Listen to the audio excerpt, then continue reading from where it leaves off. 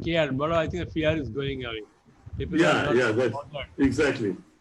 Now everybody seems to be accepting it. Okay, it's going to be there, so let's be a little careful. But I think people have started coming out. It's courageous.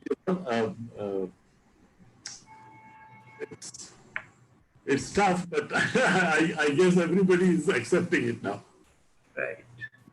You have to learn to live with it. Yeah, I'm leaving for the US tomorrow morning, tomorrow evening, and I was myself thinking that why am I doing it?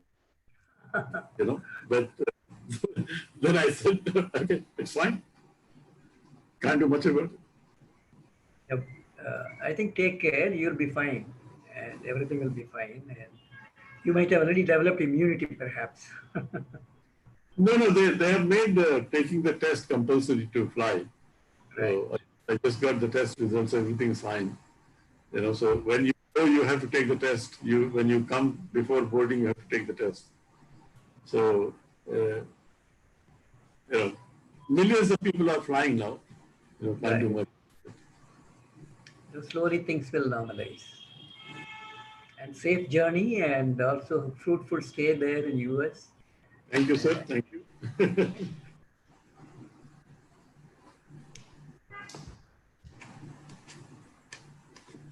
See, I moved out from DRDO because after I finished 40 years there in DRDO, now I am with Amity University.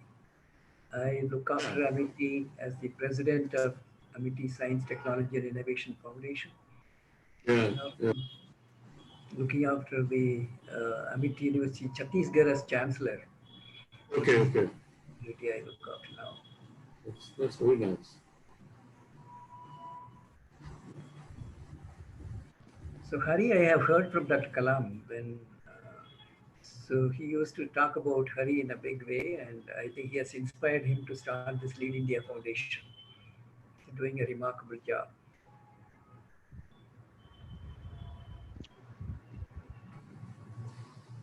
He was a regular visitor to Kharagpur because he used to come to Kharagpur and then go to Chandipur. Right. Yes. Dr.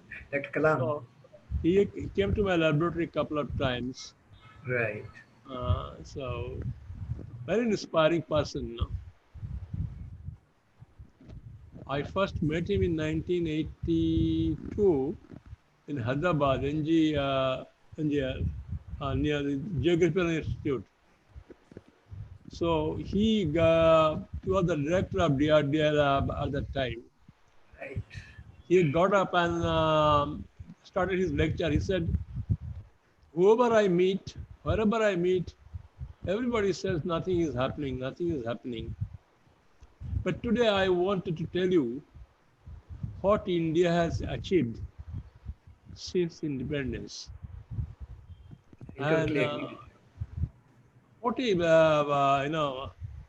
inspiring talk he delivered, and he learned a lot of things which we did not know. We knew that, particularly in textile, we were in the top of the world at that time.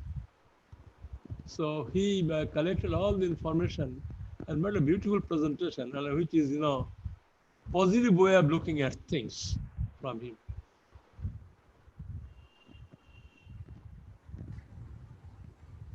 Hello, Jahangir.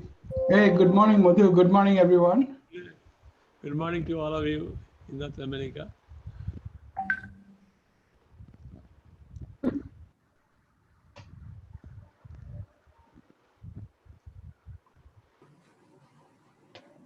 So KCR, do we have the raw Zoom link?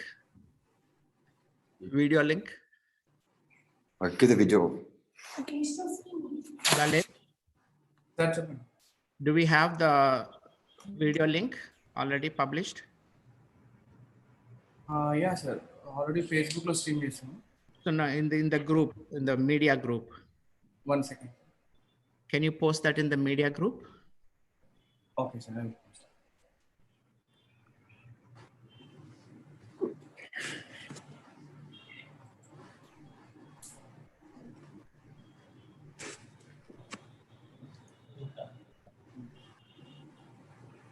SG, do we have everything set for the live?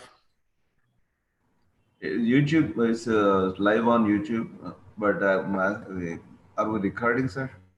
Because We have to record. right. I don't have the permission. I No. sent a request, or you please ask the host to give you permission to record. That's what I'm needing when I try to record. No, we need to post on the thing, no? Lead India, sir. Srinivas, good evening, sir. SG, Yeah. you can record Yeah, Harigar, I am recording, but I suggest. That we need to put into the link has to go into the Lead India website, sir. That is important. Yeah. Is that done? Lalesh, we need the raw YouTube link, sir. Yeah, I'm sending.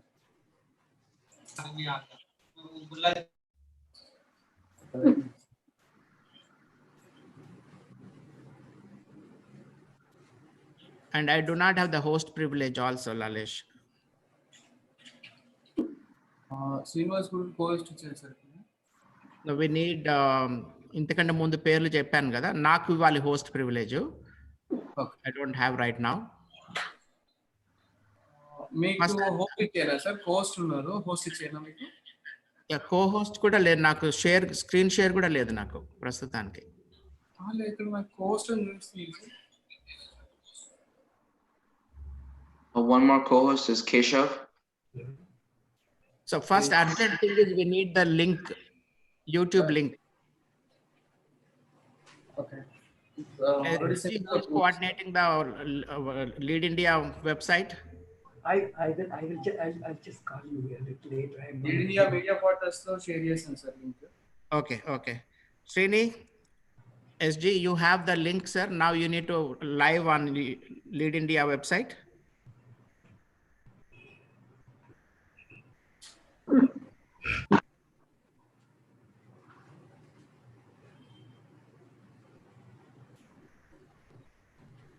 Yeah, I'm coordinating. Okay. Right now it is not there. That's what we need to do immediately. The link, where is this posted? In the media group? In the media group, and I sent you also directly. Right. Lead India media group. Facebook streaming start అయింది sir already lead India దాంట్లో. కొంచెం ఆపితే better, ఇంకా 3 minutes ఉంది కదా. Okay.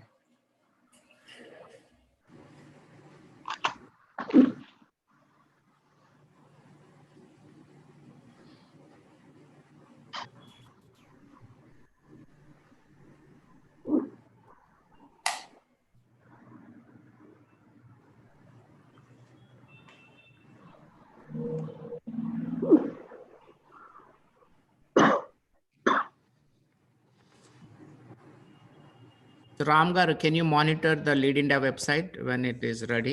That time we go live. Okay.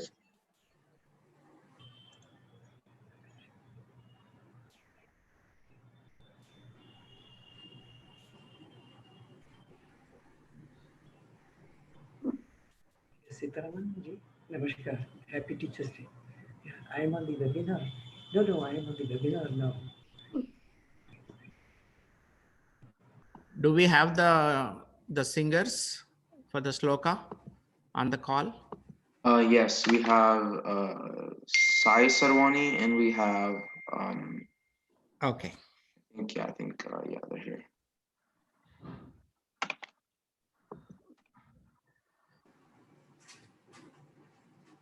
Can you track, Samir, all the speakers if you can? Yeah, I'm doing that right now.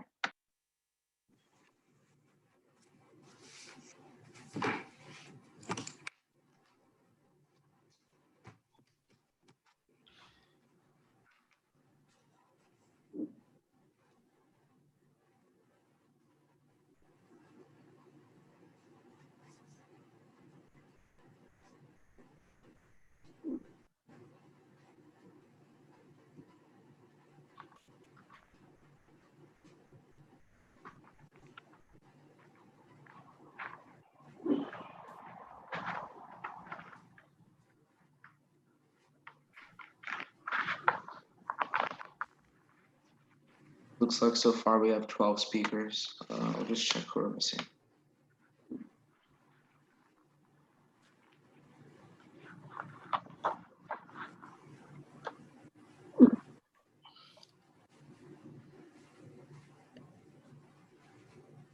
It's almost 9. SG, are we ready on Lead India website? Not yet, sir. It is not live. Can you make it live, SG? Yeah, SK, I'm working with SK on that. It's in the way. If SK can't do it right away, you can send me the link and I can update it. Okay. I'm sending you Sai. Okay. SK, he said he's working. Alan spoke to him for phone. Harijit, Sarun, are we live yet? Not yet. Wait, 1 more minute. Okay. Sai, I sent you. Take a look at it.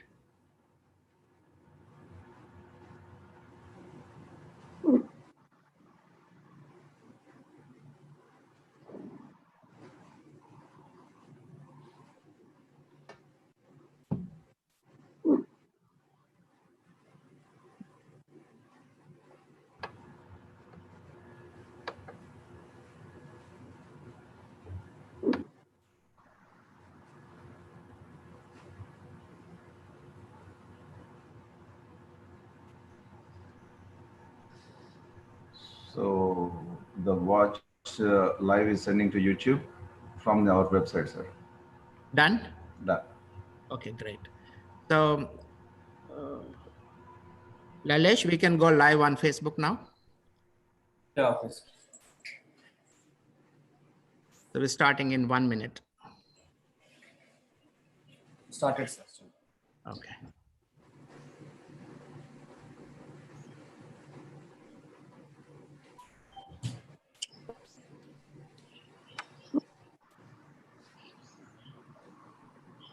Please mute all the speakers if you can.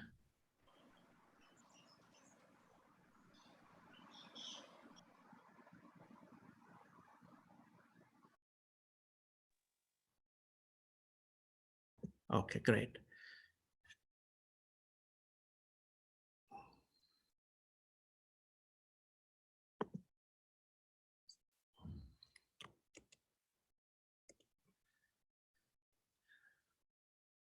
Good morning, good afternoon, good evening. It's wonderful to see you all on an auspicious day, the Teachers' Day. Today we are celebrating to pay respects to our teachers. Guru, G means darkness and Ru means remover. That's how the Guru word in Sanskrit is spelled out. And it's wonderful to celebrate, to honor our teachers today. September 5th, one of the great presidents of India, Dr. Sarvepalli Radhakrishnan, on his birthday, we celebrate the Teachers' Day. He was one of the teachers who became the president of India, and only 3 people who are non-politicians who became the presidents in India, Dr. Sarvepalli Radhakrishnan, Zakir Hussain, and Dr. APJ Abdul Kalam. All of them were into some or the other types of teaching, and especially Dr. APJ Abdul Kalam, who always wanted to be a teacher. He left this planet while teaching, while addressing the IIM Shillong students on July 27th, 2015. So it's a great honor to pay tributes to these great leaders who are teachers. And Lead India Foundation was initiated by the 11th President of India, Dr. APJ Abdul Kalam, to transform youth into responsible citizens and engage them in developing the nation. The Lead India Foundation USA is a brainchild of Dr. APJ Abdul Kalam's Vision 2020 and founded with a mission to provide affordable quality healthcare, affordable quality education, preserve and protect the planet for future generations, and develop spiritual families to establish peace and harmony in the society. And Dr. Kalam also saw the provision for providing urban amenities to rural areas. It's a program called Pura. It has got 4 pillars: provide electronic connectivity, health connectivity, education connectivity, and grid independent energy connectivity, which will lead into financial connectivity and develop the nation holistically, reduce the migration of rural population into urban areas. He realized the potential of human resources of India So the population of India is about 65% are below 35 years, 55% are below 25 years, and 35% are below 15 years. The average age of an Indian working by 2020 it is projected will be 29 years, and every 1 in 5 in the world will be working of Indian origin. So this is the youngest workforce in the history of mankind. So he felt we need to transform these young minds into responsible citizens to avoid disasters to India and to the world. Today, we are facing this COVID-19 pandemic has impacted the global economy, the healthcare, education, energy, employment due to restricted mobility. This created an opportunity and an undeniable challenge like reduced productivity, increased unemployment, and reduced liquidity in the marketplace. This pandemic has had devastating impacts in the global economy. It has affected the lives of the farmers, the weavers, the masons, and so many daily wage earners alike. In order to help revive the rural economy, it is important that we prioritize public health, education, and encourage the development of both small and medium-scale businesses, connect the newly unemployed with the talent-seeking industries, and eventually restore the lives of all who are affected severely by the COVID-19 pandemic. So if you look at the numbers, the world, 26.7 million people are affected with COVID, 290,000 people dead, 878,000 people dead. And in the US, about 6.3 million people are affected, 192,000 people are dead. In Brazil, about 4.9 million people and 125,000 people are affected, dead. In India, we are in third position, 4.02 million people and 69,000 people are dead. This is very disastrous, and this is spreading, especially in India, like a wildfire. So we need to do something about it. And India has come up with this new education policy also to cope with the COVID and beyond COVID. So in order to ensure that the children are educated with a blended learning and also provide in line with the world-class education. So that's what the government of India came up with. So it has reduced and combined in some areas. So the schools now structure will be 5+3+3+4, and the 10+2 board structure is dropped. And there's so many other changes, including the 6th standard onwards, occasional courses are available. From 8th to 11th, students can choose subjects. There's so many other developments, like higher education will be governed by only one authority. The UGC, AICTE will be merged. So again, like this, there are so many other changes. And today we're going to talk about how to transform the future of education and the role of teachers, students, and parents. There are many implementation challenges for the new education policy. The Lead India Foundation is hosting this global webinar by inviting the key stakeholders, the teachers, students, and parents, to share their views to transform the future of education. Before we go further, let me introduce the speakers. So we have the chief guest, Honorable Sushil Premajayanta, the Minister of Education Reforms, Government of Sri Lanka. And we have two youngsters who are going to inaugurate the session by singing the Guru Sloka, paying respects to the teachers. And we have our academic partners, Amity University, Vignan University, Rishihood University, and ICFI University. And we also have IGBP and college system from US. And we have our media partners, Mana TV, TV5, and we have several other TV channels as well, like V5, Janam Sakshi, Telugu One, Free Press, Sakshi, US One. Then we have our corporate NGO partners, the CIC Group, the Liberty Foundation, Vision Digital India, NRI Wala, and Al Khalifa Business School, and so many other partners who joined us today. So our keynote speakers today. So myself, Hari Panapalli, I'm the founder and chairman of the Lead India Foundation. And our inaugural keynote speaker will be Dr. William Selvamurthy, President of Amity University, India. Our guest of honor, Dr. Jagannath Patnaik, Vice Chancellor, ICFI University, Sikkim, India. Our guest of honor, Professor Kamlesh Mishra, Vice Chancellor, Rishihud University, India. Our guest of honor, Dr. M.Y.S. Prasad, Vice Chancellor, Vignan University, India. And our valedictory keynote speaker will be Pamela Donnelly, founder and CEO of OpenTheGate.us. And our distinguished guest speakers, Professor V.V. Subramaniam, Member, Board of Governors, IGNOU, New Delhi, India. Professor Madhu Chakrabarti, Indian Institute of Technology, Kharagpur. Mirel Tolikima, Managing Director, MT Energy Resources from Perth, Australia. Ms. Priscilla Vaitera Kirugu, a computer teacher from Kenya, and Professor Jahangir Sultan from the Boston Pledge and Bentley University, and Dr. Ramadeen Ramasamuj, founder and CEO of SALT Academy from Trinidad and Tobago. And we have Arun Ayagari, First Lieutenant, US Air Force Auxiliary, and Aradhita Varadarajan from Bangalore, India. She's the founder of Yuva Initiative. And we have Sanjana Indluri, Miss Maryland from USA, Miss Ajija Raja, an outstanding student from Cape Town, South Africa. And we have Ms. Vinita Khanna, founder, Orator Academy from New Jersey, and Vamsi Ipnapalli, a senior doing economics and public policy, University of Chicago. These are our distinguished speakers. So we would like to start the program with paying respects to our guru, the teacher, today being the Teacher's Day. So we have our wonderful two children who are going to perform the Guru Shloka. MCs, please invite the singers. Sarvani Manda is studying class 7 and goes to Abhaya Waldorf School. She has won numerous drawing and painting competitions.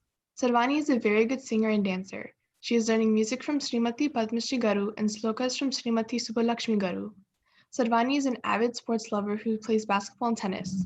Sarvani wants to become a doctor when she grows up. She wants to start an NGO to help the poor and needy.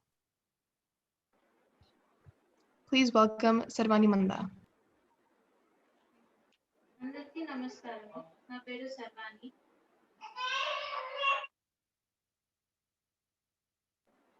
Can we introduce another singer also before they get started?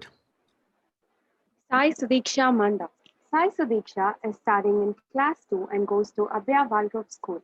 Sai is eager to learn new things. She is unbelievably determined. She is learning live music from Srimati Padmashri Garu, slokas from Sri Subbalakshmi Garu as well. Sai wants to become a celebrity YouTuber and an IAS officer when she grows up. So let's welcome Sai Sudiksha Manda. You can get started.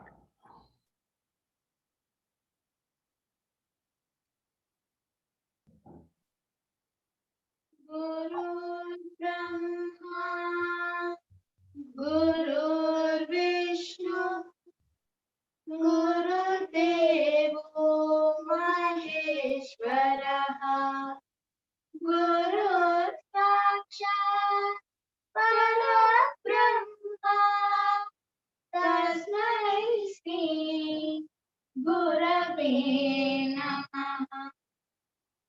Tasmai Shri Gurave Namaha.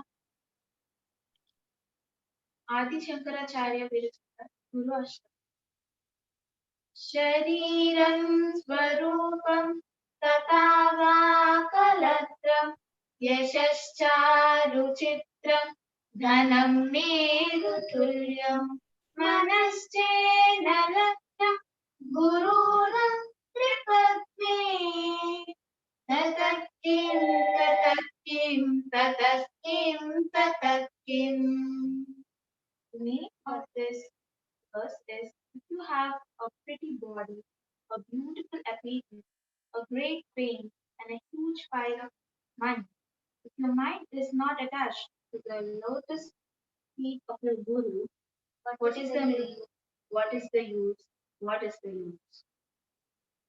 Kalatram dhanam putra pautradi sarvam griham bandhava sarvametati jatam Manascenanatvam Gururam Kripatme. Tatakim, tatakim, tatakim, tatakim. The meaning of this verse is, if you have a beautiful wife, children, grandchildren, relations, and born in a great family, if your mind is not attached to the lotus feet of the Guru, what is the use? What is the use? What is the use?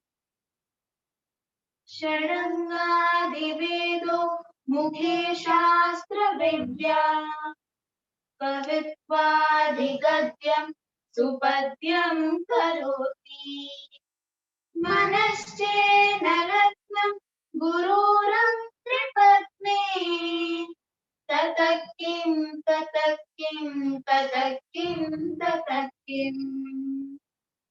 The meaning of this verse is, if you are an expert in 6 Angas and 4 Vedas, an expert in writing praise and poems, if your mind is not attached to the lotus feet of the Guru, what is the use? What is the use? Om Shanti Shanti Shanti.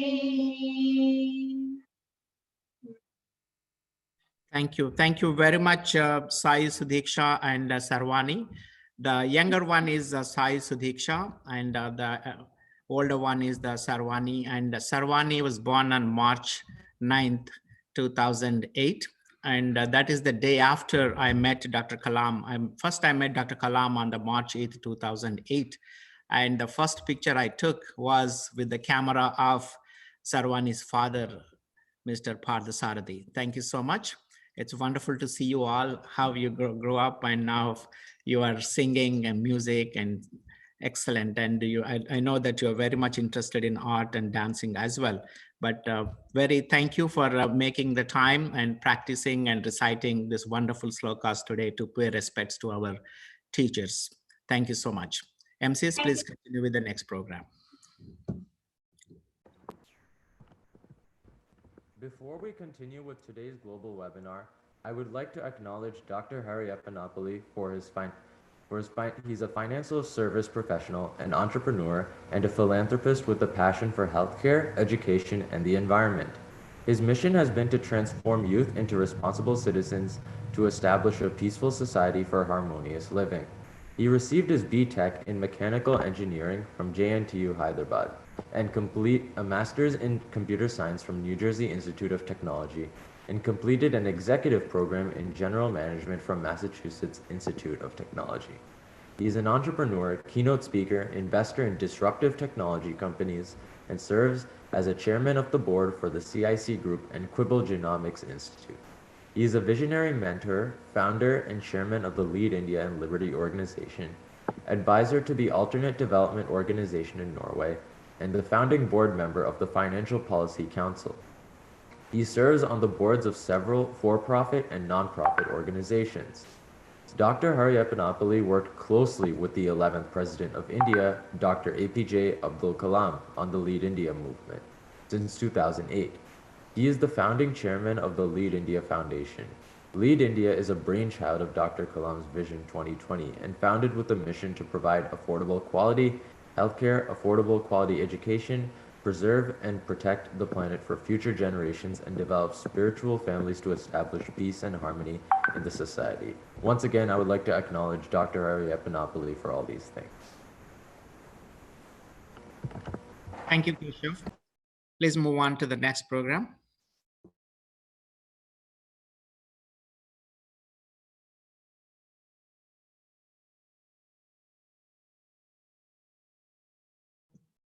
MCs.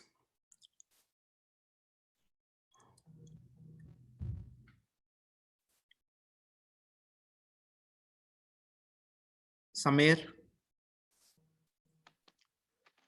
Dr. William Selvamurthy is presently working with Amity University as president of the Science, Technology, and Innovation Foundation. He is also the Director General for Amity Directorate of Science and Innovation.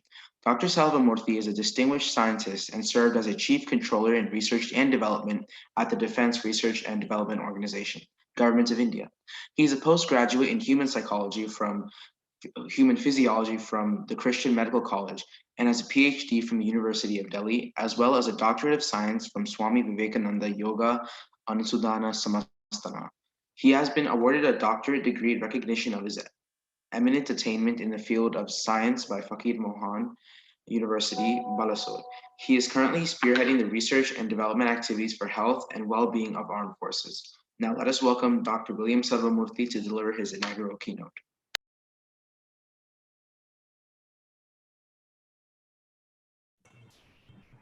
Thank you very much.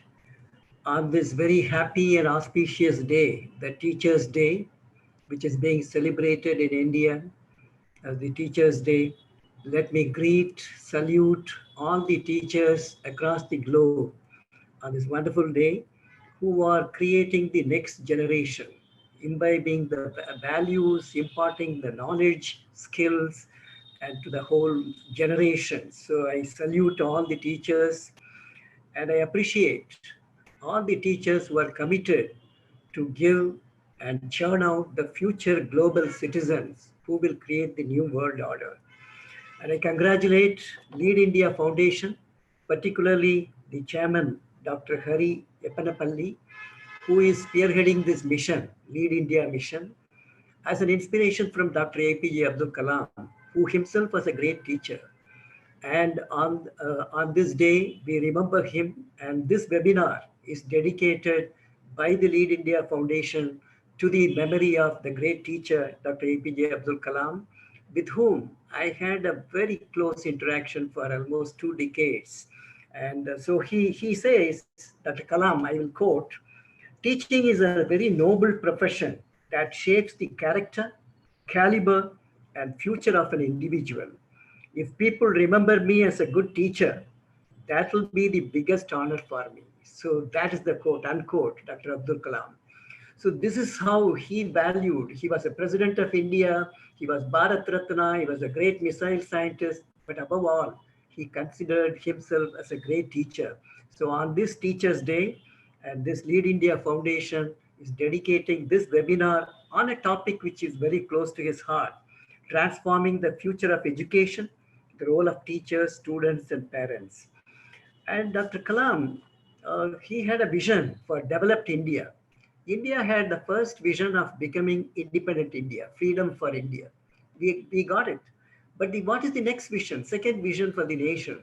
It is he who promulgated the vision, developed India. So developed India, I used to closely work with him when we were developing the Technology Vision 2020.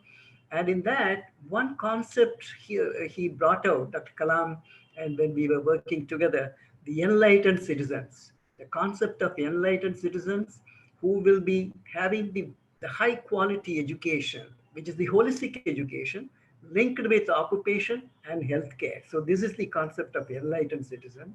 So this topic today is dealing with the education. When I say education, it is just not only formal education which you receive in universities, the schools, and the primary as well as secondary schools and preparatory schools. It is also includes non-formal education and informal education. So when we talk about transforming education, we should look at formal, non-formal, informal education, because that influences the citizen in a big way. So education includes all the 3 dimensions.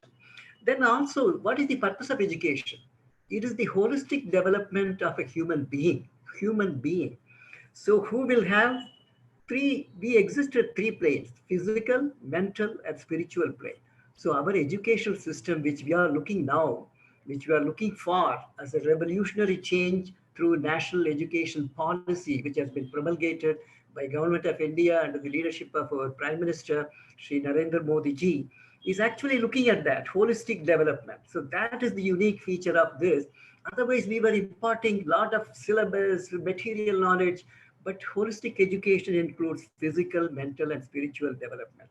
Yoga, meditation, and good living, the lifestyle, everything should form a part of the education when I say formal, non-formal, informal. Similarly, What is the purpose of education? To create the future global citizens. Future global citizens who will be endowed with knowledge, including spiritual knowledge, skills, including soft skills, behavior, and values, which is very important. Values and also creativity, innovation, problem-solving ability, and above all, resilience. Resilience to face challenges like COVID-19 situation today. So this is the purpose of the education, and the national education policy of Government of India today is aiming at this holistic development of transforming the education to create a new world order. We are looking for new India through this educational policy paradigm, and also we will create through that a new world order which will be seen by good health, global peace, harmony, prosperity for everyone, and happiness everywhere. Happy world. So that is the purpose of the new world which we will create. And in Amity University, which is a group of educational institutions founded by Dr. Ashok Chauhan, and we have 11 universities in India, 17 campuses abroad, and 28 schools. Now we are promoting, we are participating in this mission of churning out the future global citizens who will create a new world order. So new India, Atmanirbhar Bharat, and Sri Narendra Modi ji has promulgated many policies like the Knowledge Hub, Vasudhaiva Kudumbakam, and also Atmanirbhar Bharat. All this will be created through the educational transformation which we are looking at. In this, the teachers have a very important role today. I want to tell you what is the role of teachers. See, we want teachers to be role model. They are not only giving the knowledge, disseminating the knowledge, but they are setting example by being. So that is one important thing for all teachers. You have to be a role model. You have to be an inspirational leader for your children, for your students. You have to be a reflective teacher growing every day. And you should be technology savvy, because this online distance education is going to continue. The digital platform which we are now looking at, which we are transacting the education today, is going to remain. So you have to improve your technology savvy, and there will be many technologies will come in: virtual reality, augmented reality, e-learning, MOOC, virtual classrooms. All this is going to be there. Virtual internship, virtual practicals. So all this will come. And what we need to create rural digital infrastructure. Dr. Hari just now mentioned that Pura concept is connect physically, electronically, economically. So you have to connect with villages. So now today the infrastructure, the digital platform infrastructure may not be available, but we need to invest through this NEP, National Education Policy. We will create that. And then the holistic education will be the whole forerunner. And we want our students to stay in India, study in India, but they will go abroad, learn, have cross-fertilization. But above all, we want to create a happiness quotient of our students to be very high. And no longer teachers, you are no longer a sage on the stage, but a guide on the side. So that is very important. You are no longer a sage on the stage, but a guide on the side. Then students, you have to, what is your role? You have to adapt to the change, which we are now looking at in the transformation. And beneficiary of this transformation is you, but you have to demand with high aspiration to be the next future global citizens. And you are the important stakeholders in the whole process of transformation. Acquire the life skills. And also in Amity University, we used to say BOG: behavior, hard work, ambition, attitude, and belief in God. G is God. So if you have this BOG concept, philosophy in you, you will be able to achieve anything in life. You can manifest anything you desire. Now, you have to be the responsible citizens. You have to grow as a responsible citizens. Now, coming to the parents, what is your role in this transformation? You have to be a role model, because your children learn from you, the mother, father, and the family. Sanskars are imbibed by them and given by them. So you have to be not only a role model, but you have to be a teacher. The first teacher is you. So please realize that you must be a good teacher by being yourself. Reward good sanskars. Like when your student shows the mark card, 90%, 95% you applaud.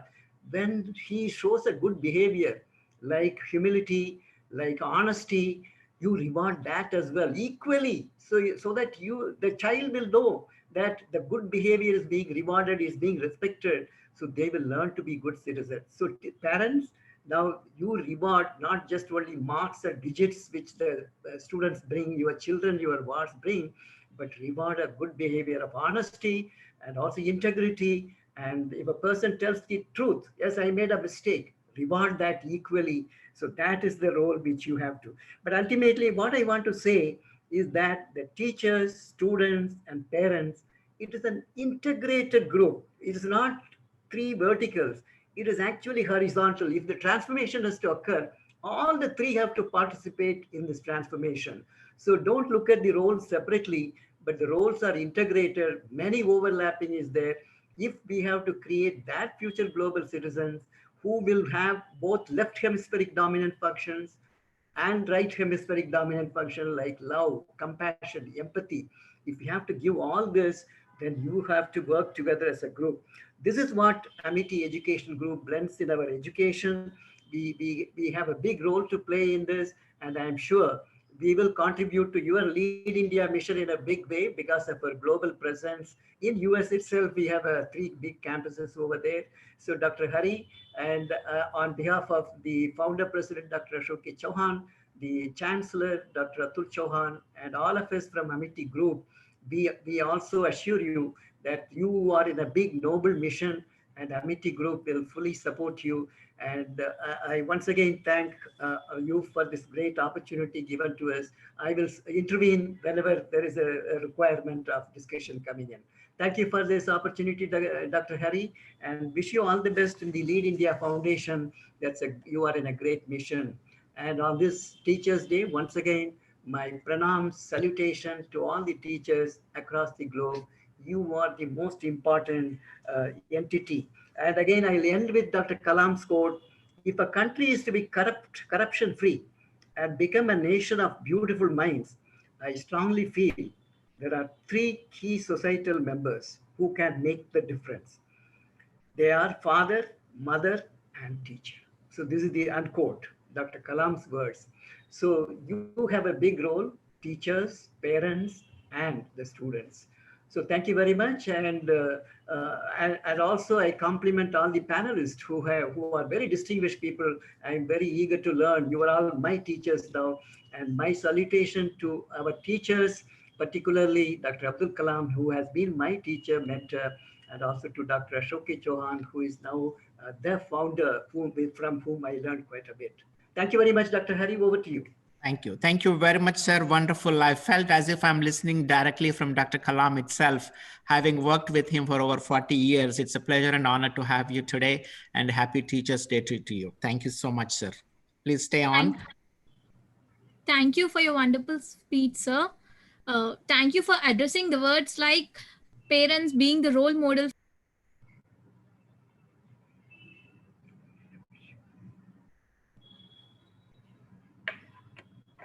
Tanmay, your voice is breaking. You have to unmute. Tanmaya, you are muted. I unmuted it, sir. Yeah, please go ahead. Thank you for your wonderful speech, sir. And thank you for addressing the words like parents, teachers, and students should be a group, and hard work, behavior, parents being the role model as the first teacher and all. I would like to add a point here. Students should be in a classes, and I like that school should develop a class like being self-defense, so that each individual can protect themselves in every situation. Self-defense should be taught from the childhood itself, because it makes a huge impact on the child when they are children. Self-defense teaches children to avoid dangerous situations and face them all. Enrolling them into a self-defense class will not only teach them individual life skills, but will also give them the exercise what he or she needs. It builds confidence in them and makes them mentally and physically strong, self-awareness, and also gives them the energy to face the fear. Thank you, sir.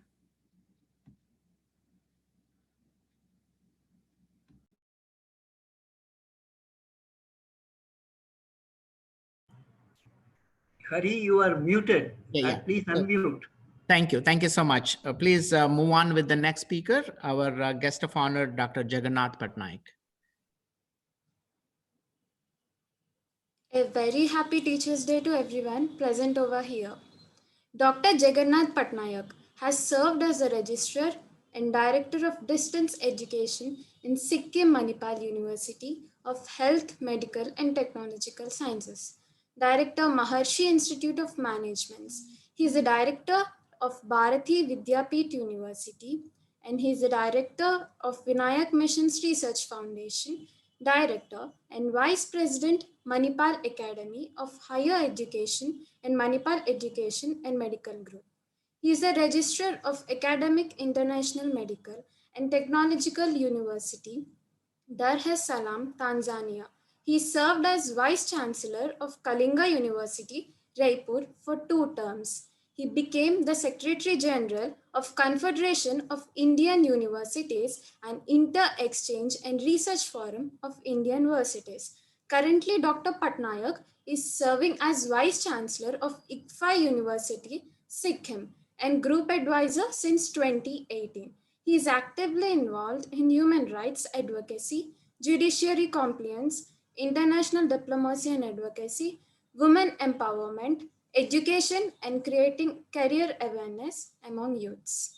It is my honor and privilege to invite Dr. Jagannath Patnaik to deliver his keynote.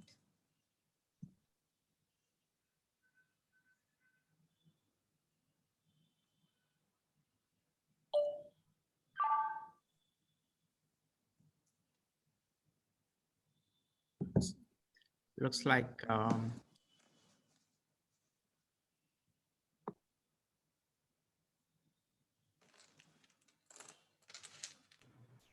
Hari, you are again muted. Can you just unmute your mic, please?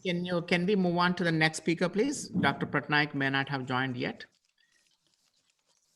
Professor Mishra is known for creating some of the most successful business models in the education sector without compromising on the ethical dimensions of teaching as a profession. He's a team builder and has created institutions which are talked about due to their work culture and the free environment for academic pursuits. He has been a consultant to a number of educational institutions in India and abroad. He is known for his approach to quality in higher education and for putting systems and processes to serve the larger education community of students and teachers. He is credited with successfully running the first fully delivered foreign degree program in India. He is currently the Vice Chancellor of Rishihood University. Let us now welcome Professor Kamlesh Mishra to deliver his keynote. Thank you so much. What I want to do today first, I want to wish everybody a very, very happy Teachers' Day. It's one of those days that we feel that there is some value to what we do and there is some recognition. Having said that, I'd like to share some thoughts on this whole concept of the profession of teaching itself today. Just a week back, I was having a discussion with my father, and he's 93. And he was also a vice chancellor. And I used the term profession of teaching, and I could see the anger on his face.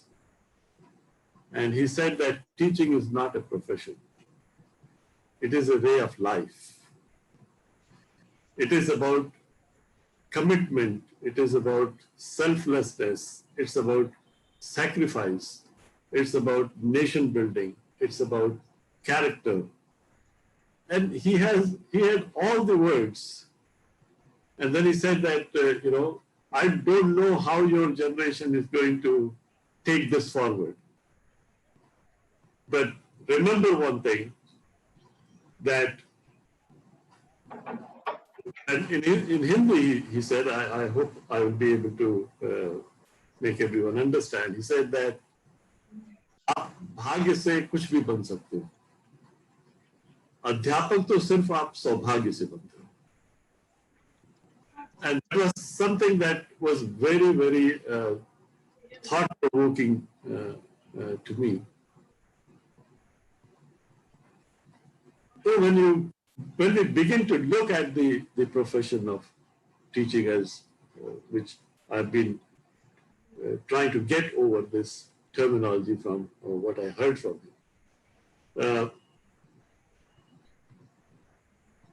One begins to think, how much difference can we make in the life of students? And that's where one begins to think of our role, which also has been evolving with changing times. So, many times you think that somebody goes through college, university, and their teachers have shaped them. They become CEOs of various companies, and they are manufacturing cars and motorcycles, refrigerators. They are CEOs of big companies. But I think there is one part which we as teachers work towards making. It's not the cars or the planes or the refrigerators. It is the human thinking. Because our task is to ensure that the human mind is capable of getting the best or thinking the best. And many times that also means training the mind to learn also. So which is a very, very difficult task. Training how to make something on an assembly line versus training the mind are very, very different thoughts, because all minds are different, and how much role does a teacher have to play in bringing out the best. I've always felt that in our education system, there was a time where, when I went to university, probably a lot of my teachers were amazing teachers, because I did my master's degree from Allahabad University, which used to be considered as one of the universities that everybody wanted to be. And then we started finding that teaching is beyond the class. Actually, what we learn and how we are shaped is not shaped by what happens inside the class, but more by what happens outside the class. The social interactions, the interactions with your teachers, the environment in which we study, those things matter a lot to the students. I felt that our teachers made us very, very creative. And over the last 30, 40 years in India, I think that concept of creative thinking has lost. Somehow, whether it is school or it is college, we tend to have killed the creativity aspect of education. And we were too heavy on the information part. And that's where I begin to think, what is my role as a teacher today versus what was the role of a teacher about 30 years back or 35 years back. 35 years back, a lot of teachers provided information. Even today, a lot of teachers are providing only information. Whereas information is now available, which probably the teacher was the only source of getting that information about 30 years back. Now that information is available on Google search. And I find that there is nothing that I can go and teach in the class where a student will come out and go on Google search and he can get all material on that topic, including PowerPoint presentations, including notes, including everything is available. Because a lot of that information is now available in open source, even in MIT and other places. Everybody is making these things very available to the student community everywhere. So if that's the case, that I'm going to only do what is already available online, then why can't the student just do it online? Why do they need as a teacher? And I begin to think that maybe my role as a teacher needs to change. I cannot be an information provider anymore in the world in which we are living. In fact, there is so much of information that nobody is able to make sense of that information. So my job as a teacher has transformed from information provider to information processor. I need to take that millions of pieces of information, process that information, and be able to let the students benefit from that process of processing that information. So that's a shift in the way that we as teachers have to make. The second element that I want to raise is where, especially in case of India, I'm sorry, I'm not going to say that's the same case in the United States. I've taught there for 14 years, so I know that things are a little different there.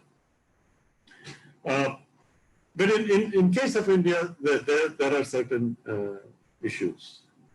For example, what is the dividing line between what is academic and what is personal in education? Many times we tend to say that I'm going to deal only with academic issues. I'm not going to deal with the personal problems that a student may have. The problem is that in the Western countries, there are a lot of facilities that are available to deal with personal problems in universities.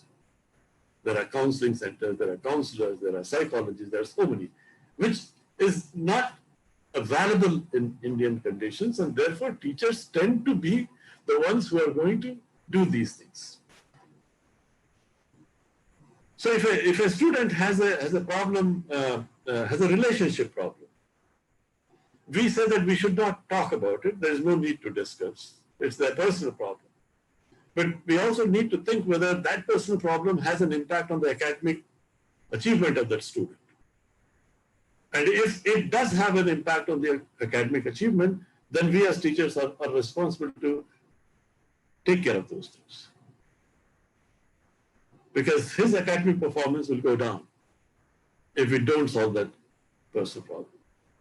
Now, maybe we should devise a mechanism to do it, because everybody may not be a great counselor. So I'm not saying that everybody has to do it, but everybody must think about that this is something that we need to be concerned about, and we need to work with it and have our universities devise a system where such facilities are available. And I think nobody can push it more than teachers can push it. We have to. The third area that I want to touch a little bit, because my time is also short, I want to make sure that everybody gets their fair share of time. The third element is, especially in the Indian condition, I think it's important for us to get our spine straight now. And what I mean by that is, I think we have been blaming the system for too long. But please remember, we are the system. If I say that I don't like the culture of the organization, I'm equally responsible for it. I'm part of that culture. If I say that the UGC is not doing a right job, or they are not doing their inspections right, or AICT is not doing, I still ask the same question. Who goes to these inspections? It is the teachers. So I think it's time for teachers to look inwards now and stand up and say, we made a mistake. Because the one area where people could stand up and look into the eyes straight, right, was teaching. The value systems were very strong. When my father was Vice Chancellor, I was reading a book that he is just completing. He got a call from the Chief Minister's office, and his response was that I don't report to the Chief Minister, so I'm not coming. He said, my reporting is to the governor. Will Vice Chancellors have the courage to stand up and say that today? I think teachers need to go back to the glory in which they lived. I do understand and I appreciate that all of us need money to make a living.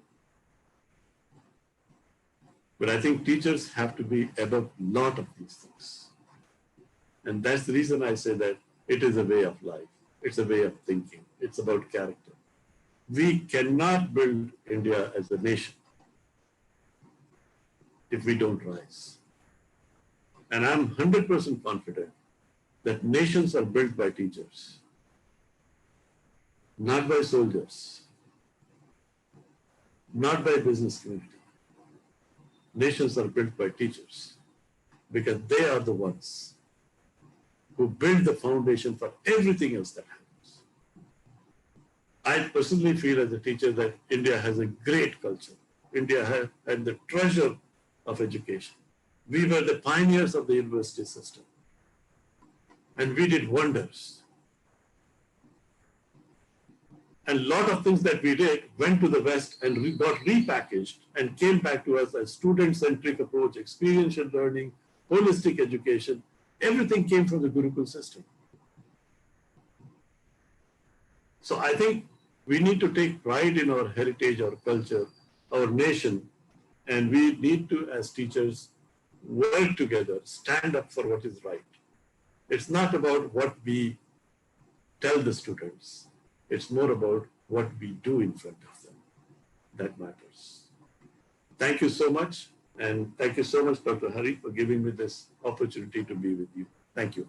Thank you. Thank you so much, sir. You really shared how the teacher should be, and they definitely are the nation builders, not the military or not the brick and mortar people, but truly the way the nations can be built is transforming these young minds into responsible citizens. Only teachers can do that.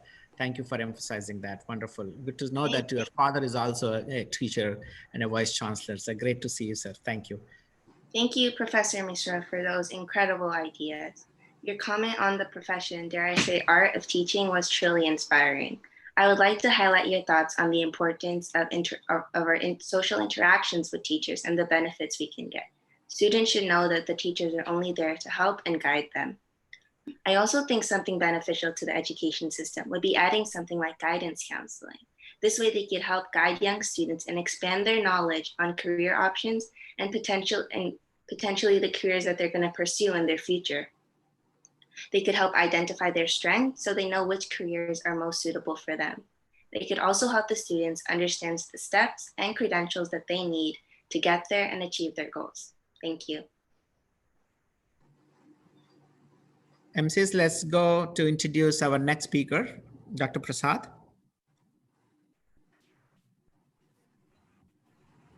M.Y.S. Prasad. M.Y.S. Prasad is an Indian scientist and a former director of the Satish Dhawan Space Center, Sriharikota Range. He is currently serving as the Vice Chancellor in India's one of the top private universities, Vignans University, located in Guntur district of Andhra Pradesh. Bachelor of Engineering in 1974 from Government College of Engineering, Kakinada. He has done his PhD from BITS Pilani in the subject of interference in satellite communications in 2005. 39 years of experience in Indian space program, steering various activities and programs in different centers and units. Now let us welcome M.Y.S. Prasad Garu to deliver his keynote.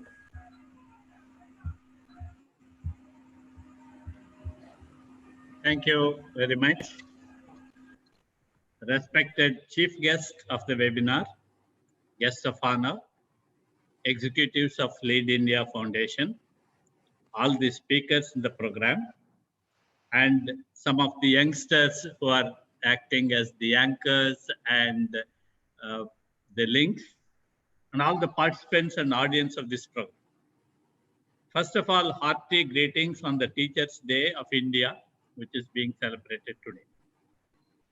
I am happy to participate in this webinar on transforming the future of education.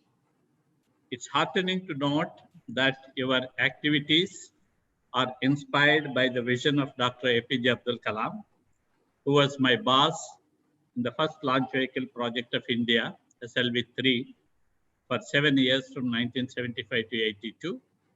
And later we were in continuous touch till his sad demise. I am fortunate to have worked under him in the formative years of my career. The quality most relevant to your webinar is his faith and trust in young people. He always encouraged the young people and entrusted tough tasks to them. He fully believed that they are capable of delivering.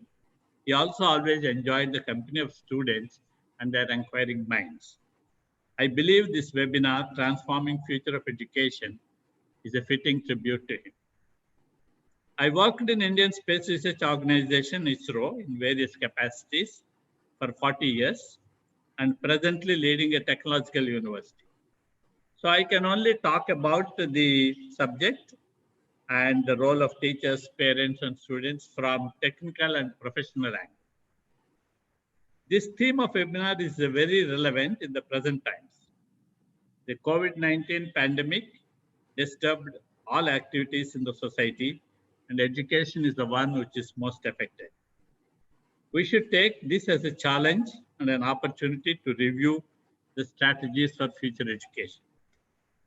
In fact, our institute, Vijnan's Foundation for Science, Technology and Research, is deemed to be university in the state of Andhra Pradesh of India. This is a flagship unit of Vijnan Group created by a great educationist, Dr. Lau Rattaya, who is our chairman. We were very quick to react to the pandemic so that our students do not lose on the academics. We planned and quickly adopted online teaching from the time lockdown is imposed. We conducted 10,000 online classes in the months of April and May.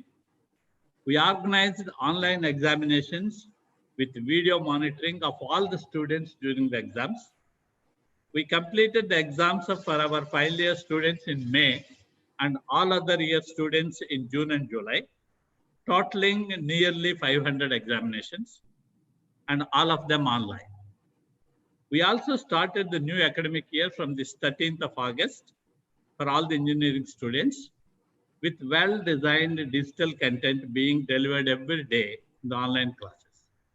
I'm very happy to say that the interaction participation is excellent from the students and the attendance is more than 90%. Now, this is the performance of our university. But our institute may not be representative for the whole region. India is a vast country with a lot of diversity from region to region or state to state. Hence, our discussion about future of education in India should take into consideration the diversity and uneven development across different regions of India. Any one single approach for the whole country will be untenable. We are presently living in a fast-changing society with exponential growth in technology.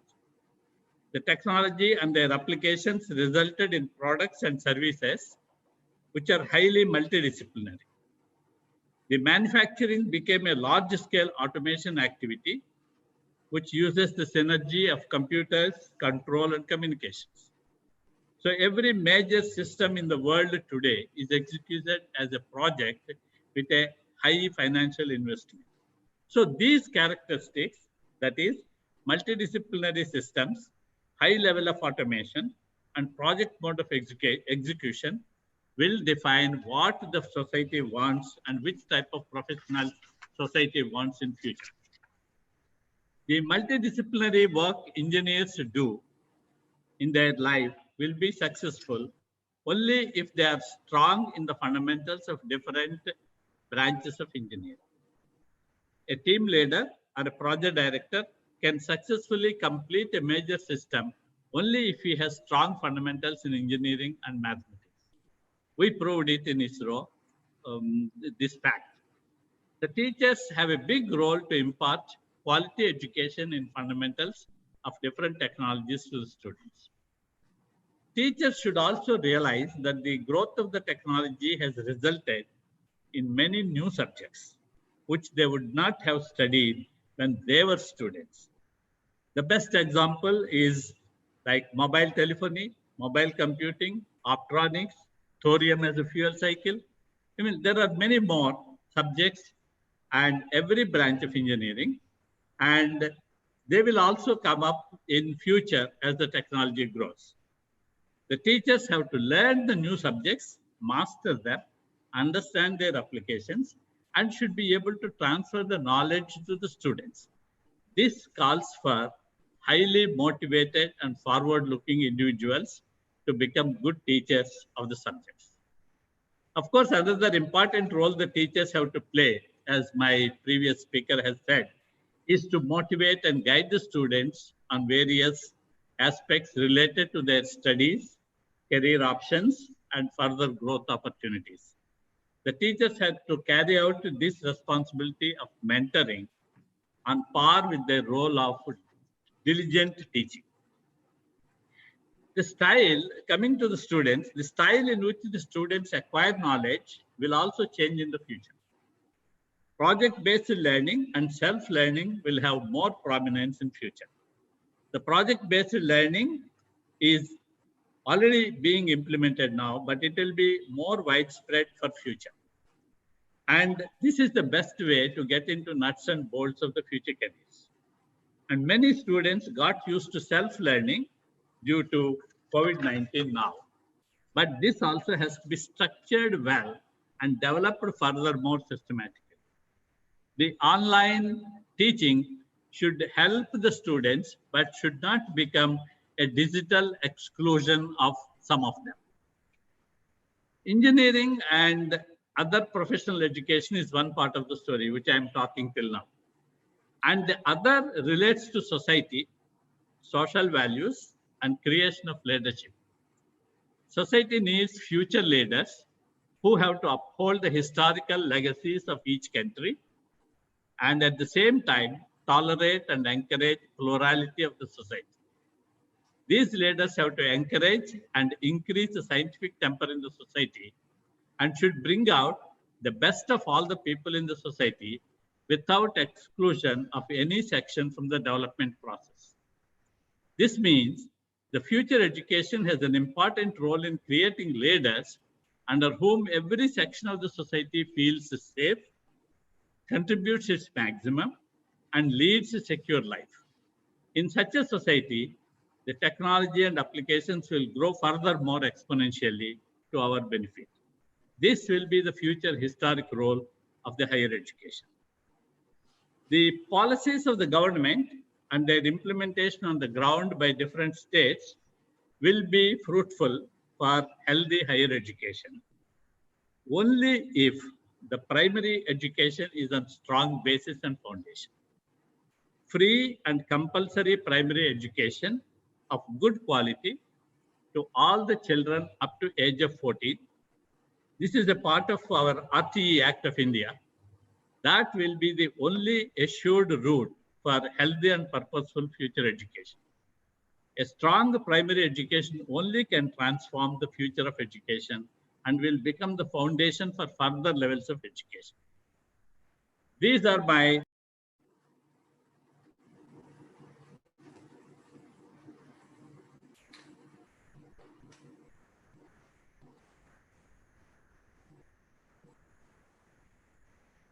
Dr. your mic is, you're not audible.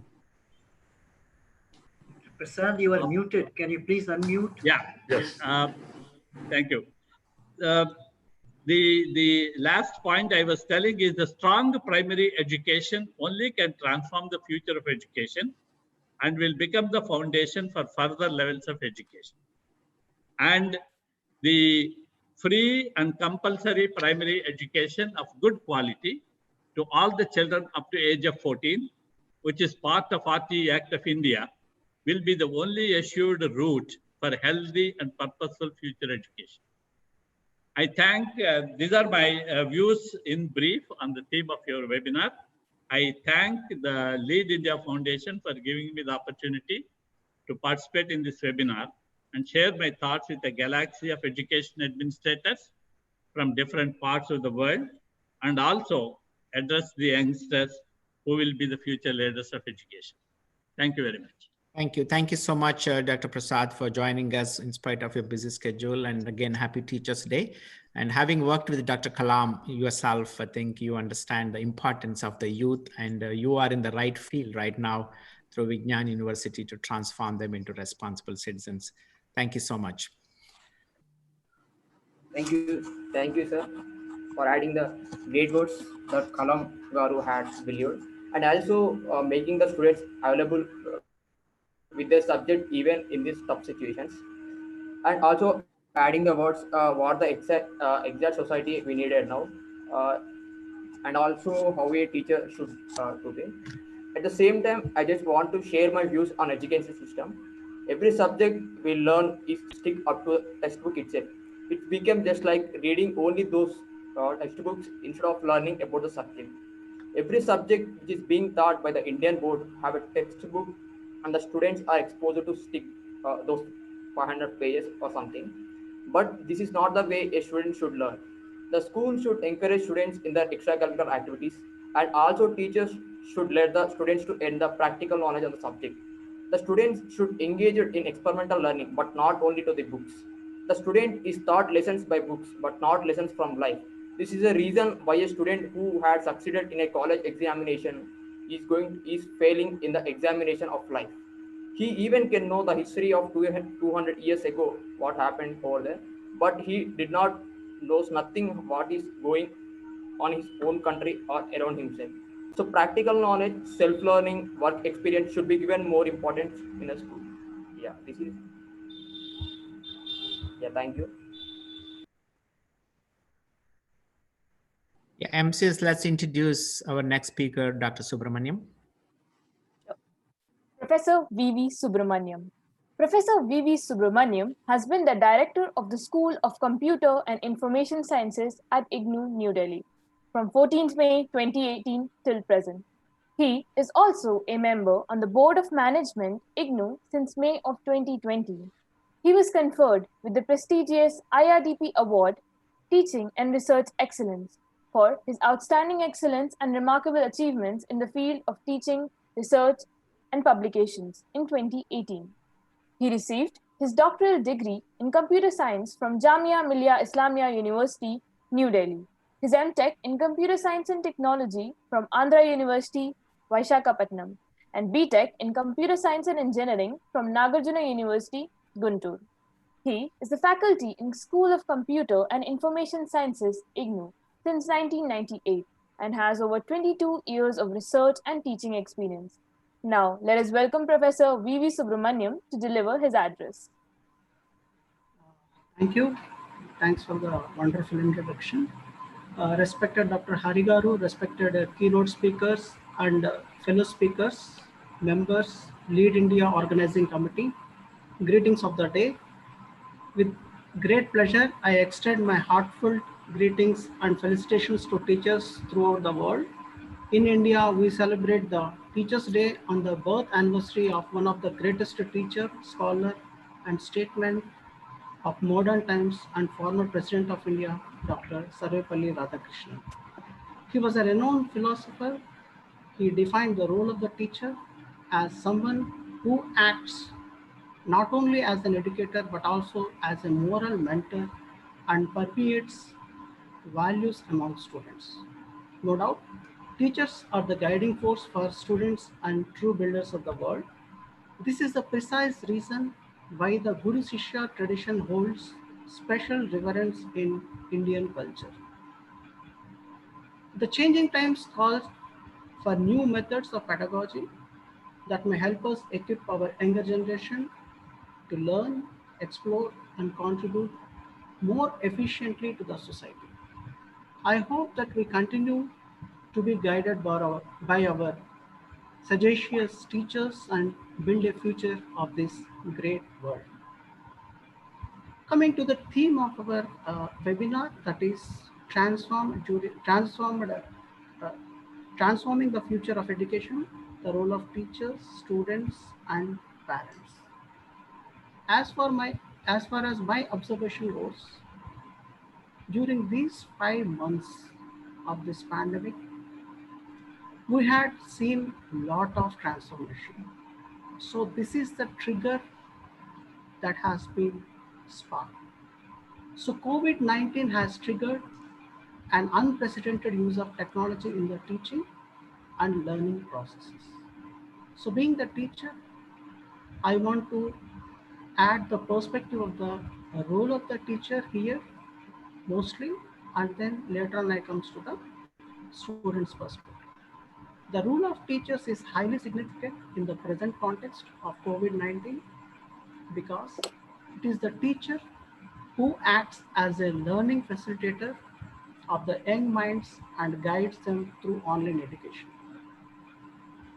So in spite of the complete lockdown, I'll take the case study of my own university, Indira Gandhi National Open University, which is the world's largest university with 3 million students on rolls. So whole country is watching us because catering to some thousands of students is a big challenge. However, catering to 3 million students is bigger challenge. So India has devised many new and innovative ways of teaching their students and providing them all kinds of support services. In fact, the technological interventions and innovative initiatives by the university authorities of IGNOU, faculty and staff have made this period very highly productive from teaching learning point of view. We haven't left behind the student and we haven't taught him even he is no more like we can't serve the 3 million students. So during this COVID-19 pandemic, IGNOU, which is the largest university, as I told you, it has taken many innovative initiatives. So one of the initiatives goes online induction and orientation programs were conducted for the students who took admission during the January batch, that is January 2020 admission cycle. And School of Computer Information Sciences has conducted immediately the online training programs in order to build the capacities at all levels, coming to the teachers, academics, and non-teaching staff of the university. So academic counselors, ours is a 3-tier structure wherein which the faculty at headquarters will prepare the material, give the support through the television and audio, video, podcasts, etc. But academic counselors at the regional levels and at the study centers, they provide the student subject-wise counseling, and they haven't, they completely supplemented by various technology-based instructions. Immediately, they had started the web conferencing, video conferencing mode through the Google Meet, Microsoft Teams, Cisco WebEx, and other kinds of means, wherein which they had delivered the student the best. Many counseling classes were being conducted by these academic counselors. So these are running to some thousands of coaches. So the Vice Chancellor of IGNOU has conducted few motivational sessions right by sitting at the headquarters. He is directly in contact with the students, conducting the Facebook live lectures, and he is using the mode of Gyan Darshan, Gyan Vani, and talking to the students continuously, and he is having a dialogue with the students continuously. And we at IGNOU have a very big digital repository. We are the brand mark of the course material, that is the self-learning material. And the biggest platform we have is the eGyan course. So that came as a rescue to us, wherein which the complete course material is online and the student can download through the website, or else there is a different app called as IGNOU eContent app, which is meant for the mobiles and tabs, wherein which the student, by sitting at home, they can study by using these two sources. So these are the primary sources. Counseling is already like in pipeline, so they are attending the classes. And recently, Government of India has reorganized 32 Swayamprabha DTH channels, and 4 of them are being given to Indira Gandhi National Open University. So channel number 17 to channel number 20 are at our disposal. So we are able to communicate so many of the departments material with the students. And then 47 new online courses during these 5 months, we are able to deliver and launch through Swayam, a MOOCs platform of India. 15 new online programs were started during this pandemic. So during the normal times, we were not in a position to launch these many initiatives. However, the COVID-19 pandemic triggered us to work hard and deliver all these things. So many programs were being supported by web-enabled academic support, and all the statutory meetings were held online. Admissions for the July 2020 academic session are going on, and they are also purely online. Term and examinations are scheduled from 17 September 2020. As we have to cater to millions of students, so our examination cycle will be at least for 1 month. So it is starting from 17 September 2020 and it will end by 16th October 2020. And the term and practical examinations that we had planned to be conducted purely online. And we used the services of the Gyan Darshan, Gyanvani, our own channels of Indira Gandhi National University to reach the students. So assignments, project reports, everything we had collected through online. The most important thing is we had leveraged the potential of the social media tools like Facebook, Twitter, ebook, YouTube, etc. And we had conducted many lectures using these particular tools. So Viva Voce of the scholars are being conducted online, and School of Computer Information Sciences had designed the online support guide in order to cater to the needs of the students, because we have plenty of resources in India, ranging from the virtual labs, pocket tutorials, e-yantra, then e-content, digital repositories, innovation club. So there are several initiatives, and already several of them are at our disposal, that too free of cost. The Swayam platforms, Swayamprabha platforms. So all those things are there. So India, I see that in India, whatever the repositories, whatever the resources that we have, I haven't seen those many resources most of the Asian countries. So we have ample number of resources provided by the Government of India. A series of special awareness program on COVID issues has been organized in order to counsel all the faculty, students, and other staff of Indira Gandhi National Open University from the School of Health Sciences on daily basis. So technology mediated grievance redressal was in place and was initiated to address the grievances of the students. So there are several hackathons conducted by Government of India, and we have our own innovation cell, which is directly in coordination with the innovation cell of Government of India, and many of our students have participated in the hackathons. So in order to implement the new education policy, university has recently created the new task force and suggested to give the report within a month, wherein which I am also a member. So several brainstorming sessions are going on in order to implement this new education policy immediately. For us, I think it would be very much easy. As rightly said, our university is following a multi-exit certification approach for each and every program. So for each and every 6 months, many of the programs have their certificates. For 1 year, they have diplomas, and if continue, the whole step-by-step certifications are being issued. So thus the challenges during these pandemic times are converted to opportunities by our university to support students at all levels. So catering to 3 million students is not a simple issue, it is a big issue. So we were succeeded to most of the extent, and we had delivered the best to the student. So my best wishes to all the students, and I extend warm greetings to the community of teachers and wish them great success in their endeavors in making of enlightened community of students who will lead our world to great glory in the days to come. Thanks to Hari Garu and the Lead India Foundation organizers for giving me an opportunity to share my views with the participants. Thanks a lot. Thank you. Thank you so much, sir. It's an honor to see you, and your university is truly a visionary university started under the leadership of Professor Ramireddy Garu about 25 years ago. And now it is a reality that we all have to face the online education, and you have seen that going through the entire process. Now we think the whole country probably needs the direction of the Indira Gandhi Open University to enable them to provide the blended learning opportunity through the new education policy. Thank you so much, sir, for wonderful sharing your thoughts and how the Indira Gandhi Open University is conducting its business with 3 million students. It's the world's largest university. Thank you so much.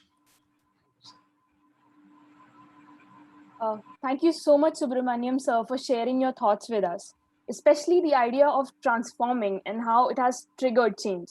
Just as we have witnessed how the last few months have drastically changed, it's very important for every education system or universities and schools. They need to be dynamic so as to stay par with the world, especially India. It needs to drop this idea of clerical education where each person is taught the exact same combination of subjects and skill sets in a particular course. Rather, we need graduates with different and unique skill sets. In today's day and age, we need creative and innovative startups to contribute value, not just in our country, but also to the entire world. Thank you very much, sir, for being a part of this. Thank you. Thank you very much. Now our next distinguished guest speaker is Professor Madhu Chakrabarty from the Indian Institute of Technology, Kharagpur. Please welcome. Professor Madhusudan Chakraborty is an alumnus and former faculty member of IIT Kharagpur, and he is the founder director of IIT Bhubaneswar. He had received the Best Metallurgist Award for the Ministry of Steel and Mines, Government of India in 1996. Professor Chakraborty, in addition to his assignment in teaching and research, has shouldered many administrative responsibilities like head of the department, deans, and deputy director at IIT Kharagpur. He has served many other sister organizations as members of the apex bodies that include AIIMS Bhubaneswar, Ministry of Steel and Mines Government of India, CMERI Durgapur, and National Metallurgical Laboratory Jamshedpur, to name a few. He has supervised 24 PhD students and has published 189 research papers in reputed international and national journals, and one of his patents has been commercialized. But Professor Chakraborty has extensively traveled to visit many universities in the UK, USA, Canada, Kuwait, Germany, Malaysia, the Netherlands, Bangladesh, Singapore, and Australia. Now let us welcome Professor Madhusudan Chakraborty to deliver his address. Thank you, Keshav, for your introduction. Good morning, good afternoon, and good evening, ladies and gentlemen in North America, Europe, Africa, Asia, and Australia. At the outset, I'd like to thank the Lead India Foundation, Dr. Hari Epanapalli and his team in particular, for inviting me to share my thoughts on this precious occasion. Let me wish you all a very happy Teachers' Day. We are meeting at a time when the entire teaching community is facing a huge challenge. The teachers have to teach remotely. I'm sure this situation will pass and we'll learn to live with new discipline in the post-COVID world. People have been talking about teaching remotely, online education, so on. In my opinion, this cannot go on. There has to be blended learning, blended teaching. You cannot teach science, engineering, medicine, etc. online. People have to go to the laboratory and workshop. They have to work, but only thing they need to learn the new discipline, and they got to go there with protective gears. Let us not forget that the human race have conquered the waves, have conquered the snow-clad mountains, and now we are conquering the space with protective gears, and there is no reason why we cannot go out and we cannot work with protective gears. The human race really cannot be confined to home. Well, at the beginning, let me record my deep appreciation of those who have decided to make teaching as their profession. I'd like to thank them. We need teachers.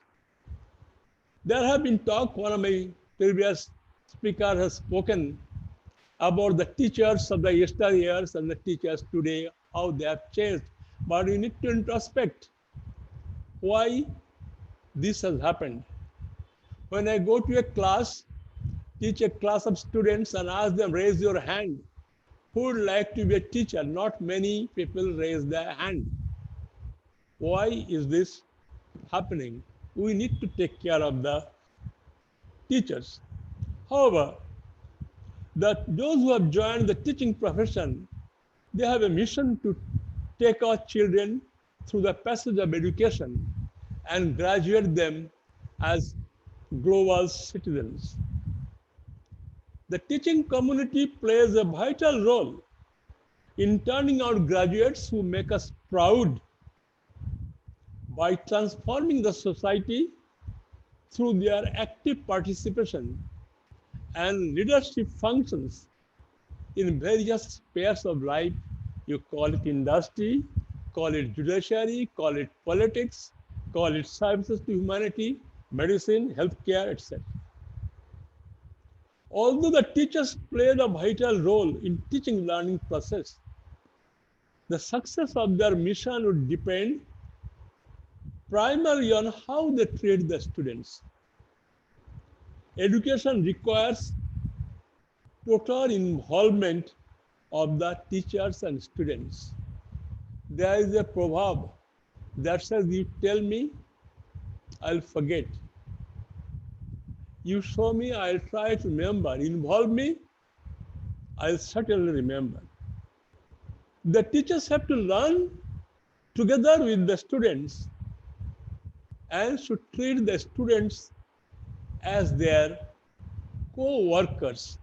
Teachers and students should learn. When I go to class, I pick up a topic and tell my students that let us learn this subject together.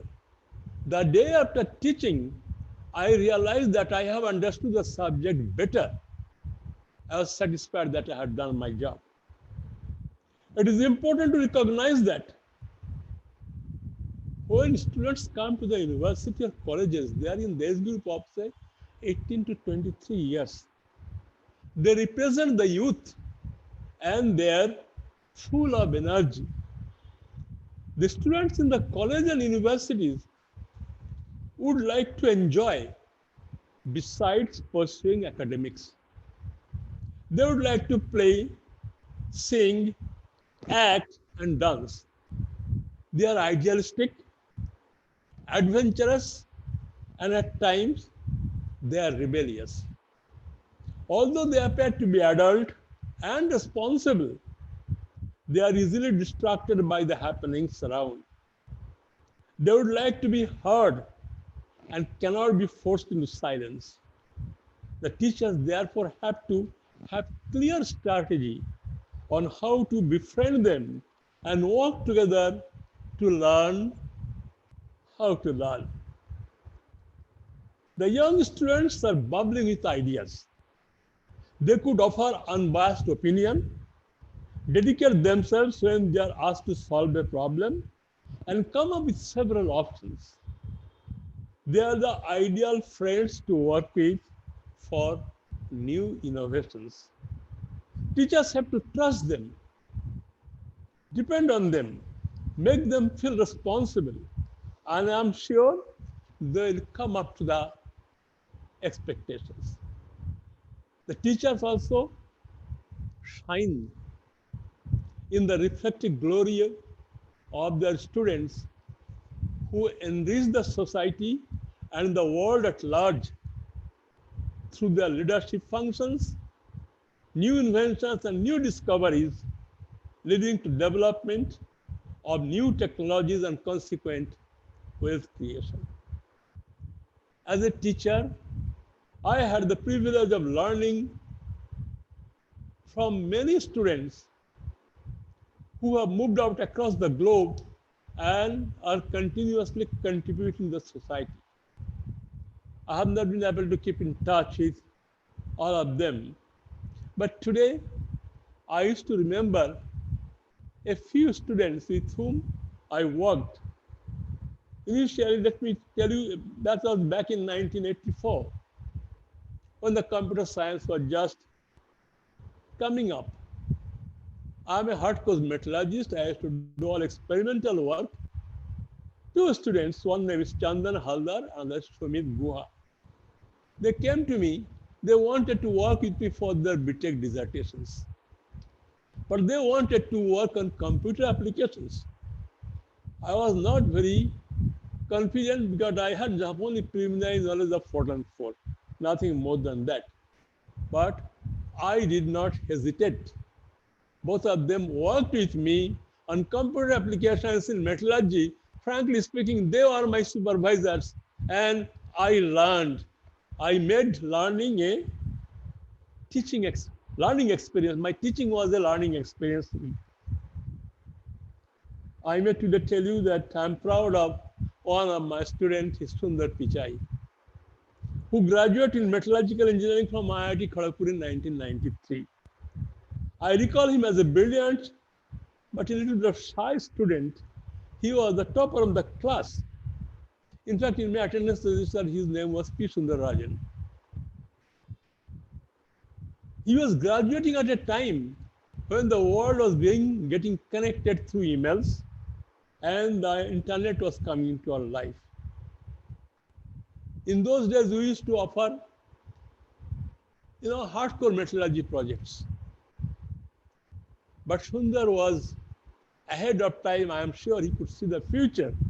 And he chose a project in material science, electronic materials in particular. Later in Stanford, he continued to work on material science. Let me also mention name a few other students I'm proud of. They are Professor Sudip Tashil at the University of Central Florida. He has earned a name in material science, particularly in nanomaterials. Dr. Arun Kumar Bhaduri, Director of Indira Gandhi Center for Atomic Research, Kalpakkam. Mr. Abhijit Guha, an entrepreneur businessman based in Chicago. And Dr. S.A. Kori, he has recently taken over the Vice Chancellor of Central University, Andhra Pradesh. I'm also proud of another gentleman who was not my direct student, but he joined as a young lecturer. And I had the opportunity to mentor him, Dr. B.S. Murthy. He is currently the director of IIT Hyderabad. Well, ladies and gentlemen, I resigned from an industry job. I was working in an auto industry. And I took up a teaching position in IIT Kharagpur back in 1974 against best advices. However, my experiences with my students and their achievements gave me a sense of fulfillment in life. I'm very happy that I joined the teaching profession. Formal education has been evolving since time immemorial. India was an educational hub since ancient times. We had a lot of universities, Temple University, Forest University, ashrams and so on. And Guru was one of the most important person in the life of the people. And since then, with the lot of advances in science and technology, speed of information sharing and all that, the education system has evolved. However, the dynamics of socio-political-economic system, particularly in the last 30 years, extensive commercialization of education have brought the education ecosystem at a crossroad for new direction, and the pandemic has added a new dimension. I have been hearing my producer talking about the purpose of education. It is important how people view education. There have been people, some leading personality, calling education something like a service like bus and road services. I'm sorry, that kind of concept will not help the education system in any way. The outcome of the existing education system has been a matter of concern, and the desirability of transformation in the same has recently been discussed on many forums. The arrival of new generation of students in the ever-changing world has been constantly redefining the roles of the stakeholders, the teachers, the students, and the parents in particular. The children born in the digital era are coming to school and colleges with easy access to information. Some of my producers have already said the teachers are no more considered to be the repository of all knowledge, and accordingly their roles need to be redefined. They have to be facilitators, learn how to learn. Well, it is heartening to note the government of India recognized the need to reform, and after 34 years, they have introduced a new education policy. There are a lot of things people have already discussed. I don't want to add more to that, but I was quite pleased to learn that the new policy rightly identified the exact place of the teachers. The teachers must be at the center of fundamental reforms in the education system as the most respected and essential members of our society. We must do everything to empower teachers. I may add here that under the Boston Place, we are trying to involve teachers and bring in reforms and trying to empower them in various ways, because there may be policies, there may be administrators, and so on and so forth, but it is the teachers only through their interaction with the students and the parents can bring in real reforms. The student community has to learn to be disciplined and respect rules. But most importantly, the student community has to be taught they should learn to accept failure in their strides.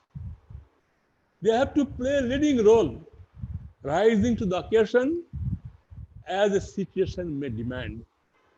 I sincerely hope that the teachers will continue to play the pivotal role in the transformation in the education and turning out graduates who will bring peace, harmony, and tranquility across the world, beside harnessing prosperity for all.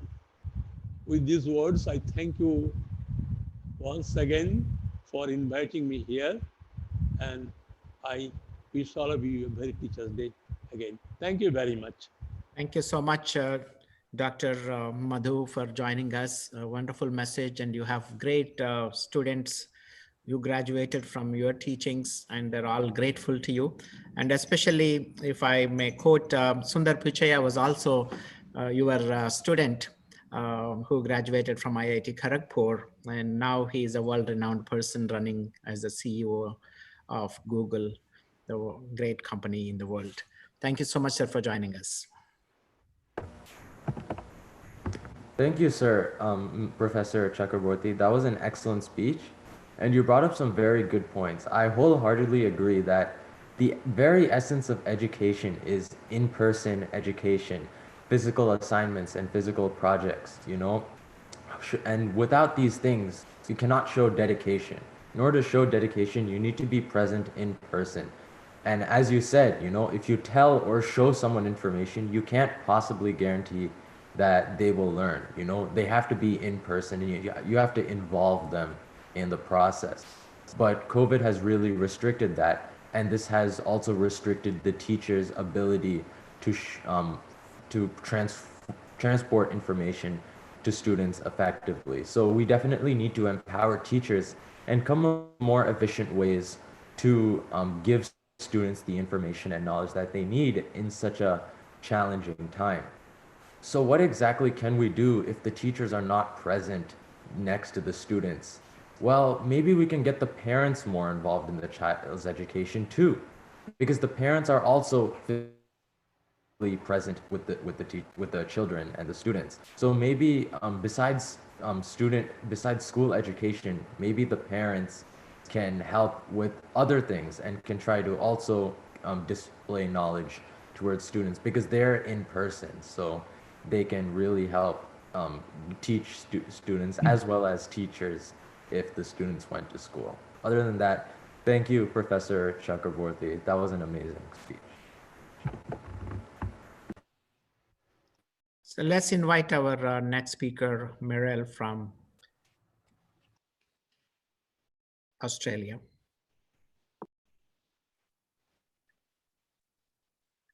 Muriel Tulakima is an award-winning entrepreneur, global energy consultant, global leadership expert, executive coach, international speaker, published author, a global STEM leader, and an advocate for women empowerment. Tulakima has started as a petroleum engineer, then gained valuable experience by working globally in a wide range of technical and management roles. Currently, she is the managing director of an Australian-based energy consulting company called MT Energy Resources Ltd. Tulakima also founded the Muriel Tulakima Global Leadership in STEM Queens, Uganda, which aims to increase female representation in STEM fields. She is the host of the weekly global talk show, The Greatness Engineering Hour, and the editor-in-chief of the Greatness Engineering magazine.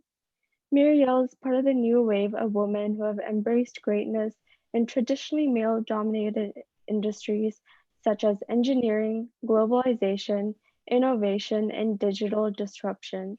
It is my honor and privilege to welcome Mrs. Muriel Tulakima to deliver her address. Thank you very much for having me. It's really a pleasure for me to be here, and this time not talk as an expert, but more as a parent to support, the education of our children. And like Keshav was saying, with the current world, the way things are going, I mean, we are in the middle of the pandemic. We are also in the middle of the fourth industrial revolution, which is, which brought as well, a lot of disruption, uncertainty. We can imagine that, the role of parents is really key, because teachers cannot actually address everything. And we already, started to see how, the education system had to start to adapt. I mean, in Australia already, we have, even before COVID, we already had a mixture of online education and one-on-one education. So that was already going on. But with COVID, things have just, been accelerated. And I think that, the blended knowledge of, having online courses and also having one-to-one courses when the pandemic is obviously addressed, it's here to stay. So the parents have a key role here. They have, on top of, making sure that they create a safe environment for the student, economically, spiritually, and also inculcating the right values.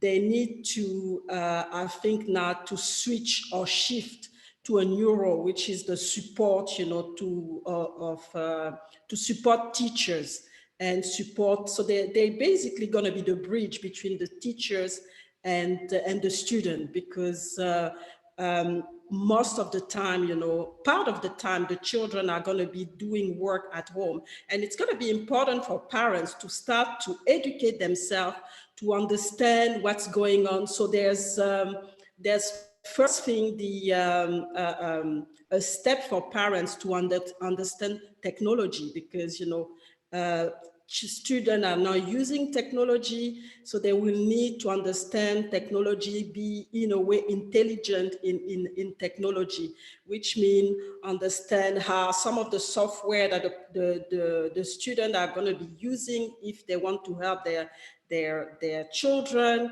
understand, how, the information that are, used on the internet, because a lot of the students use the YouTube to get some of their, information, understand that, the validity of those information, and help the student at home to be able to understand really, what's really true, what's not true, and what they can implement. So a lot of work on really playing a role in understanding the technology, understanding how how things are done in all those institutions, and where their children have gaps. So first thing is really the technology, but then there's also starting to have a different way of communication with not only the student, but also the institution or the university or schools, and set the right role of engagement, so that and proper partnership that will be conducive for the children or the student in this case to do well at home and really start to perform. Is that at the end of the day, what the parents have to really stress out is that the children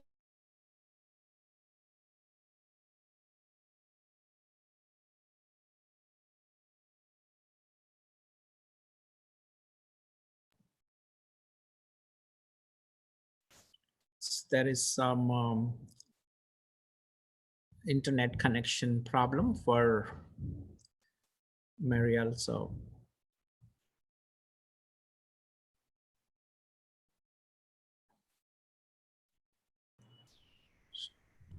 she's paused.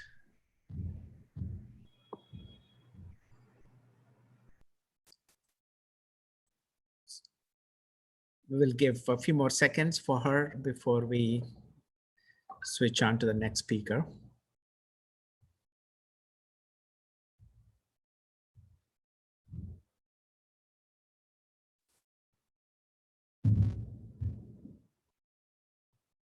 Yeah, MCs, we can move on to the next speaker. That is Priscilla from Kenya. We will resume Mariel when she comes back.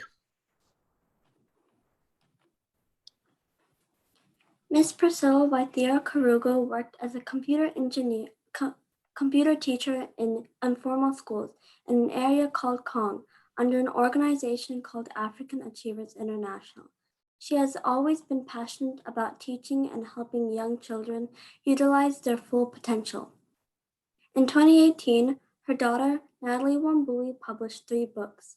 Together with her daughter, they founded an initiative called Let's Go Digital, a community resource center that offers e-learning to children from humble backgrounds. She hopes to raise a generation of leaders and responsible citizens. Now let us welcome Ms. Priscilla Waithira Karugo to deliver her address. Hello, everybody. It's such an honor to be here this afternoon, and I'm so grateful to the LED India organization, and especially Dr. Hari for having me in this wonderful forum today. So far, I have learned so many things, and I'm looking forward to more learning. my daughter spoke in such a similar forum by the LED India Foundation 2 weeks ago. And I'm grateful because it's kind of like she has paved the way for me to be here. So thank you, everyone. I know the flyer says that I'm a computer teacher, which is what I have been doing for a living for quite a number of years now. But my favorite yet most challenging role has been that of being a parent. This role has defined me in so many different ways, and I'm a better person, more informed, more loving, less judgmental than I was almost 13 years ago prior to having my daughter. Before I didn't have an idea of what it meant to allow children be their very own people, while at the same time loving them. A lot of us parents feel like our children cannot be successful unless the parent is micromanaging them, as if they are just delicate little creatures who cannot do it without a lot of control. When we raise kids this way, myself included, our children end up leading a kind of a checklist in their childhood where we keep them safe and sound and fed and watered. And then we want to be sure that they will go to the right schools, and not just that, but they will go to the right classes. And in those classes, they will get the best grades and the highest scores, and they will get accolades and win awards. And then we even tell them, do not even just, join a club. You need to form a club and start it, because colleges, that is what colleges are looking for. That is okay. But I think that brings in so much pressure. They want to see that you care about others, and not just putting so much pressure on them, to see that you love them for who they are. They want to see that you love them, not because of that degree of perfection and expectation that you have put in them as your children. Sometimes as parents, we expect our children to do and become the things that we never did. We even go an extra mile of, arguing with their teachers and coaches and referees, all in the name of looking to have perfect children. And then we go ahead and spend a lot of energy haggling and to some extent nagging our children, just to be sure that they're not screwing up and not ruining their future for some hoped for admission in a certain, very tiny number of colleges that admit the very brilliant and that are so hard to even gain entry. And here is what it feels to be a child in this kind of environment, and I will tell you by experience. First of all, there's no time for play, because according to us parents, that's not enriching them enough. We even bar them from, helping around the house and doing chores, because we think that time should be spent reading for exams and doing quote unquote more constructive things. We deprive them from getting enough sleep as long as they are checking off the items in their academic and activity checklists. We like saying that all we want is to see our children happy. But when they come home from school, the first thing we ask about is their assignments and homeworks and the lessons and all that kind of stuff about academics. And it's clear to them that their approval is in their grades and in their school rankings, and that is the only way earn our love and support. That is so sad. And by the time they get to high school, they are so stressed. They run to their counselors and ask questions like, what do I need to do to get this type of grades and to join this type of college? And it's clear that the anxiety and depression check in from such an early age. And when their grades start going down, they begin to panic and call their friends and ask, has anyone ever gone to this type of college with such a bad grade? And it's so devastating because even their friends do not have answers to this kind of anxiety, and it becomes so depressing and devastating, and it sends our children to a lot of panic. And by the time they finish high school, they are already burned out. They have grown up way before their time. They wish that as grown-ups, we would just look them in the eye and say, you are good enough, and support their dreams and support what they're good at without comparing them with the rest of their classmates or with the rest of the, academically gifted children. But that is not the case in this generation that we are living in. And that is why mental health and wellness among children is becoming such a big issue, because of all these expectations that we have bestowed on our children. Depression and anxiety of whether they become what they want to become kicks in. As parents, we push them there with our obsession to think that they have no future if they never get into these careers that we have in mind for them. Or maybe we're just concerned for them not having a future that we can brag about to our friends and family. What are we doing? We are unconsciously denying our children the chance to develop self-efficacy, which is a very fundamental part of the human psyche. Self-efficacy is built when one thinks that one's actions leads to outcomes, not one's parents' actions on one's behalf, but their own actions. So if our children are to develop self-efficacy, and by the way, they must, then they will have to do a whole lot more than their thinking, planning, deciding, trial and error, dreaming and experiencing of life for themselves. I'm not saying that every child is motivated and so we should just back off as parents. No, that's not what I'm saying. All I'm saying is that for us as parents to pressure our children for grades and accolades and careers is too narrow of a definition for success. Even though we might help them win short-term wins by overhelping, our main concern should be that they have the habits, the mindsets, the morals, the values, the skill sets, the willingness to be successful wherever they go.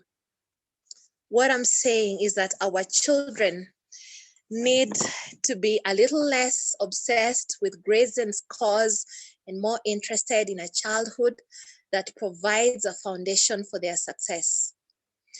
And what we will build by loving them and giving them chores and giving them the freedom to be children and young people. The Harvard Grant study once revealed that professional success in our kids, which is all we want as parents, comes from having done chores as a child, and the earlier they start, the better. This gives them the mindset to always rise up to the occasion without feeling pushed. It creates a work ethic in them. Another very important study from Harvard said that happiness in life comes from love. Love of humans, our spouses, our partners, our friends, and our families. So, childhood needs to teach our children how to love, and they cannot love others if they do not love themselves. And they won't love themselves if we can't offer them unconditional love.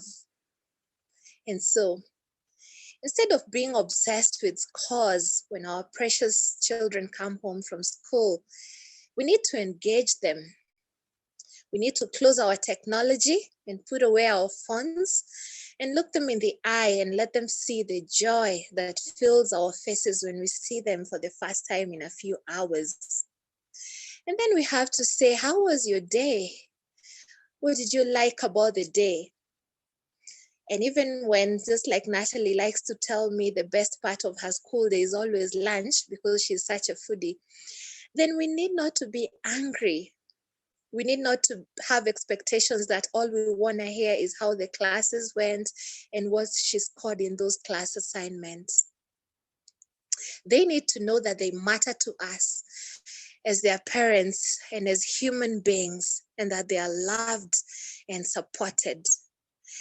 Not because of their GPAs, no, but because they are our children. And here is the thing that these great institutions don't tell you, no matter how they want us to push our children to achieve all these good grades and get into these institutions.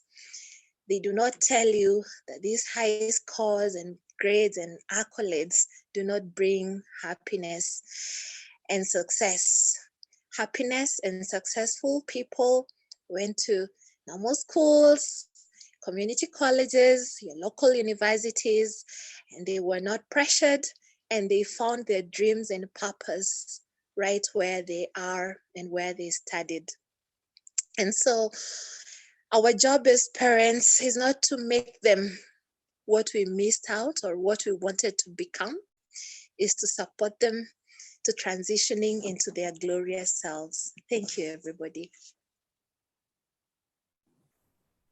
Thank you so much for joining us today, and having raised a celebrity daughter who is a 12-year-old and written 4 books already, and you have the first-hand experience and sharing with us, wonderful. And the last quote you mentioned was allowing them to pursue their passion is the key. Not living in your dreams, but having them live in their own, realizing their dreams is the key. I think you made it happen, and we look forward to seeing your daughter one day to transform the entire Africa and the entire world. And I think that's what I see in the future. So may God bless her, and may God bless you, and look forward to working with you in our next events. And we will see what we can do together to transform these young minds into responsible citizens and engage them in developing their nations. Thank you so much, Priscilla, for joining us. So I think we can resume now. The Mirel, probably her signal is back.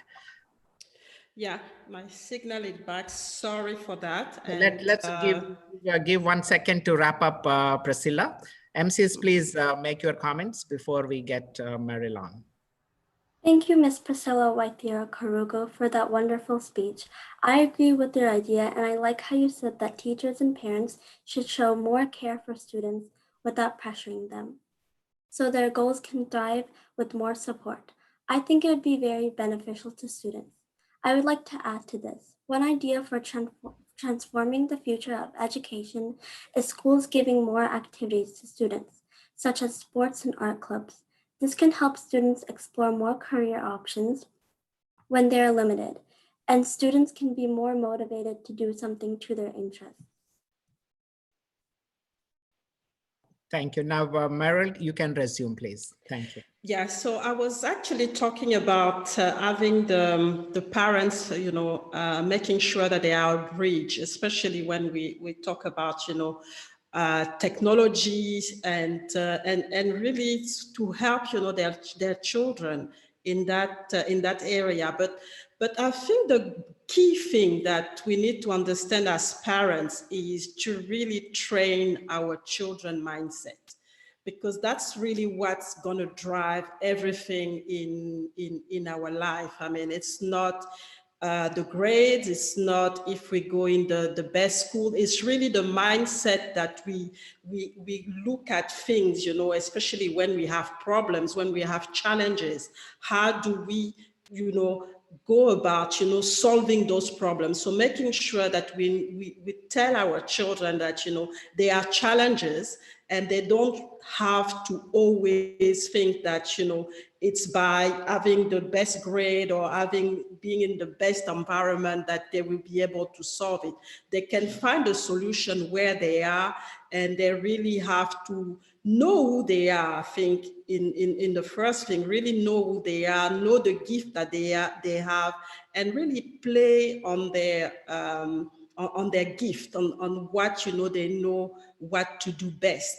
and really encourage them to do that. Because sometimes what's going on is that because the way the system is set up in certain countries or almost everywhere, you have, they define standard for children or for students to know, to tell them, oh, you are the best, or and if you go below this grade, or if you don't have this this type of, you don't have this type of gift, then you can't go anywhere. And sometimes we lose so much talent because of those predestined, feature or qualification that we want them to have. So it's important for parents to tell the children that you always can do something. You have a gift, and facilitate that, and talk to their schools and make sure that they understand that they have a gift. They understand that they can always do something, and help them put those put all the structure in place for them to be able to pursue their passion and to really develop their dream. And that's a very important thing that they need to have, and make sure that they understand that they have to be independent thinkers. They don't have to fit into a specific a specific system. It's a system. It was defined by somebody, it was defined by an organization, but it doesn't define them. So they can actually be independent thinker, use the innovation, the creativity, and push them to understand that if the system doesn't fit what they want to do, they can actually create a system themselves.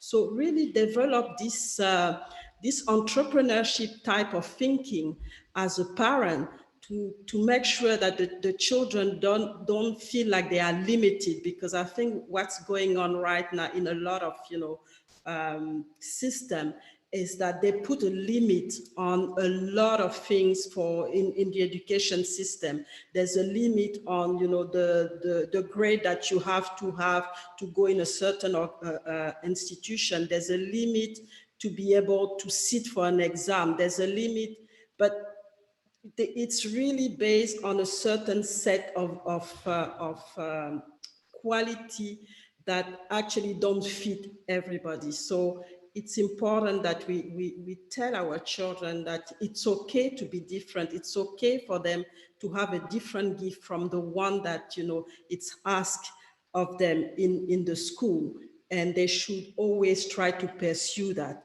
if they want, because that's the only way they're going to be able to get something to do something that they're passionate about, instead of pursuing something that they have to do and then they get miserable all their life because of that. So, and I think that's where parents really need to step up and make sure that they facilitate this connection with all the different organizations, and help their children to really push to do what they want to do and become the best version of themselves using the different gifts that they have, they know that they have. And that's the role of parents, I would say, instead of,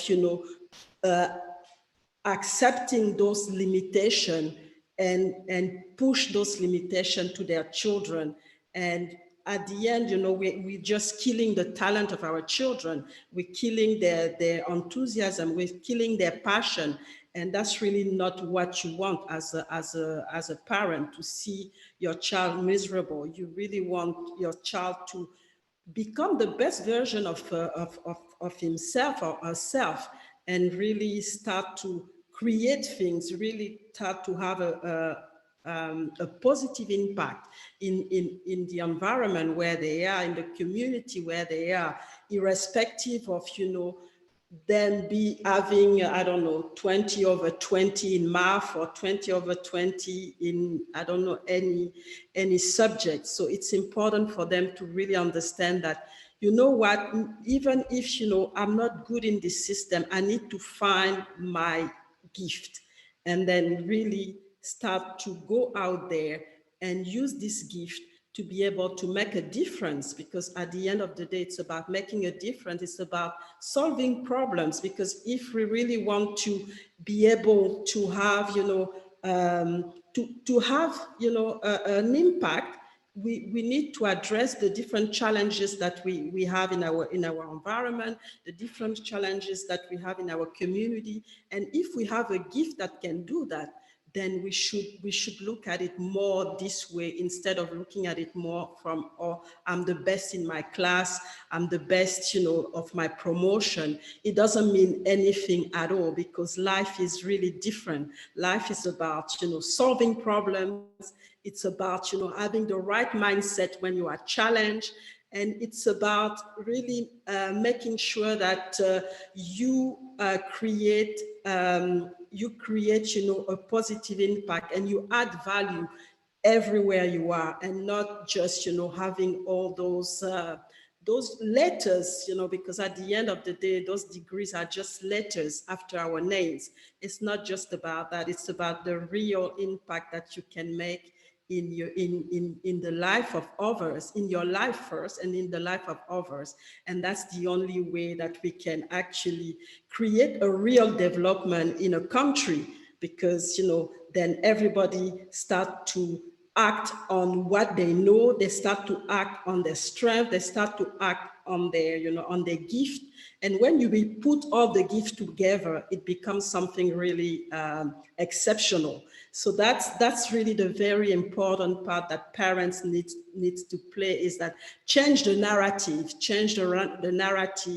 communicate with their children, their students, and help them to really see, help them to discover who they are, discover their strength, discover their gift, and support them in this direction, so that they can be very active citizen and very happy citizen, and really play on their passion, play on their strength, and bring the rest of the people around them, in the process. Because at the end of the day, if they are happy, they're going to create happy leaders as well, and it becomes something contagious that's going to have a big impact at the country level. So I think that's where I see, parents taking more, a critical role, supporting their children to understand who they are, to understand the strength that they have, to understand their gift, and be facilitator in the process between the different institutions or in the system, to make sure that, they actually use this gift to make an impact in their country or wherever they are.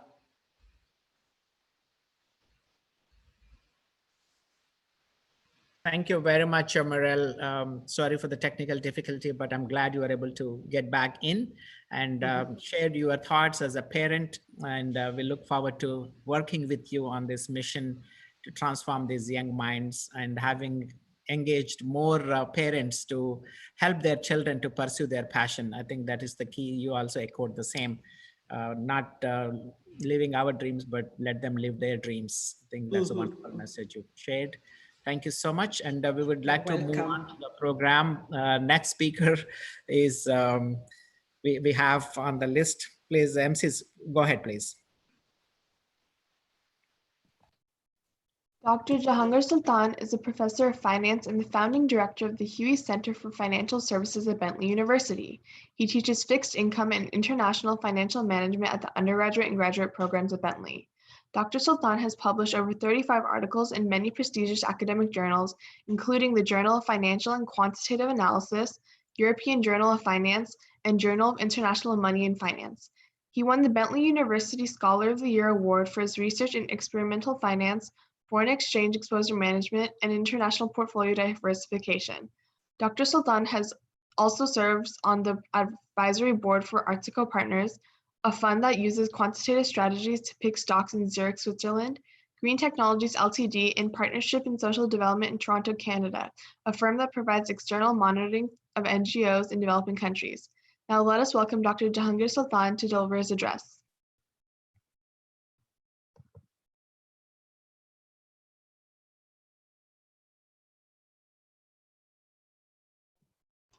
Thank you very much. Thank you, Lead India, for allowing me to share my thoughts.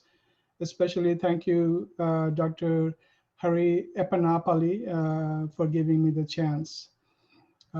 Education institutions have been called great equalizers, as by Horace Mann. Education is considered by many as the single most critical driver of economic growth. And yet, the education industry has always had to deal with many issues, such as lack of funding, access to affordable education for all, lack of qualified teachers, lack of appropriate infrastructure, lack of equipment, student retention, appropriate salary, proper curriculum to position students to face the constantly changing world. The list goes on. And that's before the COVID-19. The onslaught of COVID-19 simply exacerbated these issues and created some other formidable challenges for the industry worldwide. And my apologies for calling education profession or the infrastructure as industry. Anyway, according to the United Nations, 94% of students worldwide, and that adds up to about 1.58 billion children and youth from 200 countries, are affected by school closures, lockdown, and so on. And this includes all sorts of educational institutions. So the problem is real. In addition, the funding gap continues to widen, and especially in developing countries. According to UN, there is $148 billion worth of funding gap for providing quality education in low and lower middle income countries. So I'm going to highlight a few challenges facing educators in a post-COVID world. Actually, we are in the midst of it. And I'll draw upon my own experiences and also highlight what might be relevant in India, Bangladesh, and elsewhere. Society has a lot of expectations on teachers. And we have heard about macro issues from many of the previous speakers. Let me concentrate on a micro level because the devil hides in the details. I'll not cover anything new. Some of these have already been covered. But we must keep addressing these issues to find some solutions. So, economics of higher education, to start off, there is a conflict, especially for private versus public institution. Public institutions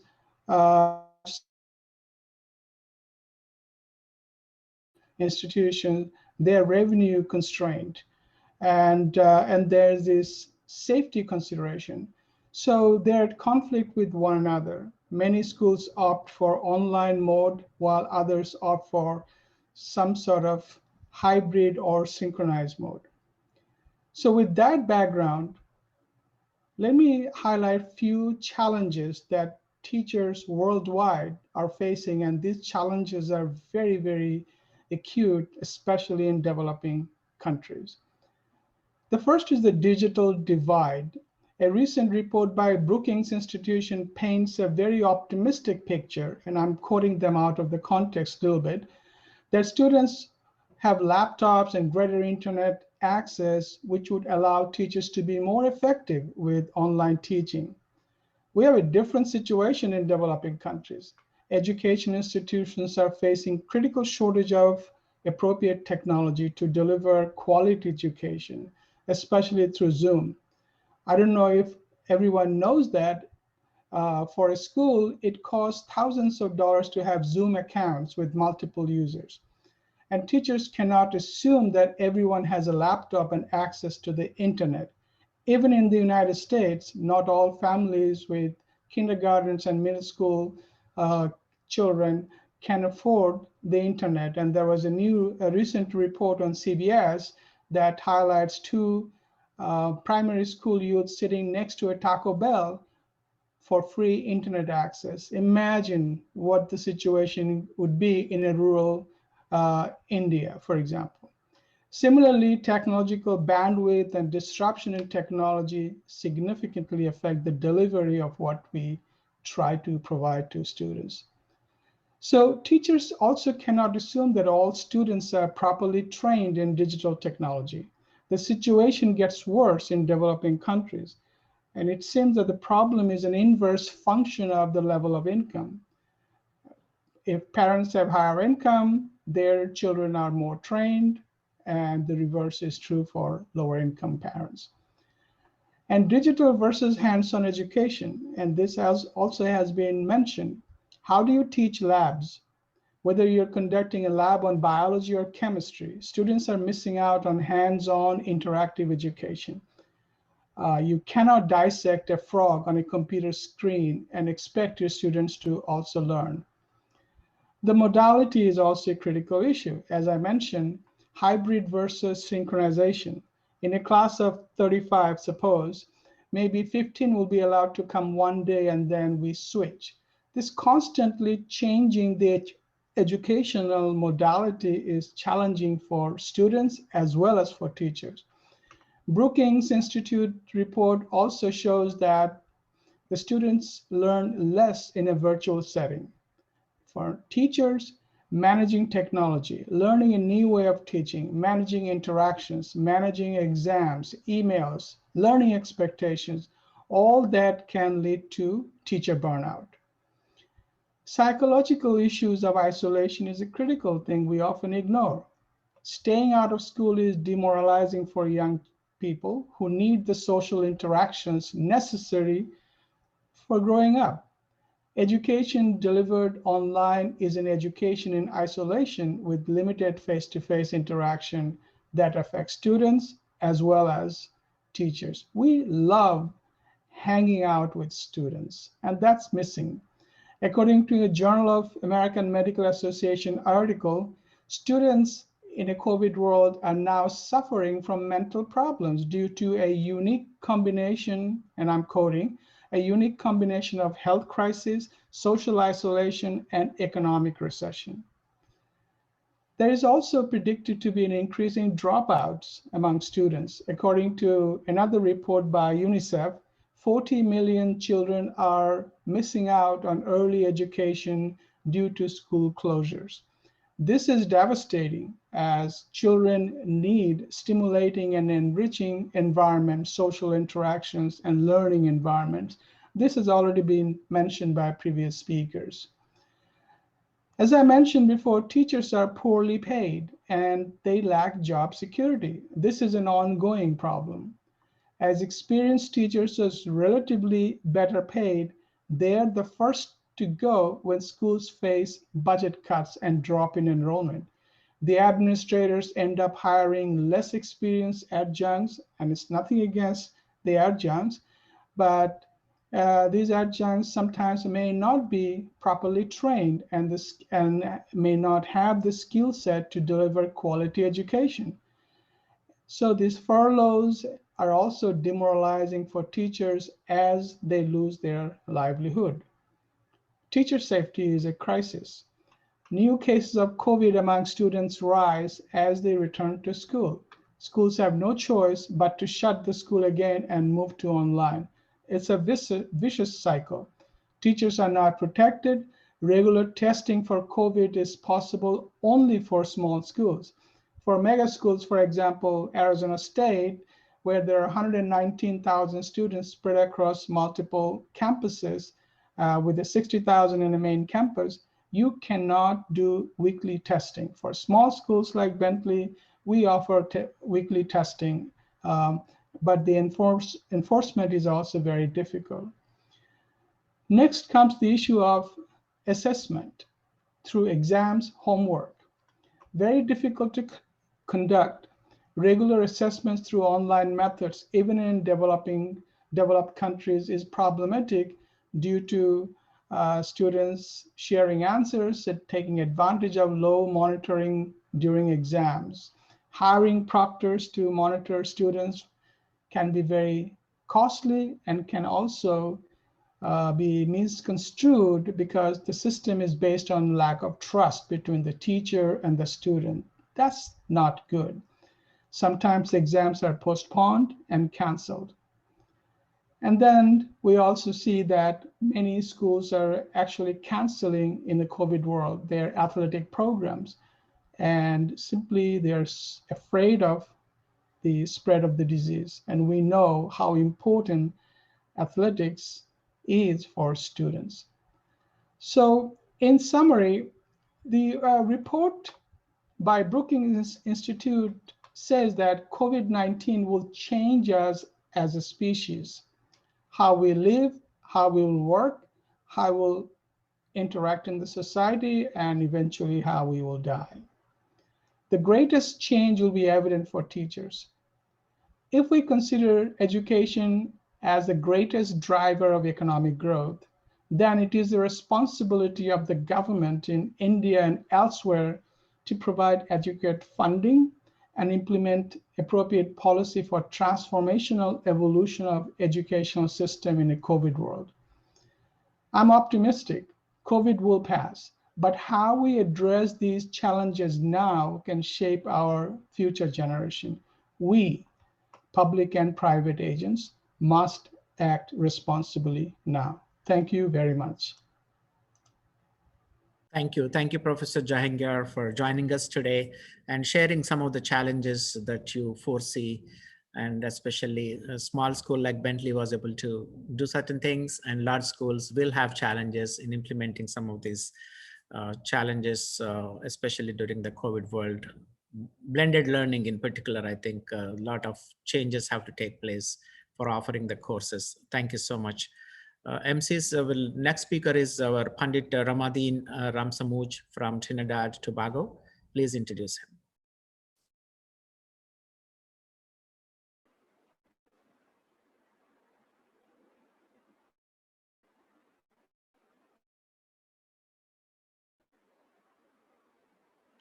Dr. Pandit Ramadeen Ramsamujh. Dr. Pandit Ramadeen Ramsamujh is a visionary and original thinker who has dedicated his life to developing creative learning methods and building institutions that provide holistic education that combines academic excellence and moral awareness in its students. This has culminated a teaching methodology called Super Accelerated Learning Theory, SALT, that has given a quantum leap in the quality and quantity of learning in students from diverse backgrounds. His goal is to put his experience and the SALT theory to use on a national and international scale. He is at present setting up the first SALT University in Florida called Sri Acharya Ramsamujh Arya University. He is a professor at the Center of Indic Studies with an MOU with University of Massachusetts, Dartmouth, as well as a contributing author of many books such as Higher Education in the Global Era and Science and Technology in Ancient Indian Texts. He is also a musician, writer, educator, and dedicated social worker determined to change the world. Now let us welcome Dr. Pandit Ramadeen Ramsamujh to deliver his address.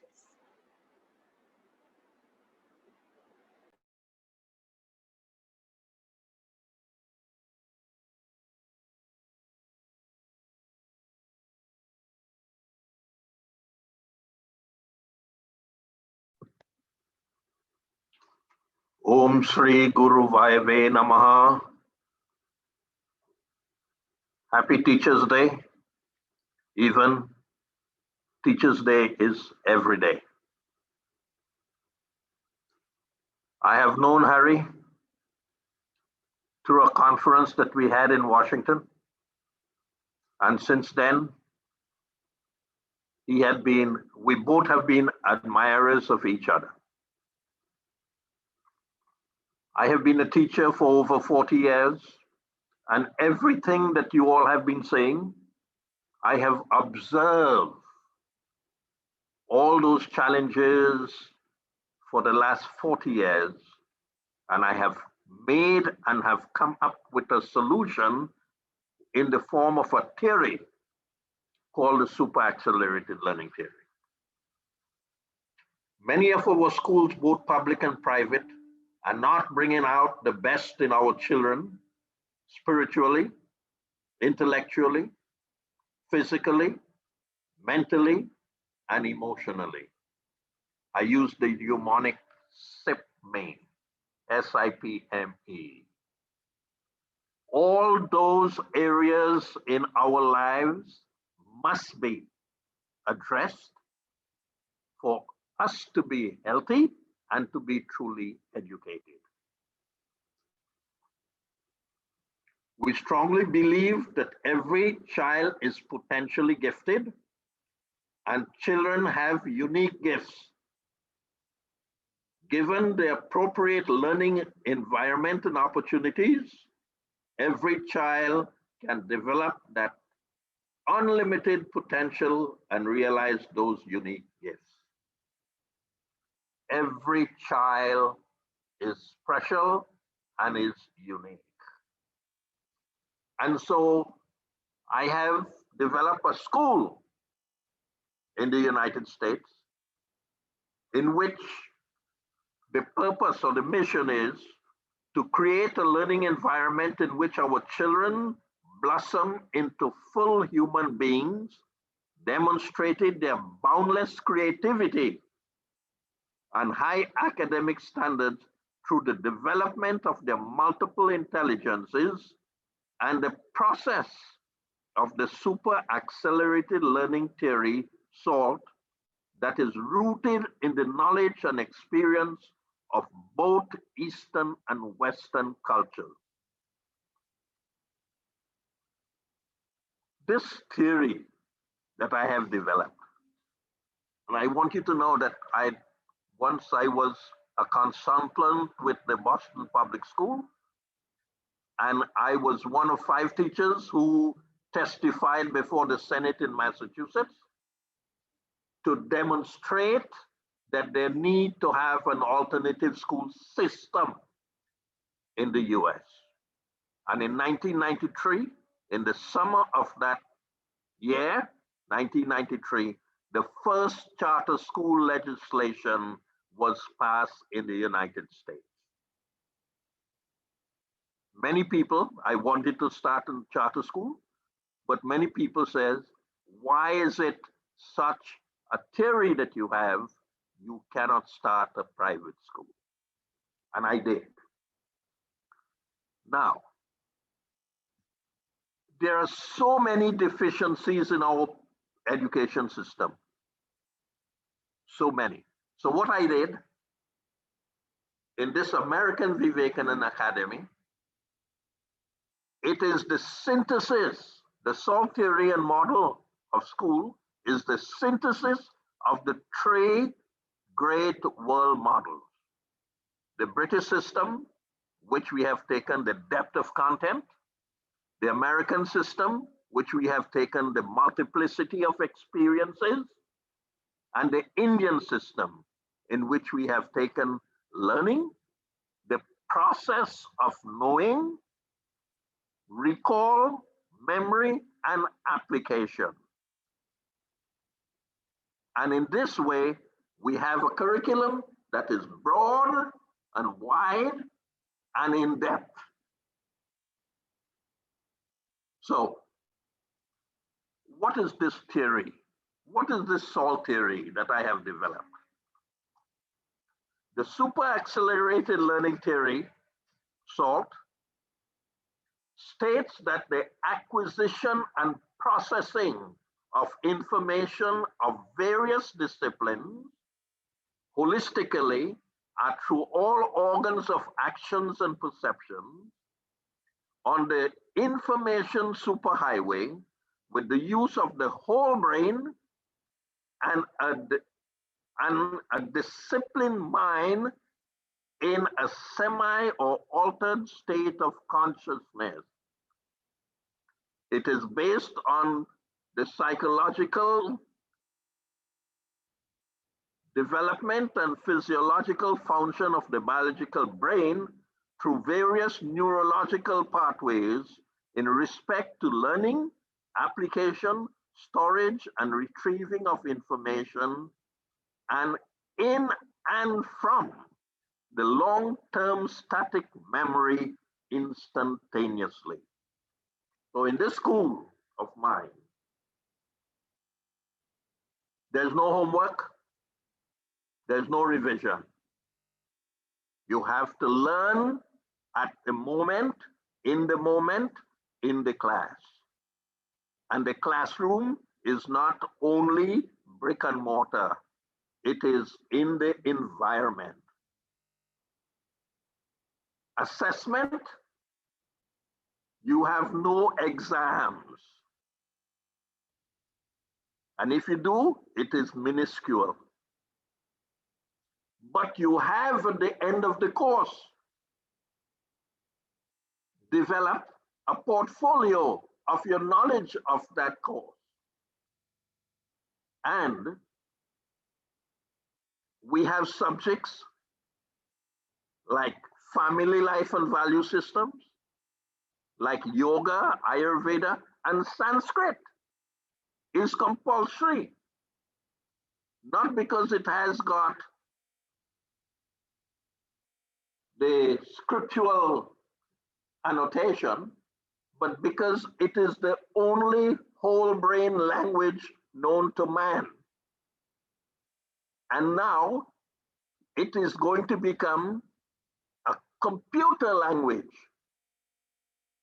which Modi has said in his speech about the new education. So this learning theory is based on your brain function, how the brain processes information.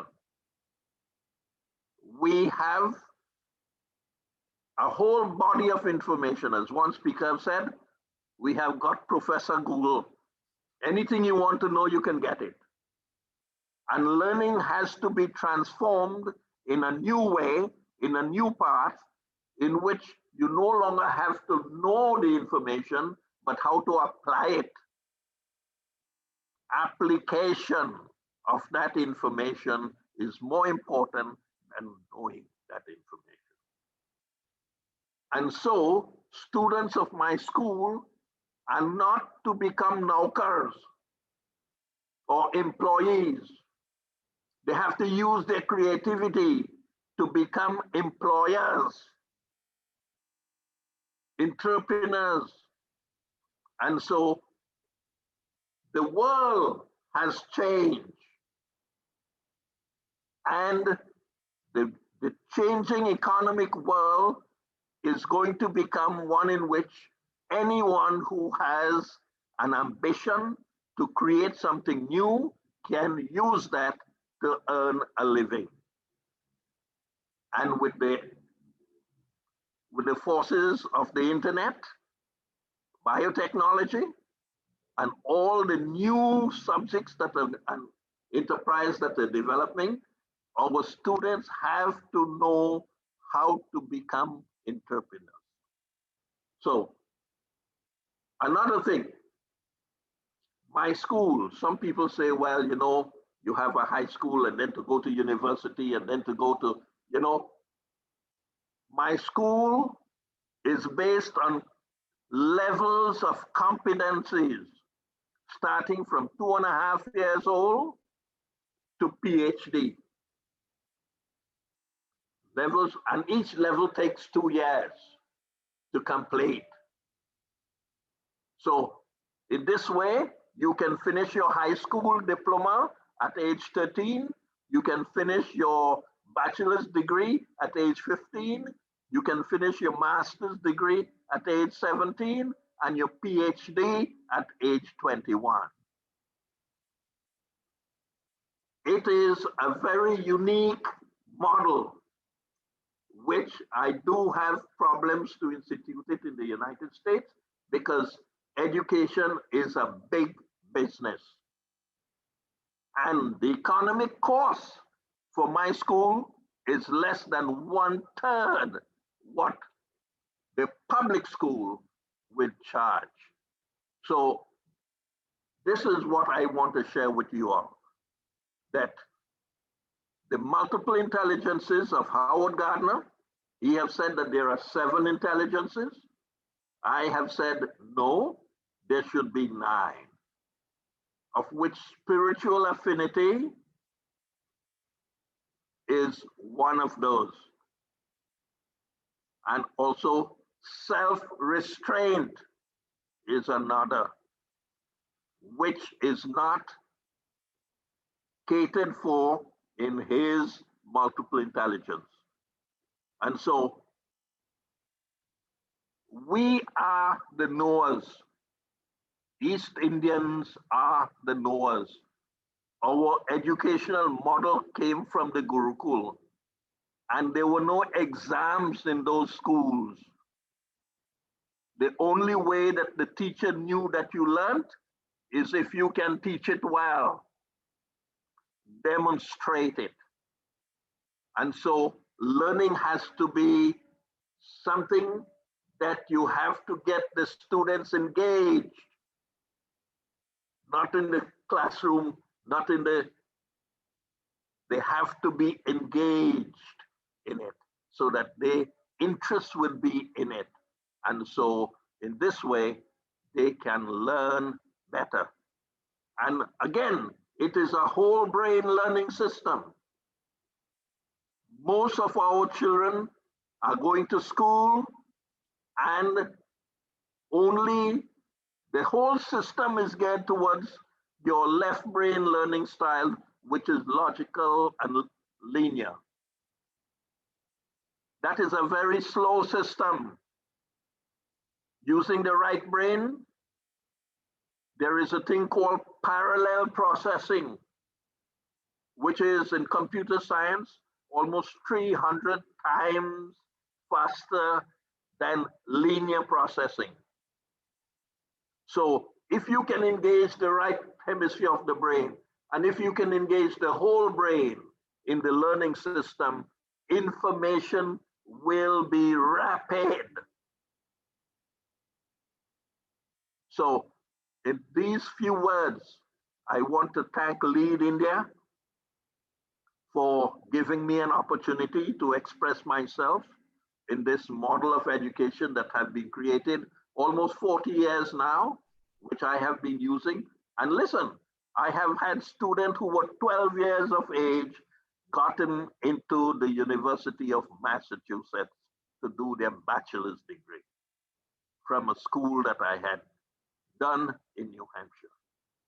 So I have tested it, I have proven it, and it is now through COVID, I am doing the school online, 3 hours a day, 5 days a week. And in 30 weeks, one can complete their high school diploma. 30 weeks. There is no need to go through 12 years of learning to complete your high school. There is no need for you to go through 4 years of college to get your bachelor's degree. There is no need to do 6 years to do your PhD. It's how you learn, how you process the information is what matters. And so all what you all have been saying, I have put it in practice. And I have now going to open a university with the same SALT model so that children can go from 2.5 years old through every levels of competencies to the highest level. With these few words that I have said, may God bless you all on this Teachers' Day, and may you Lead India and Hari continue doing the work of the past 11th President, Dr. Ram. Thank you very much. Thank you. Thank you very much, Professor Ram Samoj. It's wonderful to see you. And I did meet your students who went through the SALT program in the White House. I had the honor of meeting them and interacting with them. It's a wonderful program. I think every country should adapt to your program. And we look forward to working with you. We will integrate your program into the Lead India learning curriculum as well. We would like to see this program is expanded throughout the world, especially in the emerging countries where They don't need to wait, as you rightly said, for 12 years to graduate from high school, and within probably 12 months, they will be able to do that. Thank you. Let's introduce our next speaker, Arun Ayagari, who is waiting in line. MCs, please introduce him. So any comments from the MCs for Professor Ramsamoj? Yes, sir. Thank you, sir, for your valuable words. It is great to hear that solve theory is helping each and every student in developing themselves, and each and every student is unique. It is happy to hear that homework and exams are not conducted, which also improves more knowledge about the subject, and each and every student wishes to have that in every school. In this, I want to add a few points on developing education system by encouraging women of age 30 above who couldn't complete their education due to various issues. We do have open education system, but most of them have fear that age of 30, if they start their studies, they'll get humiliated in the society or their family. Not only studies, but they can also start learning on what they're interested, like singing, dancing, music, etc. We should encourage them by writing articles on women education or conducting seminars. By this, we can build up the self-confidence and also let them know that they're not alone. This can also be a huge inspiration for the younger generation and also dropouts as well. Finally, I want to conclude by saying that government should implement no age limit for schools and colleges, or can organize online schooling as well, so that they can be graduated and fulfill their dreams. Thank you.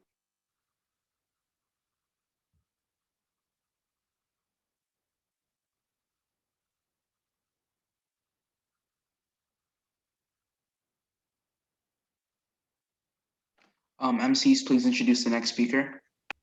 Okay. First Lieutenant Arun Ayagari is an editor, journalist, political talk show head, and host. He is an advanced pilot, commercial pilot, drone pilot, first lieutenant in the United States Air Force Auxiliary, assistant aerospace, and assistant IT officer in the United States Air Force. He's also a colonel in the Commemorative Air Force. Arun Ayagari has been honored with a citation by the New Jersey General Assembly for his community service. He is an awardee of the Brigadier General Charles Chuck Yeager Award by the U.S. Air Force Auxiliary. He is also a graduate of the South Brunswick Citizen Police Academy, as well as a graduate of the East Brunswick Citizen Police Academy.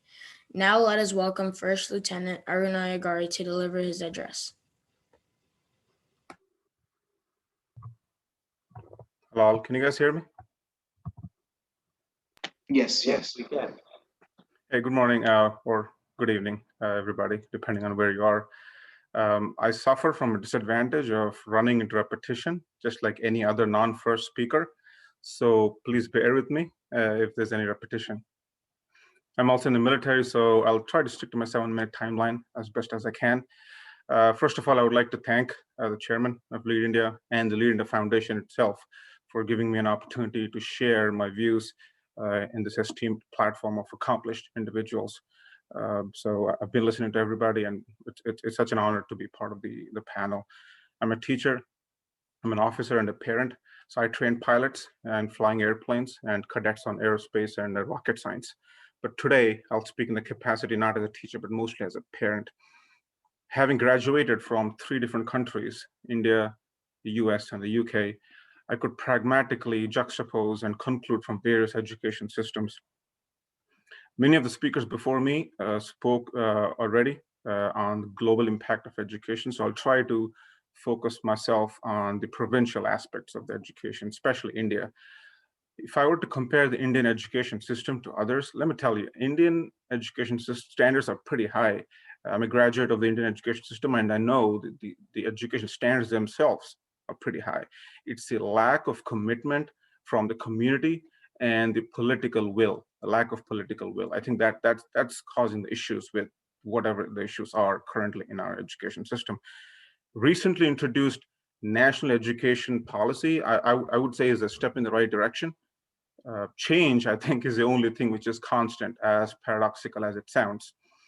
But that's the need of the hour. Change is the need of the hour. Some ideas worth mentioning I personally think are technology. For example, I think I'm a glass half full person, not glass half empty. So I tend to look at things differently. Thanks to COVID, as crazy as it sounds, I really thank COVID for giving us an opportunity, because never before have I seen such prolific use of technology in education, albeit forced. We're forced to use technology now, but I'm glad that something is causing, be that pandemic or the situation surrounding us, it's causing us to force ourselves into using technology, which should have been used a lot more in the past than it's being used currently.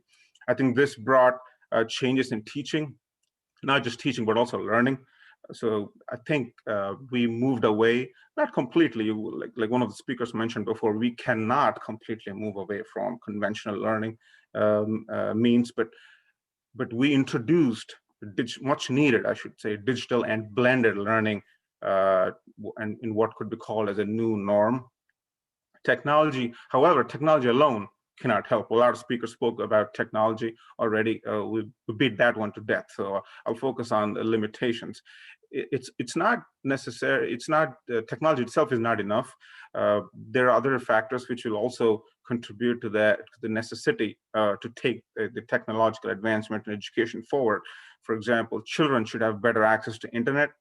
The online learning is a blessing only if you have the right material, right infrastructure to access or reap the benefits from the online mode of education, or even blended. By blended, I mean both conventional or in-person and digital learning, which is what a lot of school systems in America are implementing, either blended or fully online or partially in person.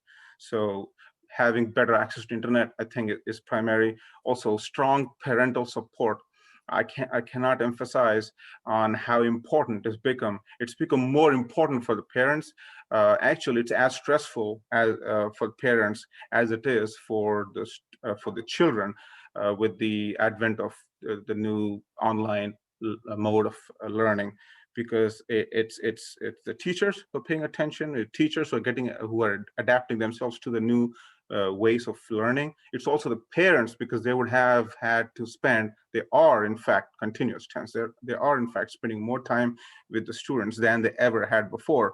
That could be fear of missing timelines of homework or fear of losing out on grades, or whatever that is. The means might be different, but the end is always great, which is to participate more in students' curriculum and homework than they were before. That is a strong parental support, I would guess. The other factor is greater availability of learning materials. Again, I cannot emphasize on this.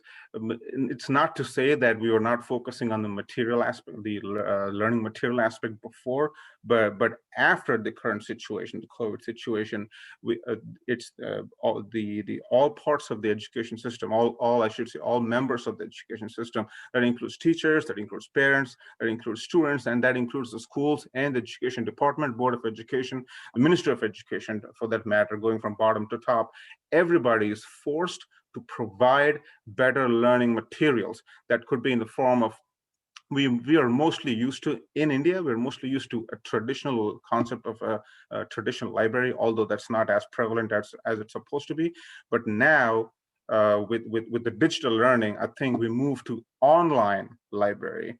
And if we have not already, I would strongly urge, I know a lot of people in the ministry, Indian ministry, and I would strongly urge them, if they're watching this webinar, to introduce the concept of not just online learning itself, but online availability of learning, which is online library system. So technology is one aspect. Quality of instruction, I think, is something which is extremely crucial, especially for Indian education system. Again, like I said before, I cannot re-emphasize the fact more that the quality of education or the educational standards, are pretty high, but the quality of education itself, quality of instruction itself is not on par with the Western education system, especially the American education system. We should have stricter standards on teacher qualification. For example, training, the trainee is one thing. but at the same time, we should also focus on training the trainers, which I think is extremely crucial. And it's another option to explore. Again, like I said, I'm an instructor, I'm a teacher, I'm a flight instructor. I teach pilots how to fly the airplane. And we have to go through a comprehensive exam, not just learning about the aerodynamics. Well, yeah, that's needed. But what's missing in this in Indian education system as part of this analogy is what we go through here is also another test called mostly related to psychology, mostly related to how human mind works. Right, that's putting my teacher hat on for a second. So that aspect should also be introduced and trained upon on all the teachers, and that should be part of their entrance examination or the qualifying rounds. I cannot tell you how many times I see a poor quality of instruction, and it's not completely the teacher's fault. It's the system itself, and it needs to introduce draconian standards, or lack of a better word, military standards, in terms of assessing the quality or the qualifications which the teachers have to take to get to a teacher level. Also, the content of coursework. I cannot emphasize on the content of the coursework anymore. The content of the coursework is too archaic. Again, this is strictly Indian standards I'm talking about. However, I must really appreciate national education policy. The recently introduced policy by the Union Government of India is a step in absolutely the right direction. I cannot tell you how thrilled I am. Although I'm a pilot, I love education. I consider myself a student. I'm not a teacher, I'm not a parent, I'm not an instructor, I'm not a speaker. I am a student, because everybody has to be a student throughout their life. The moment you stop learning, your life has come to a standstill, regardless of what role you play in your community, regardless of what your title is. So you got to be a student pretty much every single day. I read hundreds of books, and I can't emphasize more on the importance of learning itself. So the content of coursework is archaic and does not meets the challenges, or it meets the requirements of a competitive world, right? But I do not think it meets the needs of the advancing world. And there's a difference. Being competitive is different. I like being competitive, and I like being a part of the competitive school system. However, also meeting the needs of the advancing world, we should try to learn what other countries in the world are doing and how their educational system is shaping up, and it's getting it's pretty much on is keeping abreast with the latest technologies.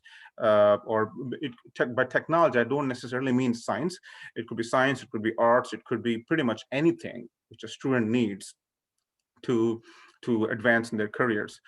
And there's a wrong notion in India that science and engineering and technology, in other words, STEM, is the only means to succeed in life. That cannot be farther from truth. There's several other technologies. There's philosophy, the psychology, there's political science, which is my favorite subject also.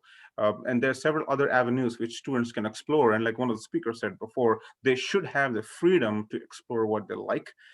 We should not rub it on our children, but they should be in a position to develop naturally, organically, their own interest. And this is something lacking, and this is not encouraged in the Indian, it's part of the Indian education system. And infrastructure needs, again, the moment I say needs, people think about classrooms, people think about buildings, people think about books, pen, pencils. That's not what I'm talking about. I'm talking about the other needs. Again, I'm borrowing a leaf from my own flight instructor handbook at the Federal Aviation Administration. It's the social needs, right? A few communities in India, given the hierarchical system, given the culture of the Indian culture, I think a few communities are more impacted than the others. So basic amenities like transportation, like I said, library, access to library, both traditional and online, etc.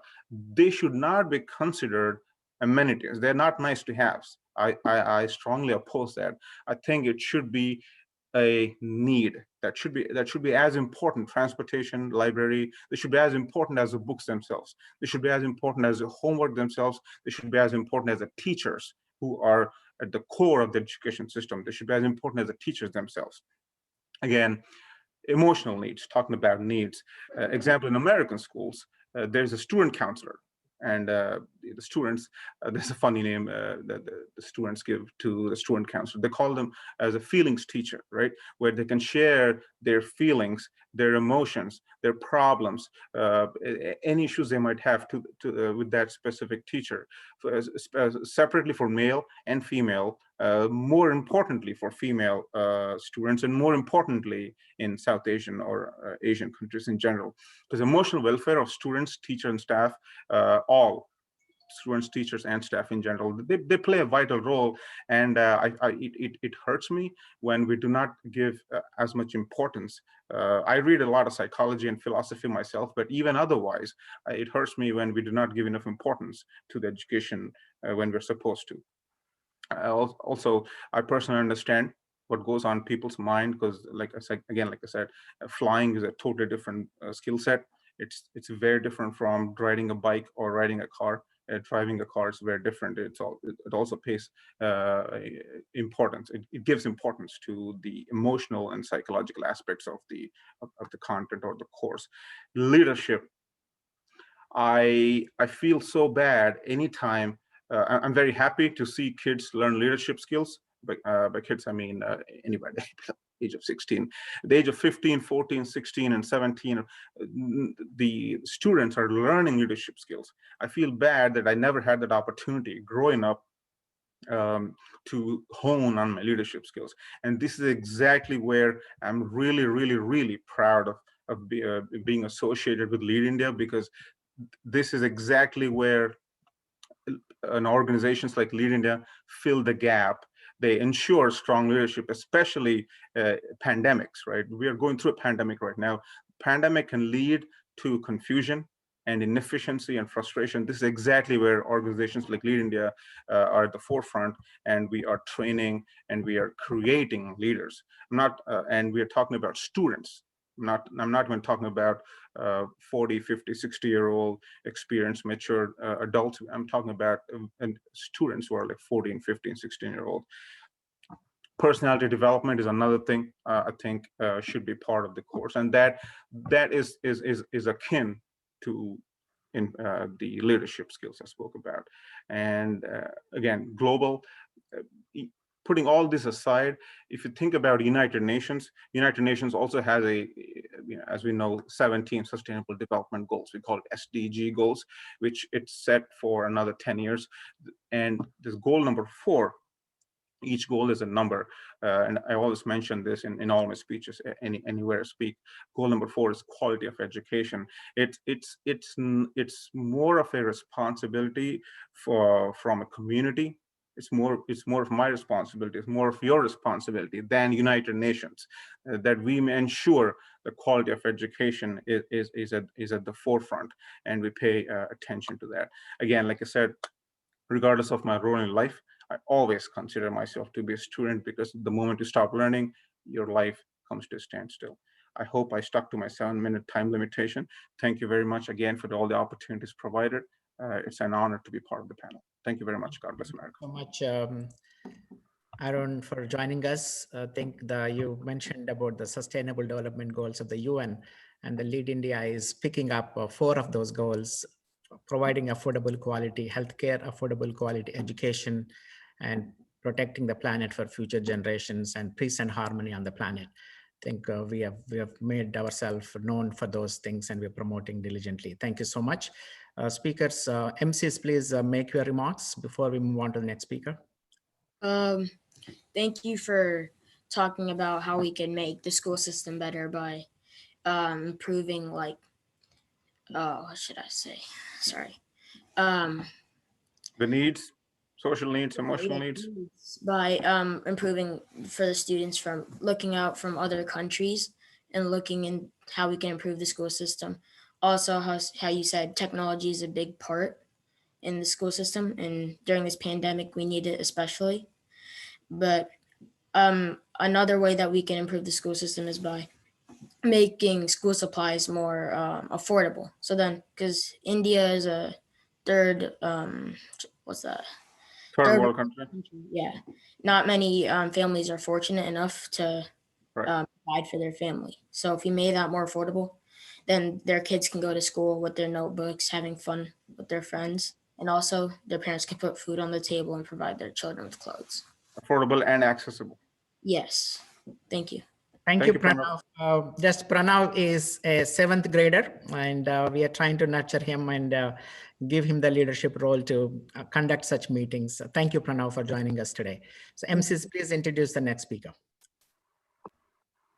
Aradhita Varadarajan is a 10th grade student at the Neve Academy in Bangalore. An outgoing, empathetic, and socially aware person, she is the founder and chairperson of the Yuva Initiative, which is a platform for students to network and engage in socially relevant projects. She was an active volunteer to pack and distribute food, staples, and essential relief products with Whitefield Rising during COVID-19.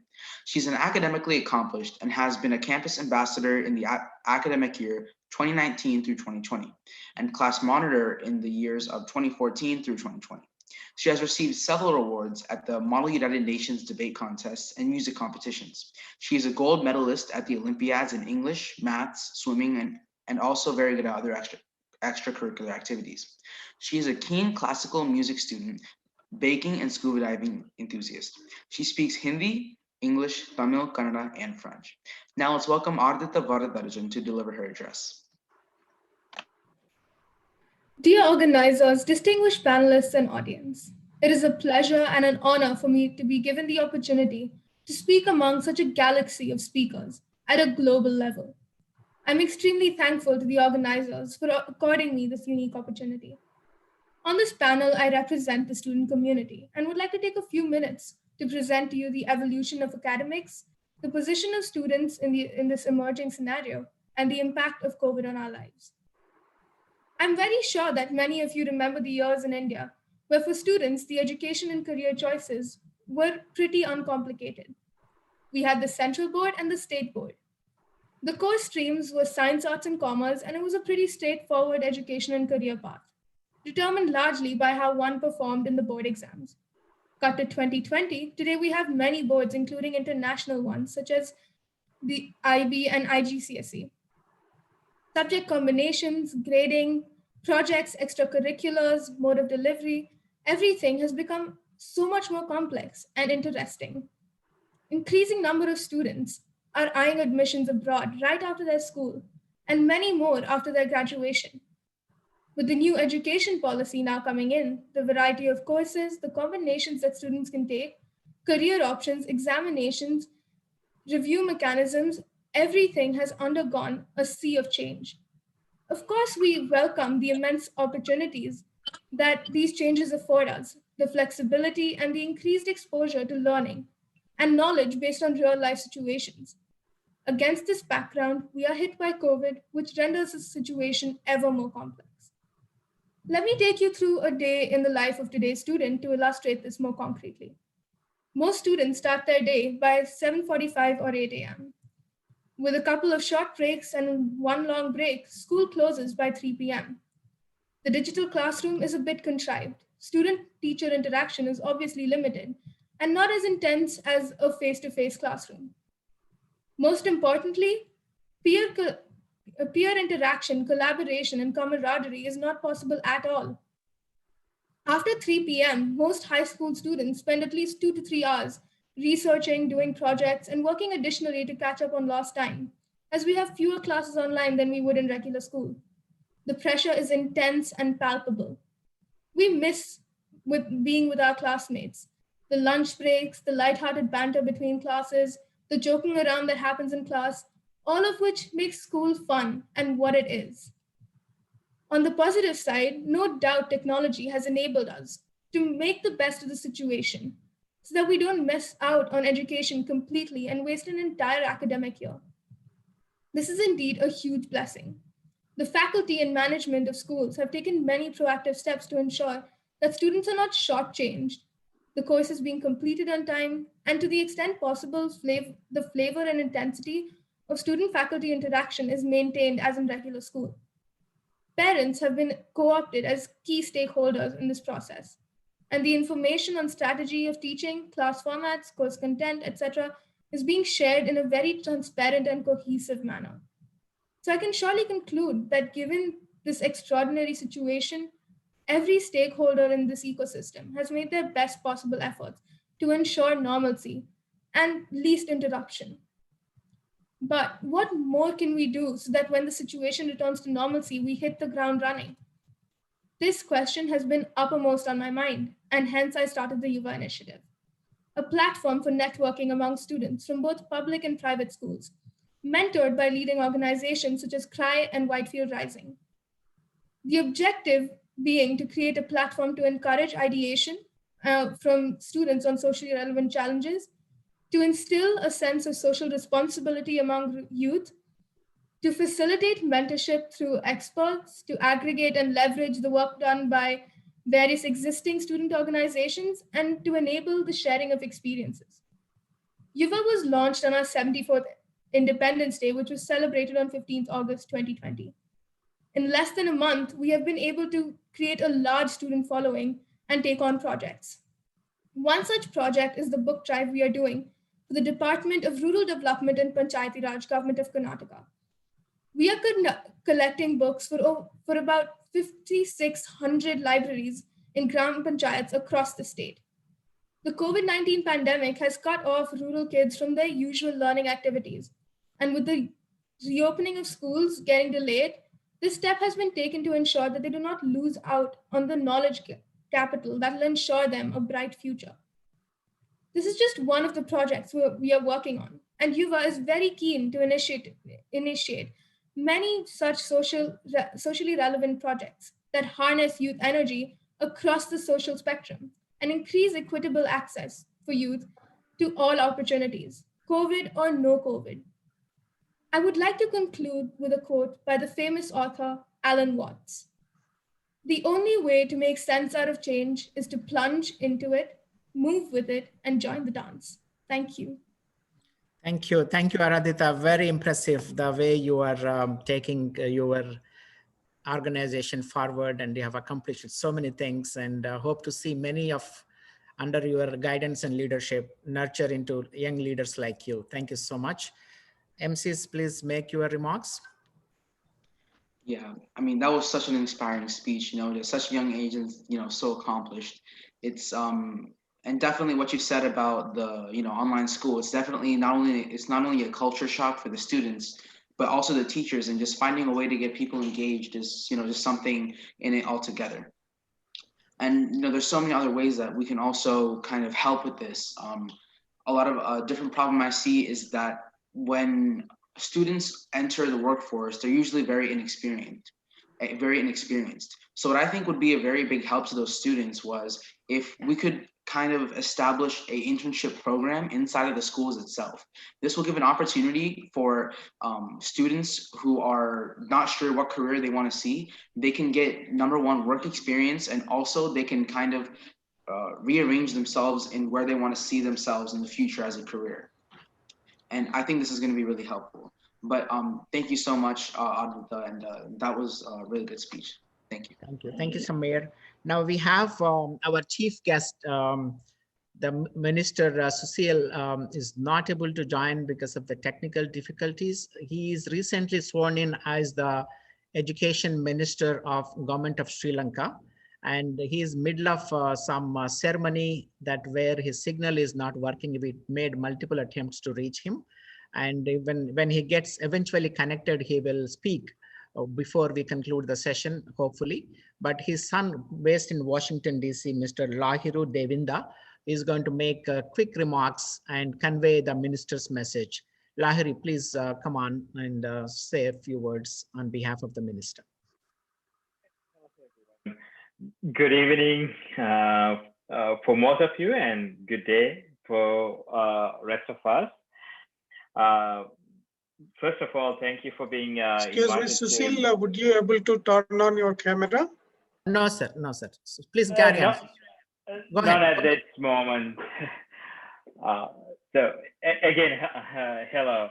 So first of all, thank you for being invited to lead India webinar today. And like Dr. Harry said, due to unforeseen circumstances and technical difficulties, my father wasn't able to join, but we have been hearing the webinar on and off, and one thing that both of us agreed is it's a great panel today, and speakers from many different backgrounds, diverse speakers today, and happy Teachers Day. And I'll keep my message brief in the rare event that my father was able to join either later today or sometime in the future. That would be great. And like to add to some of the other distinguished speakers have been saying today, discussing today, one of the key areas that we are battling today is the teaching, the student, teacher, parent interaction have changed.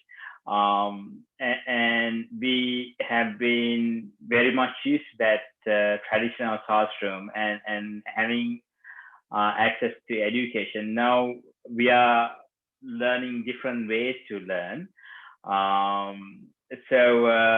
And also having a good education system is a key to any future, our future. So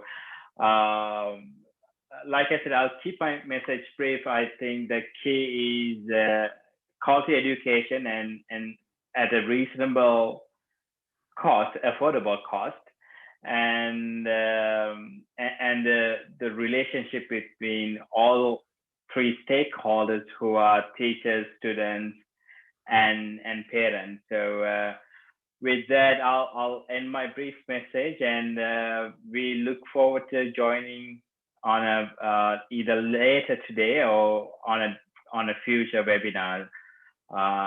Again, thank you, and have a great day. Thank you. Thank you, Lahiri, for making sure that your father's message is conveyed, and unfortunate that he could not join us. But we'll include him in our future webinars. And I'll try to continue to reach him in the next few minutes before end the session. If we're lucky to connect him, and he will be joining us. If not, so we will move on to the next speaker. Sanjana Yadluri is the next speaker. Okay. MCs, please introduce. Sanjana Yadluri is a 15-year-old high school student with an inspiring goal of becoming a champion for youth across the world, and strives to empower and transform them into responsible and high-performing global citizens.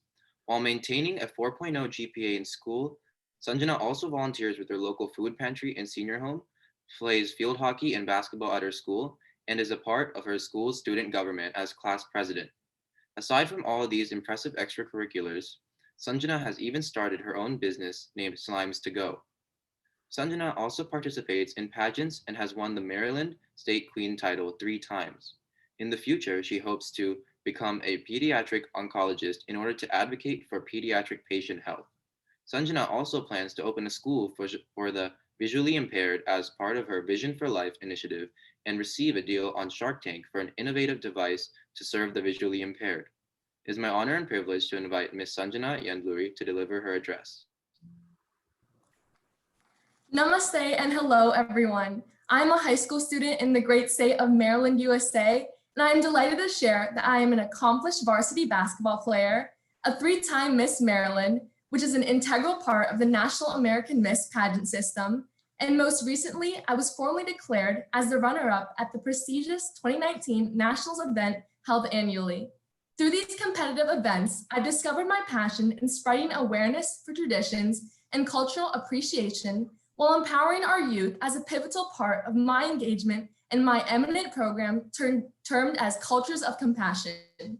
It is my honor today that I will be speaking from a student's perspective about how the challenging global issue of COVID-19 is impacting and reshaping our overall education, learning experiences, and the dynamics between parents, teachers, and us students.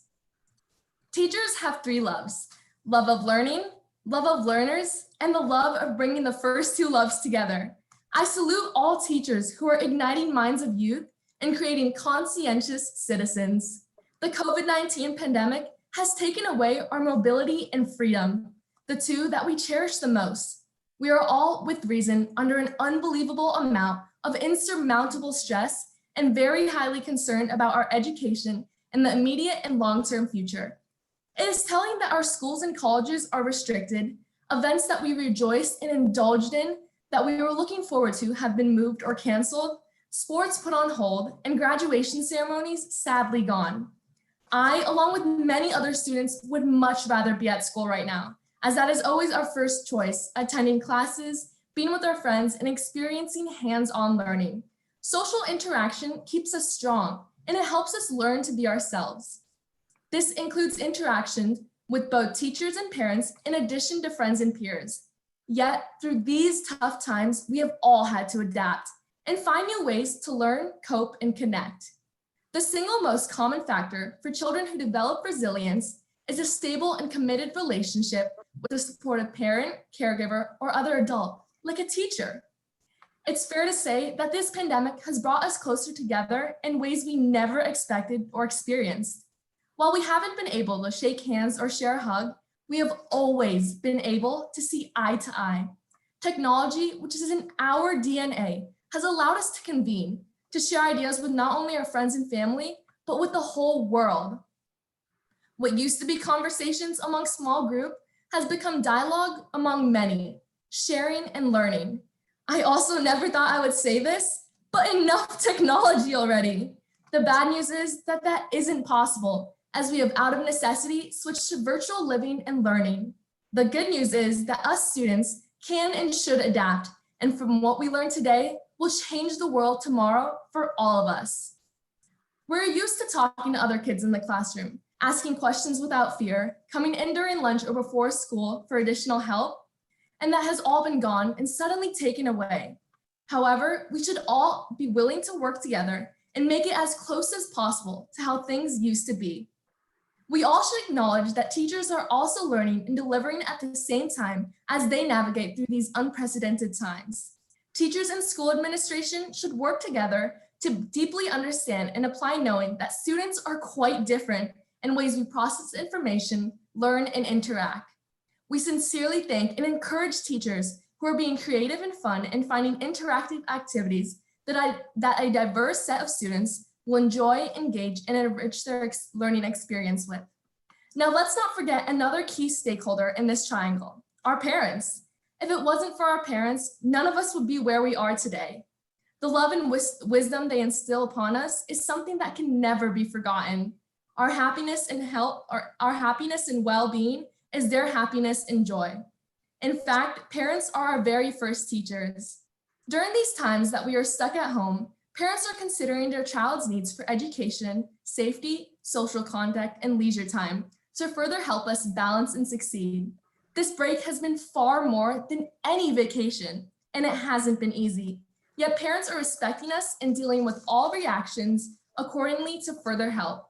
Parents who are surfacing the strengths and weaknesses of their children through moderation and respect for freedom and independence are helping us to be as hopeful as ever.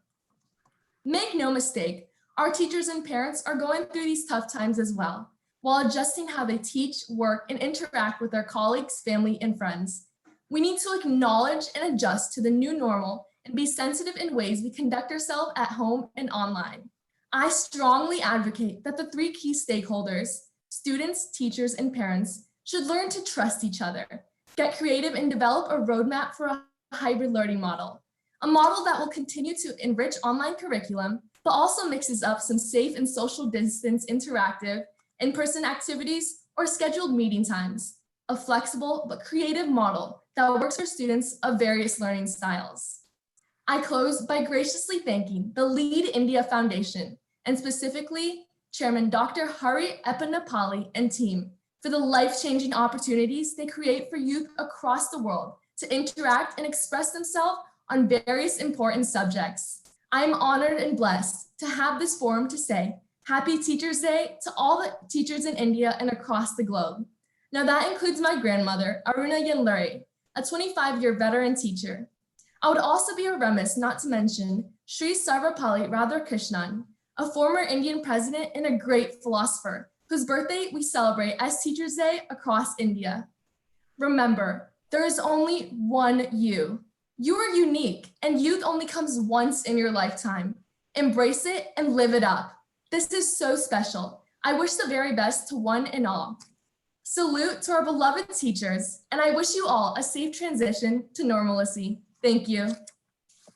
Thank you. Thank you very much, Sanjana. Wonderful message, and very proud of your accomplishments at such a young age. You. And that to a record, possibly having 3 times winning the Miss Maryland title. Congratulations.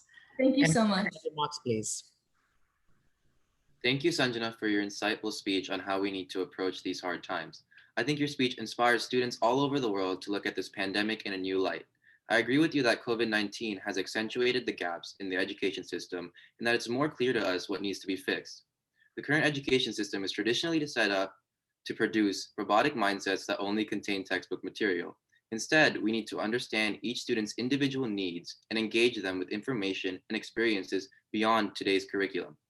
Thank you again, Sanjana, for sharing your ideas. We can now move on to our next speaker.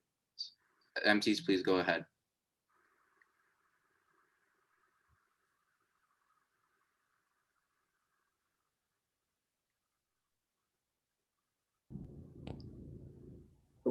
Aziza Raja is a 15-year-old high school student from Cape Town, South Africa.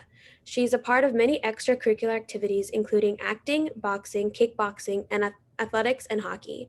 She has an interest in all of these activities, but her passion has always been for acting. From acting school to being cast in school plays and completing a few Lambda acting exams, Aziza is on her way to being the next future star of the big screen. She also has notable achievements such as winning first place in inter-school athletics, being selected for the hockey team, and winning various student awards. Let us give a warm welcome to Aziza Raja and invite her to deliver her address. A very good day to all the members of the panel and to all the viewers. I am delighted to be a part of this webinar with such an esteemed group of people. I intend to share some information about South Africa's current position with the challenges faced because of COVID-19 and how it impacted our education system.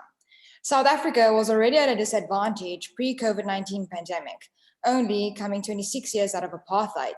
The schooling system was already failing many students due to the divide of racial groups by giving different opportunities to different races. People of color received an inferior education, whilst these discriminations no longer exist in schools today. Those circumstances left the government struggling with the education system and trying to get them on par with the rest of the world. Now, the COVID-19 pandemic has made those problems we were facing even worse. Majority of 2020 has been about online learning, which in some cases was a huge problem due to many students not having access to their online classes because of financial issues. Half of the year has been a complete disaster and a loss for most government students, whereas students at the private schools have still been able to continue their academic year through online classes because their normal school life has still been the same, but just at home. From my experience, I'd say studying at home was something new and nice at first, but got very, very challenging over time. Sometimes the Wi-Fi would cut on my side or the teacher's side, and as a consequence, I would have to miss half of the class. The call would also lag sometimes, we wouldn't be able to hear the teacher while she was trying to teach us. I'd also personally say that it would be better learning in a classroom where I can ask the teacher questions if I do not understand something, but in that case, we never really had a choice. Even in the cases where technology is obtainable, it's not always possible for students from low-income communities to have access to a quiet space to do work due to overcrowding and everybody living on top of one another. With large families living in small spaces due to the lack of understanding, quality of education, on poor delivery of information in rural areas, poverty-stricken areas, students therefore feel that education is a waste of time. The pandemic had already put a lot of stress on South African families, but parents who have children with special educational needs faced even greater stress without adequate support. The younger kids, on the other hand, needed way more attention and help. The parents needed to fill in those gaps as a teacher to make sure that their kids stay on track with the work. And the reality is that not all parents really had the time to be sitting with their kids due to them also having work that they need to complete from home. The COVID-19 pandemic also made a lot of people lose their jobs. A lot of people had to retrench and lay off employees. When people with families lost their jobs, it became a huge problem for school fees. Parents couldn't pay school fees, which meant that those students lost a lot of valuable time for education. The quality of education also differs in different areas throughout South Africa. Private school students are given the opportunity to be exposed to different types of teaching and learning. Classes are smaller in a private school, which makes it easier for the teachers to teach and the students to learn. That's also where most of the government schools are failing at the moment. When comparing government schools in underprivileged areas to those in a higher class, despite both areas having government schools, those in the less fortunate areas are under-resourced and not properly equipped to provide quality education. There is a high lack of exposure to the students in the government schools. There's a poor quality of teaching in a poor infrastructure. There is high dropout rates as well. Stakeholders are disturbed about the inequality gap being further widened because of COVID-19. We as a society cannot put sole responsibility on teachers alone. Proper infrastructure should be put in place in order for teachers to do their jobs effectively and efficiently. You cannot expect to have 30 to 40 students in a class and one teacher. The consequences of that is that not all those students will get one-to-one time with the teacher. Now that schools are reopening, it will be harder for the government schools to reopen. Private school students are opening earlier due to having the right infrastructure with not a lot of students. It would be easier to socially distance because there aren't that many students in a private school. Private schools have the money for proper sanitation and extra masks if needed. If the schools have the right equipment, it would be 100% okay for the students to return back to school. I must say, being back at school is really different and not the same. Sitting in the class the whole time with the mask on, it's really hard trying to communicate with your teachers and friends during lessons and at break. Now, going to the statistics of education in South Africa. If the government were to educate more students and properly, you will get well-educated citizens that would productively contribute to the economy. Uneducated citizens leads to unemployment, and unemployment leads to poverty. From the Stats SA, in 2019, the quarterly labor force survey indicated that youth ages from 18 to 34, unemployment stood at 39.5%. Amongst those that aren't in education, employment or training is 46.8%. Only 28.8% have tertiary qualifications. From the South African Market Insights, almost 50% of 19-year-olds, 60% of 20-year-olds, and 70% of 21-year-olds aren't enrolled at any education. This means that these students stand a high chance of not entering the workforce and rather entering the poverty cycle. The recommendations that I would probably make is that the government should put free Wi-Fi spots throughout the country so that children in poverty will be able to work online. Government should build large centers where children can have access to a quiet and a productive working environment. They need to equip these centers with Wi-Fi and computer stations for students to do their research. The government should invest in online institutions that would be accessible to all students throughout the country. All of these problems will not be able to be solved overnight. It would probably take a few years for the country to fill in those gaps and get where we want to be with the education system here in South Africa. I'd really like to thank Dr. Harry Epanipoli for his sincere and genuine commitment in the transformation towards social upliftment in the world. It's truly inspiring for me to be a part of these initiatives. I would like to thank all the viewers and would like to wish everyone well over the COVID-19 pandemic. Please be safe, everyone, and my goodbyes.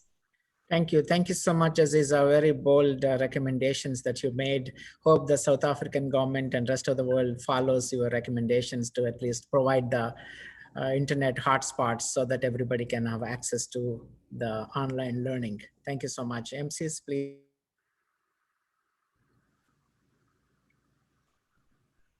Namrata, you are on mute.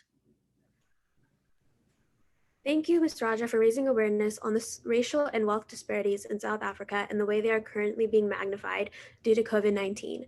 I hope that these disparities can soon be eradicated. I would like to add my own point, which is advocating for women's education in rural areas, which is important for bettering education in India. Essential tasks such as making book bags and school supplies more affordable, making the journey to school safer for girls, and most importantly, helping the parents understand that girls do deserve to go to school are vital to creating change. In order to help these issues, I believe that it would be beneficial to change the legal age to marry to 21 in order to ensure that girls in India are getting a quality education before they get married. Thank you. Thank you. So our next speaker is from Livingston, New Jersey, Ms. Vinitha Khanna. She is also running for the Livingston School Board. So let's welcome Vinitha Khanna. MCs, please. Vinitha Khanna is an educator and entrepreneur with a diverse professional background and a very active community leader with a mission to be the change you wish to see. She's a visionary with a sharp focus on her students' holistic development. She's the founder and coach at Orator Academy, where she works with students of all ages and backgrounds from around the world, helping them find their voice, their conviction, and communicate with confidence. She propagates social skills development and building relational intelligence during early childhood. She's passionate about social and cultural awareness. It is my honor to welcome Vinitha Khanna to deliver her address. Thank you. Thank you so much. Let me start with first greeting everybody a happy Teachers' Day. And whether you are a parent or a teacher or an active community member, you are a teacher to the generations that follow. So starting with Om, Guru Brahma, Guru Vishnu, Guru Devo Maheshwara, Guru Sakshat Par Brahma, Tasmai Shri, Guru Venama. I bow down to Brahma, the force of creation, to Vishnu, the force of preservation, to Shiva, the force of destruction and transformation, to the Guru within and the Guru beyond. I make my offering to the beautiful remover of darkness, my ignorance. To the Honorable Chief Guest, hopefully he'll be able to join later. To the guest of honor, to the keynote speakers, my fellow guest speakers today, my warm greetings to all. And thank you so much to founder of Lead India Initiative, Mr. Hari Epanapalli, for giving me the opportunity to be amongst you all today and share my views and listen to yours. Platforms like these and brainstorming between diverse professional and cultural mindsets like the ones present here today is a great initiative. This is a global collaboration towards empowering our youth with the vision, skills, intelligence, and resilience to be the leaders our world needs going forward. A nation is only as progressive, strong, and thriving as its citizens. And the citizens will only be as progressive, dynamic, grounded, and successful as the education they receive. The moral burden is on the adults of the nation to lead by example. And that's exactly why we are here today with the Lead India Initiative. We are as diverse a panel as could be in terms of gender, race, culture, profession, and even generation. The dialogue that ensues will most certainly be instrumental in shaping the future generations. The ongoing conversation keeps us all in perspective. We share our vision and we keep our focus. Former German Chancellor Willy Brandt said, "If I'm selling to you, I speak your language. If I'm buying, dann müssen Sie Deutsch sprechen." I know I'm not saying it right, but basically it means if I'm selling to you, I speak your language. If I'm buying from you, you must speak mine. This statement brilliantly encapsulates the importance of effective communication and how it needs to be custom tailored to fit the needs of the audience. I founded Orator Academy almost a decade ago. I have been working with students from elementary school level to professionals. My students come from different nationalities, including America, Canada, Britain, France, Sweden, and India. The issues are identical. My goal is also the same for all, to give them their voice. The common issues across the board are the lack of conviction, the lack of confidence, inability to communicate, unable to connect, and often feeling like a misfit. Sometimes even dealing with an imposter syndrome, pretending to be who you're not, just because. I become more of a psychoanalyst than a communications coach for them in the beginning, and eventually help them find their voice. Communication helps us connect and build strong personal and professional bonds. Our education system must focus on a holistic growth of our youth for their sustainable, successful future. The world is our oyster. We are more connected with each other in terms of travel, communication, cuisine, and arts than we ever have been before. We are more alike than different. It's time for us to not just acknowledge, but to appreciate our differences and work with our commonalities. I say appreciate our differences purposely, for we must understand that it's acceptable to be different. One doesn't need to agree or disagree. One just needs to learn to work with it. Our world needs diverse expertise and skill sets. To raise global youth who will take on global careers and go on to be global leaders, we must emphasize to them the need and the ease of navigation through good social skills and smart relational intelligence. Our youth must embody the knowledge, the skills, and the elan of a leader.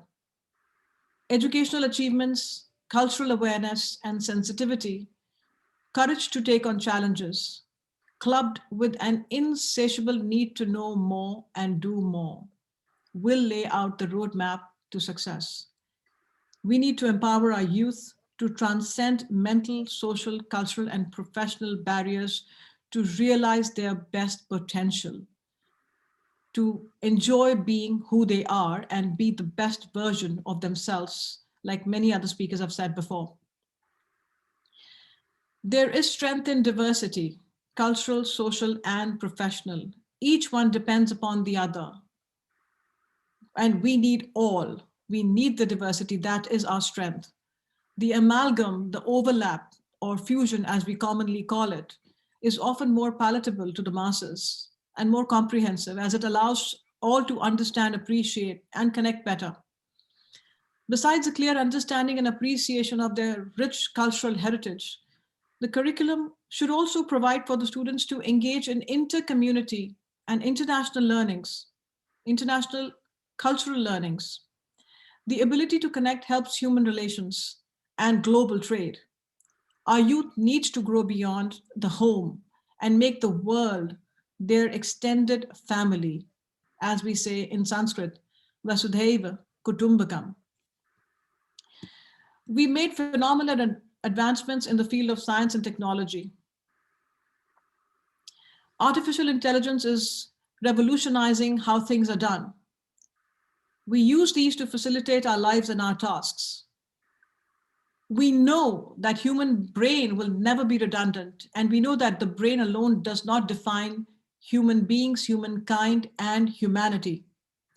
The component of humanities cannot be ignored or skipped from our learning. We've been globally enhancing STEM programs, that's science, technology, engineering, and math. There have been suggestions to make it STEAM, that's science, technology, engineering, arts, and math. Those suggestions are all very valid and significant. On a lighter note, I saw this witty message somewhere which said, without art, Earth would be eh. It takes courage to tread uncharted territories.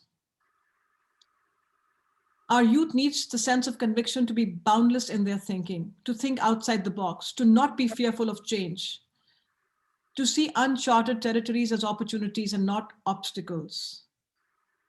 The world is your oyster. Education should be hands-on, our students could greatly benefit from collaborative partnerships between educators, parents, and community at large. A partnership that combines the academic knowledge and the practical application of their learnings. Internships and apprenticeships could be part of the curriculum even as early as middle schools. No job is too small or insignificant. Each job is essential, and the metric for success cannot be just in terms of position and pay, but in terms of connections built and sustained. Such experiences also teach relational intelligence, appreciation for other professions, and how to build network. As they say, network is net worth. Our planet and our species have been continuously evolving. Evolution is growth, and growth is a positive change. Mahatma Gandhi said, "Be the change you wish to see in your world." We must empower our youth to be more proactive in serving the community. We have the responsibility towards ourselves, our family, our country, our world, and our planet. Thanks again to the Lead India Initiative for today's discussion and for giving me the opportunity to hear different perspectives and contribute my own. To our future leaders, I'd say, if you can envision it, you can achieve it. Unleash your imagination and dream big. Communicate with confidence and keep growing. Thank you. Thank you. Thank you so much, Vinita ji. And we would like to wish you all the best to get onto the Livingston Board of Education to implement your ideas and to revolutionize the way we educate our children. Thank you so much. MCs, please make your remarks. Thank you, Vinita Khanna, for these amazing ideas on the importance of communication and hands-on learning like internships.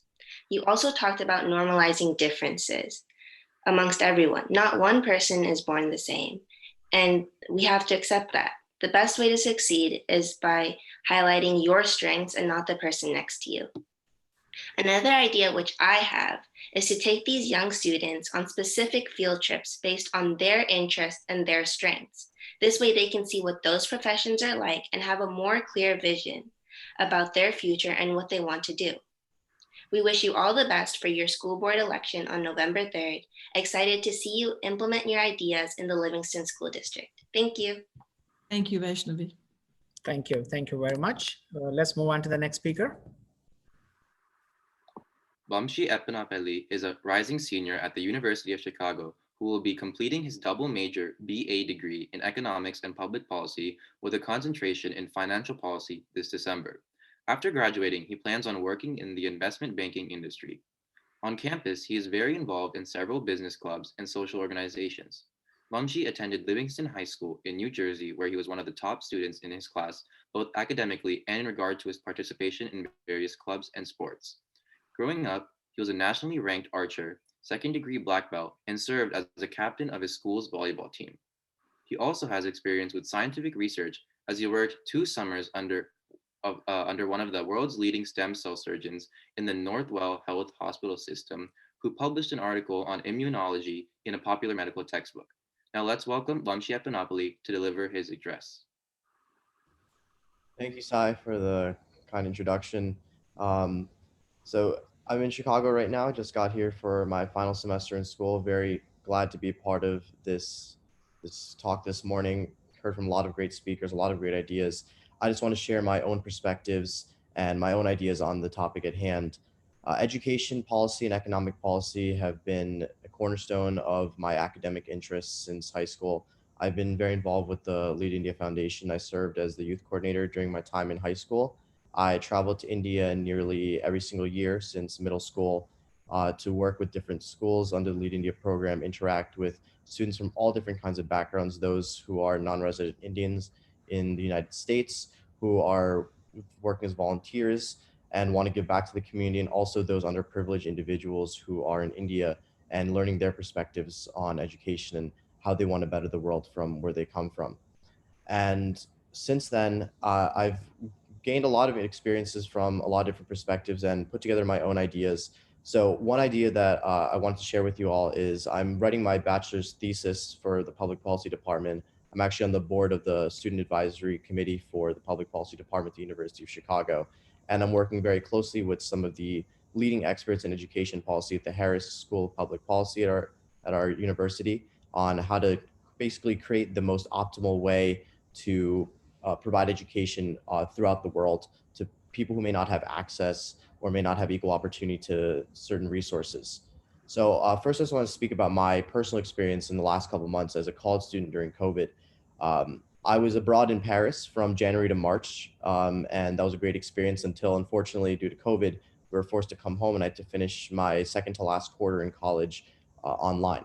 And this got me thinking about a lot of different ideas of how teaching virtually can be a future for all students across the world in all different kinds of academic institutions. And I believe that this is a future opportunity for all of us to get better access to education, for all of us to provide our expertise and our resources to other individuals via the internet and all these other technologies such as Zoom, FaceTime, different video conferencing technologies.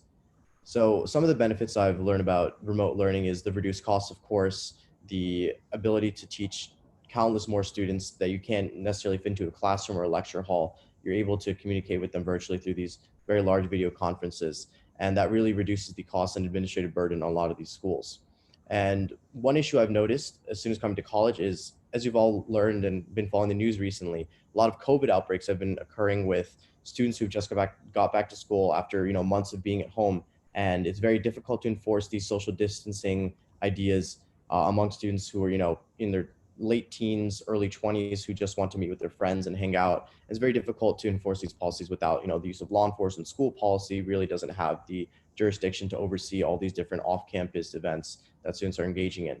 And one idea that was floated around in the public policy department among my fellow board members was the idea of reducing tuition and just completely having school virtual online for students in the fall. And the only issue here is the conflict of interest, which I've noticed between the university administrators who, want a return on the tuition payments from the students. So they offer the in-person instruction. However, it comes at the cost of public health to our administrators, people living around in and around campus, running their businesses, and students as well. And so it's a huge risk that I've noticed that the schools unfortunately haven't been taken into account as much as I would like to see. And that's where one benefit of remote learning comes in, reducing the risk of transmission of disease and also reducing the costs to the schools and the students as well. And speaking with administrators as a member of the public policy department, we've put forth a lot of initiatives that would aim to continue this virtual learning and virtual discussion moving forward. So a lot of these events, such as panel discussions, which we're hosting with faculty and student advisors and other graduate students, are now being held virtually. And we're trying to get more of the interaction, the interpersonal interaction as much as we can. So one initiative that we took was having a large panel discussion, then breaking out into smaller breakout rooms, which is facilitated through technology such as Zoom. So you can get more of that one-on-one interaction or small group interaction, which is, I feel like, really lacking from, virtual classrooms where, a lot of students have their cameras off. You may not be able to follow what they're doing. And it's very difficult to keep track of your students' interaction. And so breaking out into these smaller breakout rooms after a large discussion to debrief or discuss, more specific ideas with students and get their individual interests and hear their individual ideas, which is very difficult on a large conference call, is one idea that I had. And this is one idea that I want to put forth in my thesis. I want to discuss the future implications of remote learning and how this can be implemented to, as I discussed before, the underprivileged individuals in countries such as India, where they might not have access to classroom instruction, including them in a remote curriculum at a reduced tuition. So you can create, with the advent of a lot more competition for these elite schools, and it's a lot harder to get access to education with all these new hurdles, including remote education as a supplementary way to include students into the curriculum. So let's say there's someone from an underprivileged background who can't afford to attend a top tier university, but still has the acumen, still has the interest and academic ability to participate, but may not be able to, let's say, travel, or let's say may not be able to afford, housing. And even with all the great financial aid out there, there's still millions of students from all across the world who are unable to access higher education for this reason.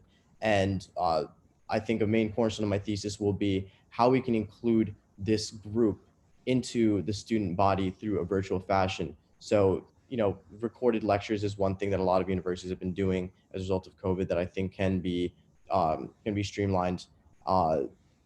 Virtual classrooms as well, smaller breakout rooms, as offering these students reduced tuition and still the ability to participate in schools and receive the higher education degree, which sets them up for life, is a significant advantage for these students who may not have opportunities otherwise.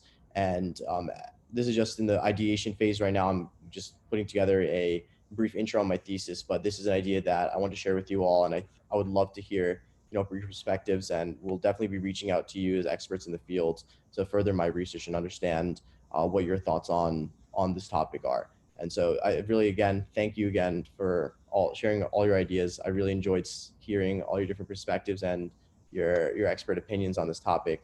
I'll definitely be reaching out to you and keep you posted on my thesis and how that research goes. So thank you again. Thank you, Vamshi, for your speech. I especially agree with your idea on remote learning. And I think that at least for the time of the pandemic, we should focus on how to make remote learning, how to maximize its potential, and how to make in-person education less accessible, because it results in more COVID outbreaks. So thank you for sharing your ideas on that. Thank you. Thank you, Sai and Vamsi, for a wonderful presentation, and wish you all the best with your thesis and graduation. We look forward to using your thesis to implement some of the ideas that you're going to share. Thank you. Our next speaker is going to be a mentor of Vamsi, who mentored him to get into a college. Pamela Donnelly, please introduce her as our valedictory keynote speaker. College admission specialist Pamela Donnelly graduated summa cum laude at Columbia University in New York City with her degree in secondary education and holds teaching credentials in 3 states. With over 20 years of experience in teaching, she leads a team of highly qualified and trained educators offering one-on-one tutoring and counseling services at Valley Prep, including GPA support in all subject areas through AP level, SAT/ACT prep, list building, essays, coaching, and more. Her first book, SWAT Team Tactics for Getting Your Team into College, went #1 on the Amazon bestseller list in education. Following the release of her second book, 4 Keys to College Admission Success, she became a nationally recognized media expert for both tips for parents, teens, and political analyzers of the shifting landscape of what it takes to access America's colleges. Featured in and interviewed by Time Magazine, The New York Times, NBC, ABC, CTS, and more, Pamela is committed to championing underserved populations. Her love of performance is now channeled towards her mission to equalize access and higher education through her GATE college system. I now have the privilege to invite Mrs. Pamela Donnelly to give her keynote. Thank you so much. And well, good morning from Los Angeles. Good evening to many of you around the globe. Hello, Vamshi. I'm so happy to see you. And Dr. Hari Afenopoulos, so privileged to be here with all of you. I have learned so much from the speakers this morning, and it's deeply humbling to be here with you today. In a moment, I'm going to say a word to you, and I invite you to consider what comes into your mind when I say this word. That word is classroom. What picture comes into your mind?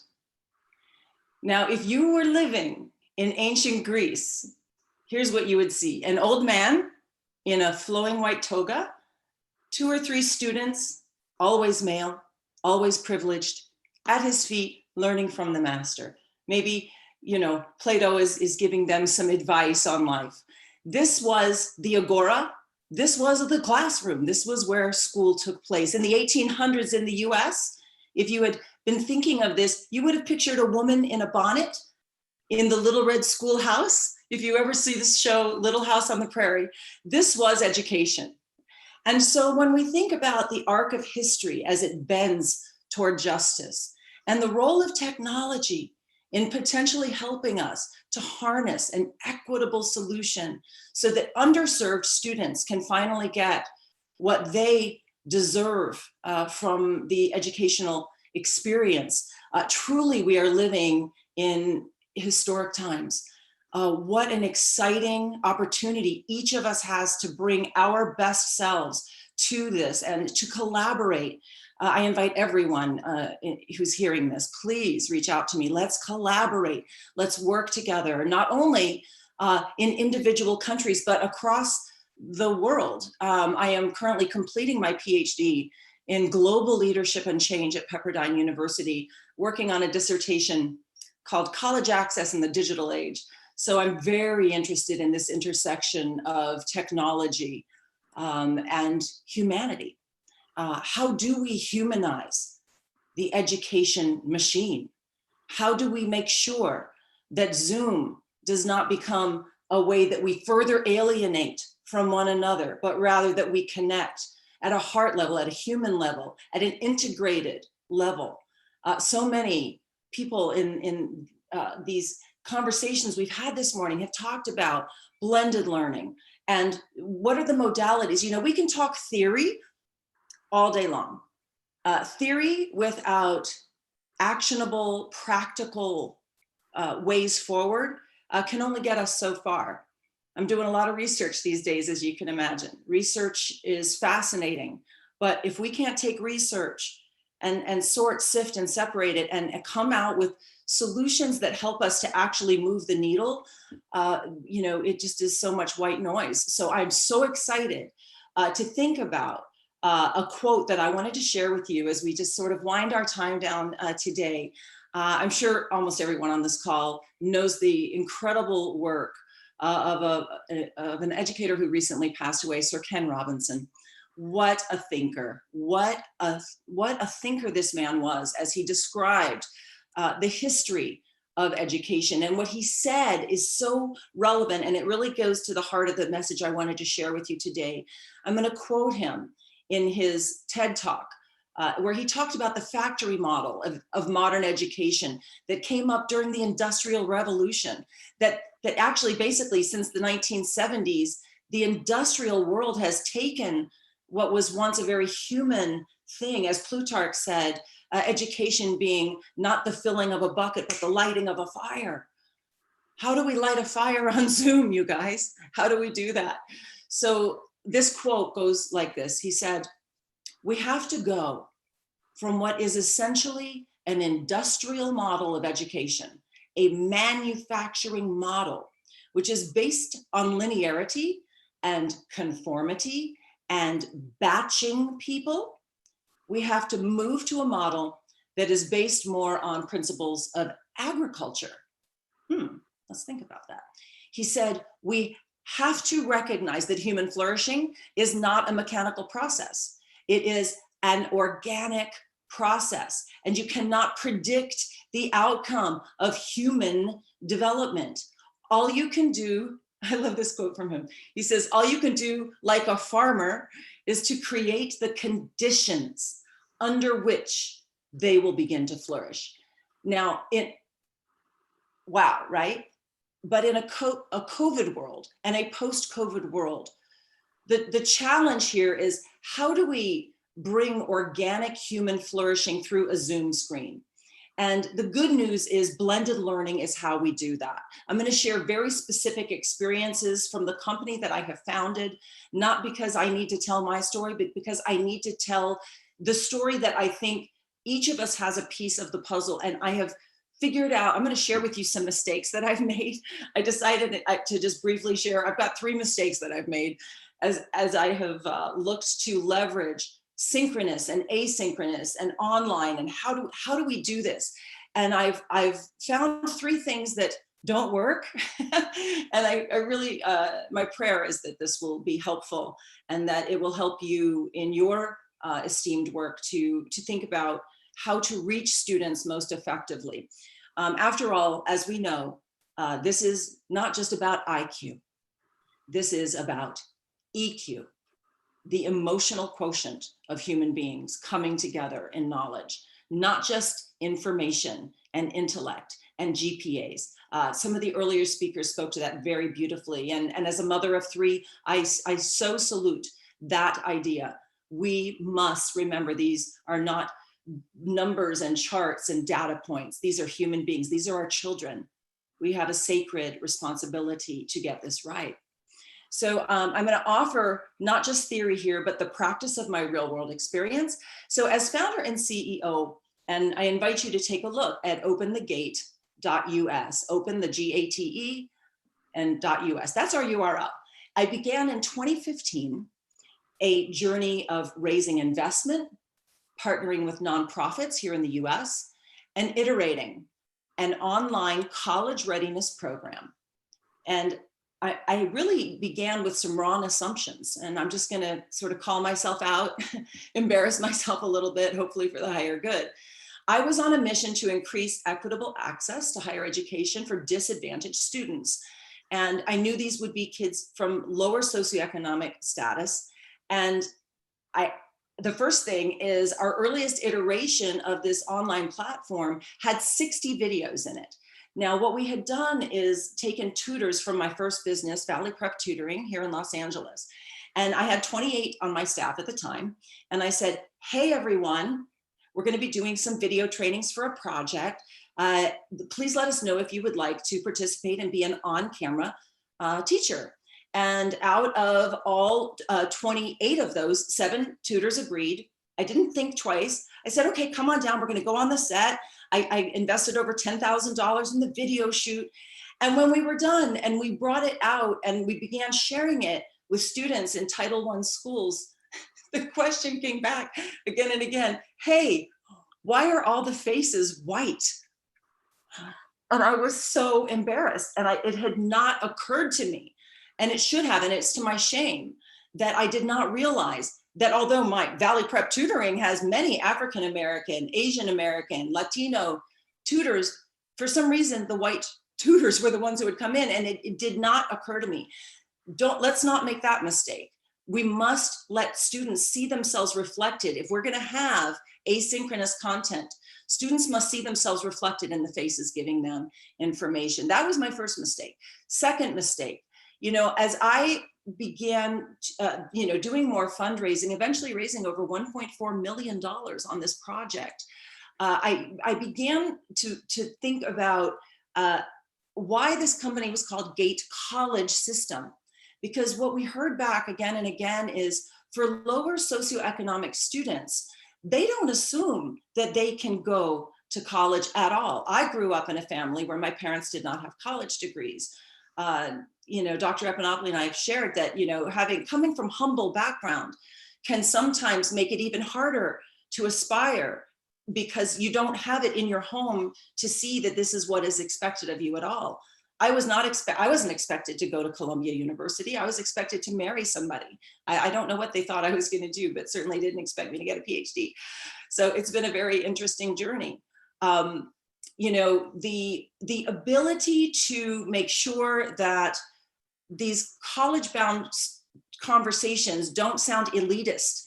We can't say to students, oh, and you're bad if you don't do that. Oh, community college isn't good. Trade school. We must read. So the second thing that we did is we iterated to include trade school pathways, career pathways, community college pathways, helping students to understand that they are in the driver's seat of their life and they can make a choice.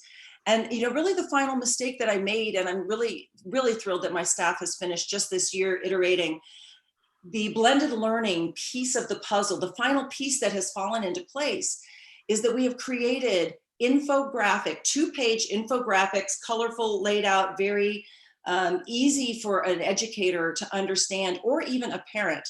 So here's what we've done, and I hope that this might inspire some others.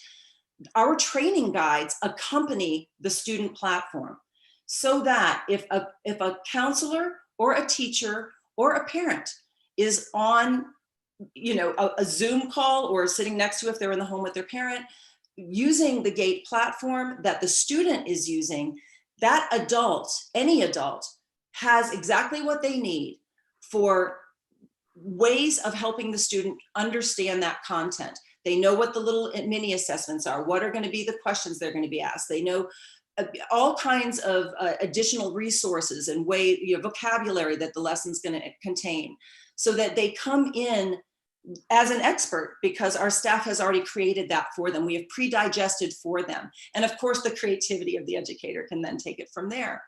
So I believe that this is the final frontier as we move forward in this endeavor that we are all in, this digital age of education. I certainly invite all fellow global leaders here. Connect with me on LinkedIn, Pamela M. Donnelly. Twitter, I'm there as well. Let's collaborate to the higher good of students across the globe. I'm going to end with a quote that my grandmother said, because my grandmother, who helped raise me, had an 8th grade education. She grew up in Appalachia in the US, but she was a very wise woman and a very spiritual woman. And when as she would say, knee high, I'll talk like this with a Southern accent.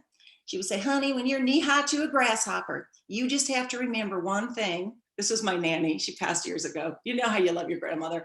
I'm just honoring my grandmother. She said to me, honey, to whom much is given, of them is much required.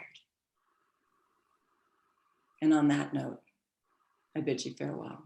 Blessings and namaste. Thank you.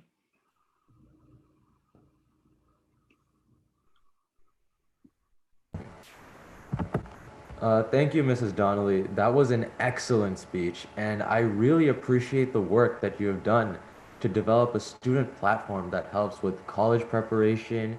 And most importantly of all this, you're using technology in the right ways.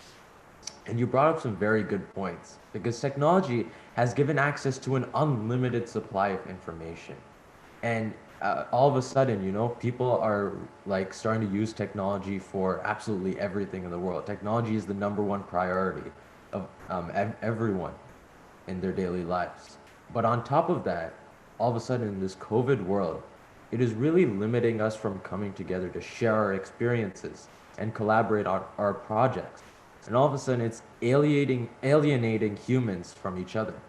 And as you mentioned, in the 1800s, during the Industrial Revolution, people have always viewed technology as the progressor of human civilization, the future, and what it will bring to us until now. Because now people are starting to second guess things and value organic human life as it is, and value physical experiences. People are starting to take in things differently and say, what is happening? What is really going on? Is technology really helping us anymore? Because maybe we should go out physically, but on top of that, you have the COVID pandemic. So we're caught in a stalemate, a situation where we don't know where to go. And technology is the main cause of that.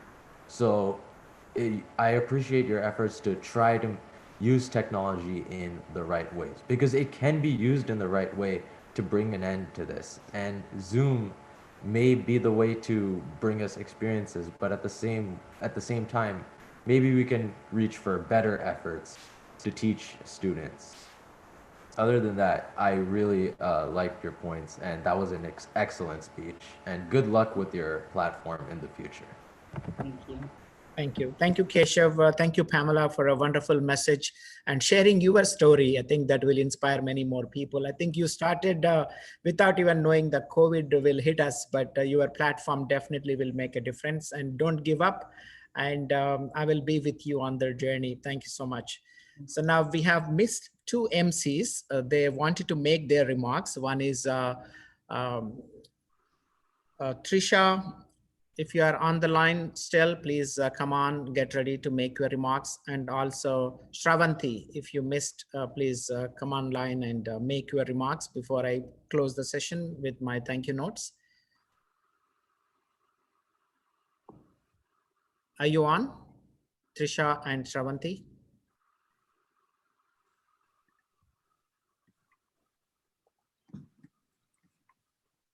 I'd like to thank Ms. Muriel Tulakima for her ideas.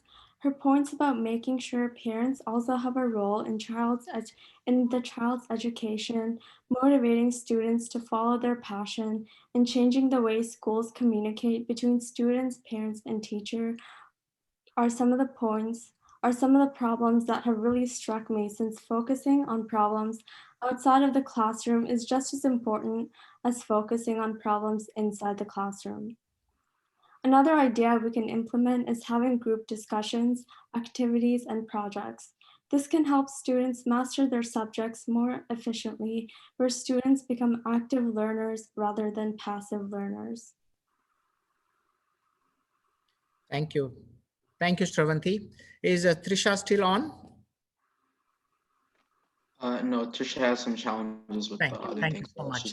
Thank you. So I would like to thank each one of the speakers, the MCs, the media partners, especially the TV9, TV5, Mana TV, and rest of the media partners for broadcasting this live. And the speakers were selectively picked from different parts of the world, and we have representation for the 3 different stakeholders. We have the parents and we have the students, and on the Teachers' Day, we have invited many of the teachers.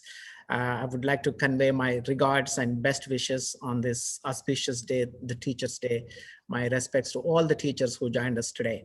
Again, the COVID-19 has restricted the students' mobility from attending the classes on campus due to health concerns, which increase the demand for online education. The pandemic has created an opportunity and undeniable challenge to teach online and upskill the teaching staff. Inclusive blended learning, as most of you have mentioned, can enable partnerships between institutions of developed and developing countries to share the content and resources to offer affordable quality education at scale. As some of you already mentioned, that this has been a dream of my mentor, Dr. APJ Abdul Kalam, the former president of India and chief mentor of the Lead India Foundation, who promoted a Vision 2020 roadmap to see India as a developed nation by 2020 and provide affordable quality healthcare, affordable quality education, preserve and protect this planet for future generations, and bring peace and harmony through spiritual education. So this has been the theme of our Lead India Foundation mission, and I would like to thank sincerely all of you for joining. So again, the education instruction is restricted to a completely virtual environment because of the heavy reliance on virtual platforms like Zoom. And professors are struggling to adapt learning materials and to administer exams virtually. Students have lost hands-on access to labs and research facilities. Universities are in danger of bankruptcy, especially not able to attract international students because of the COVID travel restrictions, and facing many structural disadvantages as well. For example, access to high-speed internet, especially in the developing countries, and also underprivileged students in developed nations as well. Impact of travel restrictions and visa policy changes on foreign students definitely impacted the education institutions in the US and other developed nations. Hands-on learning has been jeopardized by remote learning, engineering and medicine in particular. Financial implications on universities that are struggling to justify high tuition costs. They all have to rethink how they want to impart the education now. Highlighting importance of technology proficiency in an increasing digitized world, increase in access to affordable and high quality education through online learning, opportunity for cross-cultural learning and resource sharing between universities around the world, opportunity for partnerships among developed and developing country institutions, using online learning tools to upskill and reskill low-skilled workers to prepare for Industry 4.0 demand. So some of the recommendations I personally feel conceive and implement policies to offer affordable quality education at scale, maximize the utilization of technology to connect developed and developing countries, use innovative methods like virtual reality, augmented reality to provide hands-on learning opportunities. I request all the eminent speakers of this global webinar to continue to propose solutions that may work for each geography is different, each region is different, and the language barriers and economic constraints that they have, so that the governments can act fast to deregulate and enable academic institutions to continue to teach. So this is, and in that direction, the government of India, I would like to commend them for coming up with this new education policy, very timely to adapt. But the role of teachers and parents and students is very important in implementing this complex model that they came up with. Active participation from these 3 stakeholders is very important. As my mentor mentioned, genetically, we are all human beings, very identical. And if Dr. Kalam, who was born in a small fisherman village called Rameshwaram in South India, was able to become an aeronautical engineer, a rocket scientist, a missile scientist, and ultimately became the president of India. So each one of you have the unique opportunity. You are unique in itself, and you have ability to succeed. Your potential is unlimited. Only thing is you need to dream big and aim high in life, acquire knowledge through your teachers, work hard towards achieving your dreams, even in the times of difficulty like COVID, and then finally learn to manage failures and success in life, as some of you already mentioned. So there may be some challenges here, but think to convert this adversity into an opportunity. And you are born on this planet as a human being for a purpose. You are born with two hands so that you can serve. Only in this life that you can make a difference while you are on this planet.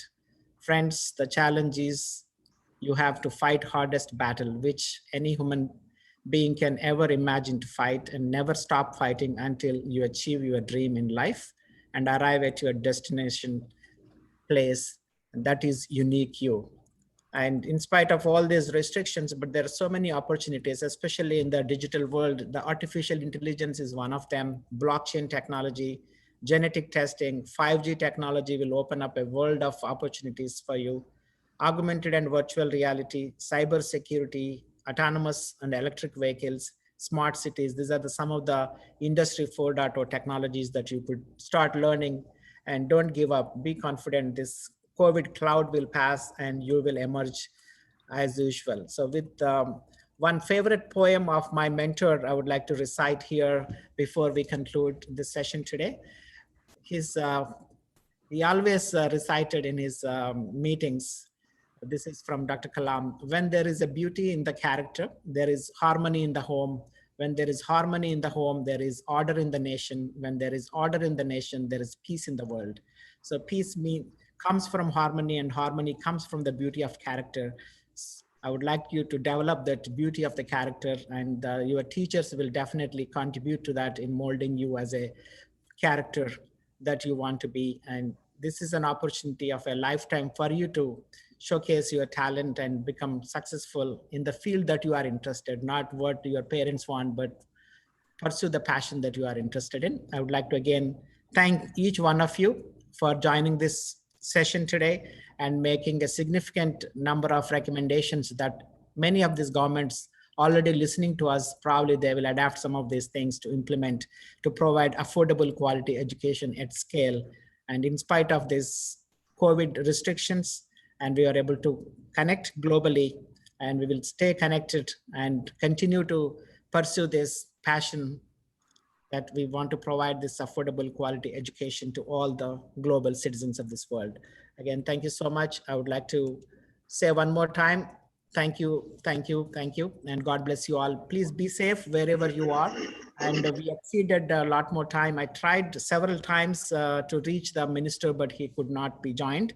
So he apologized for not able to join, but he will be joining us in the next webinar. So on a closing note, our next webinar is in October 15th, which is Dr. Kalam's 89th birthday.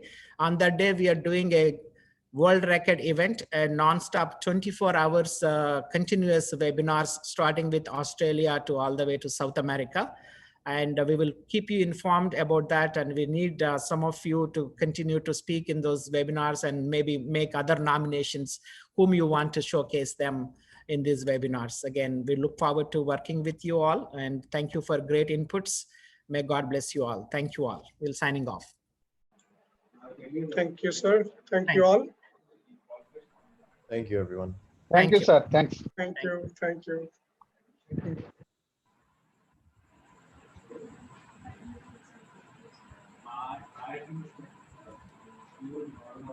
I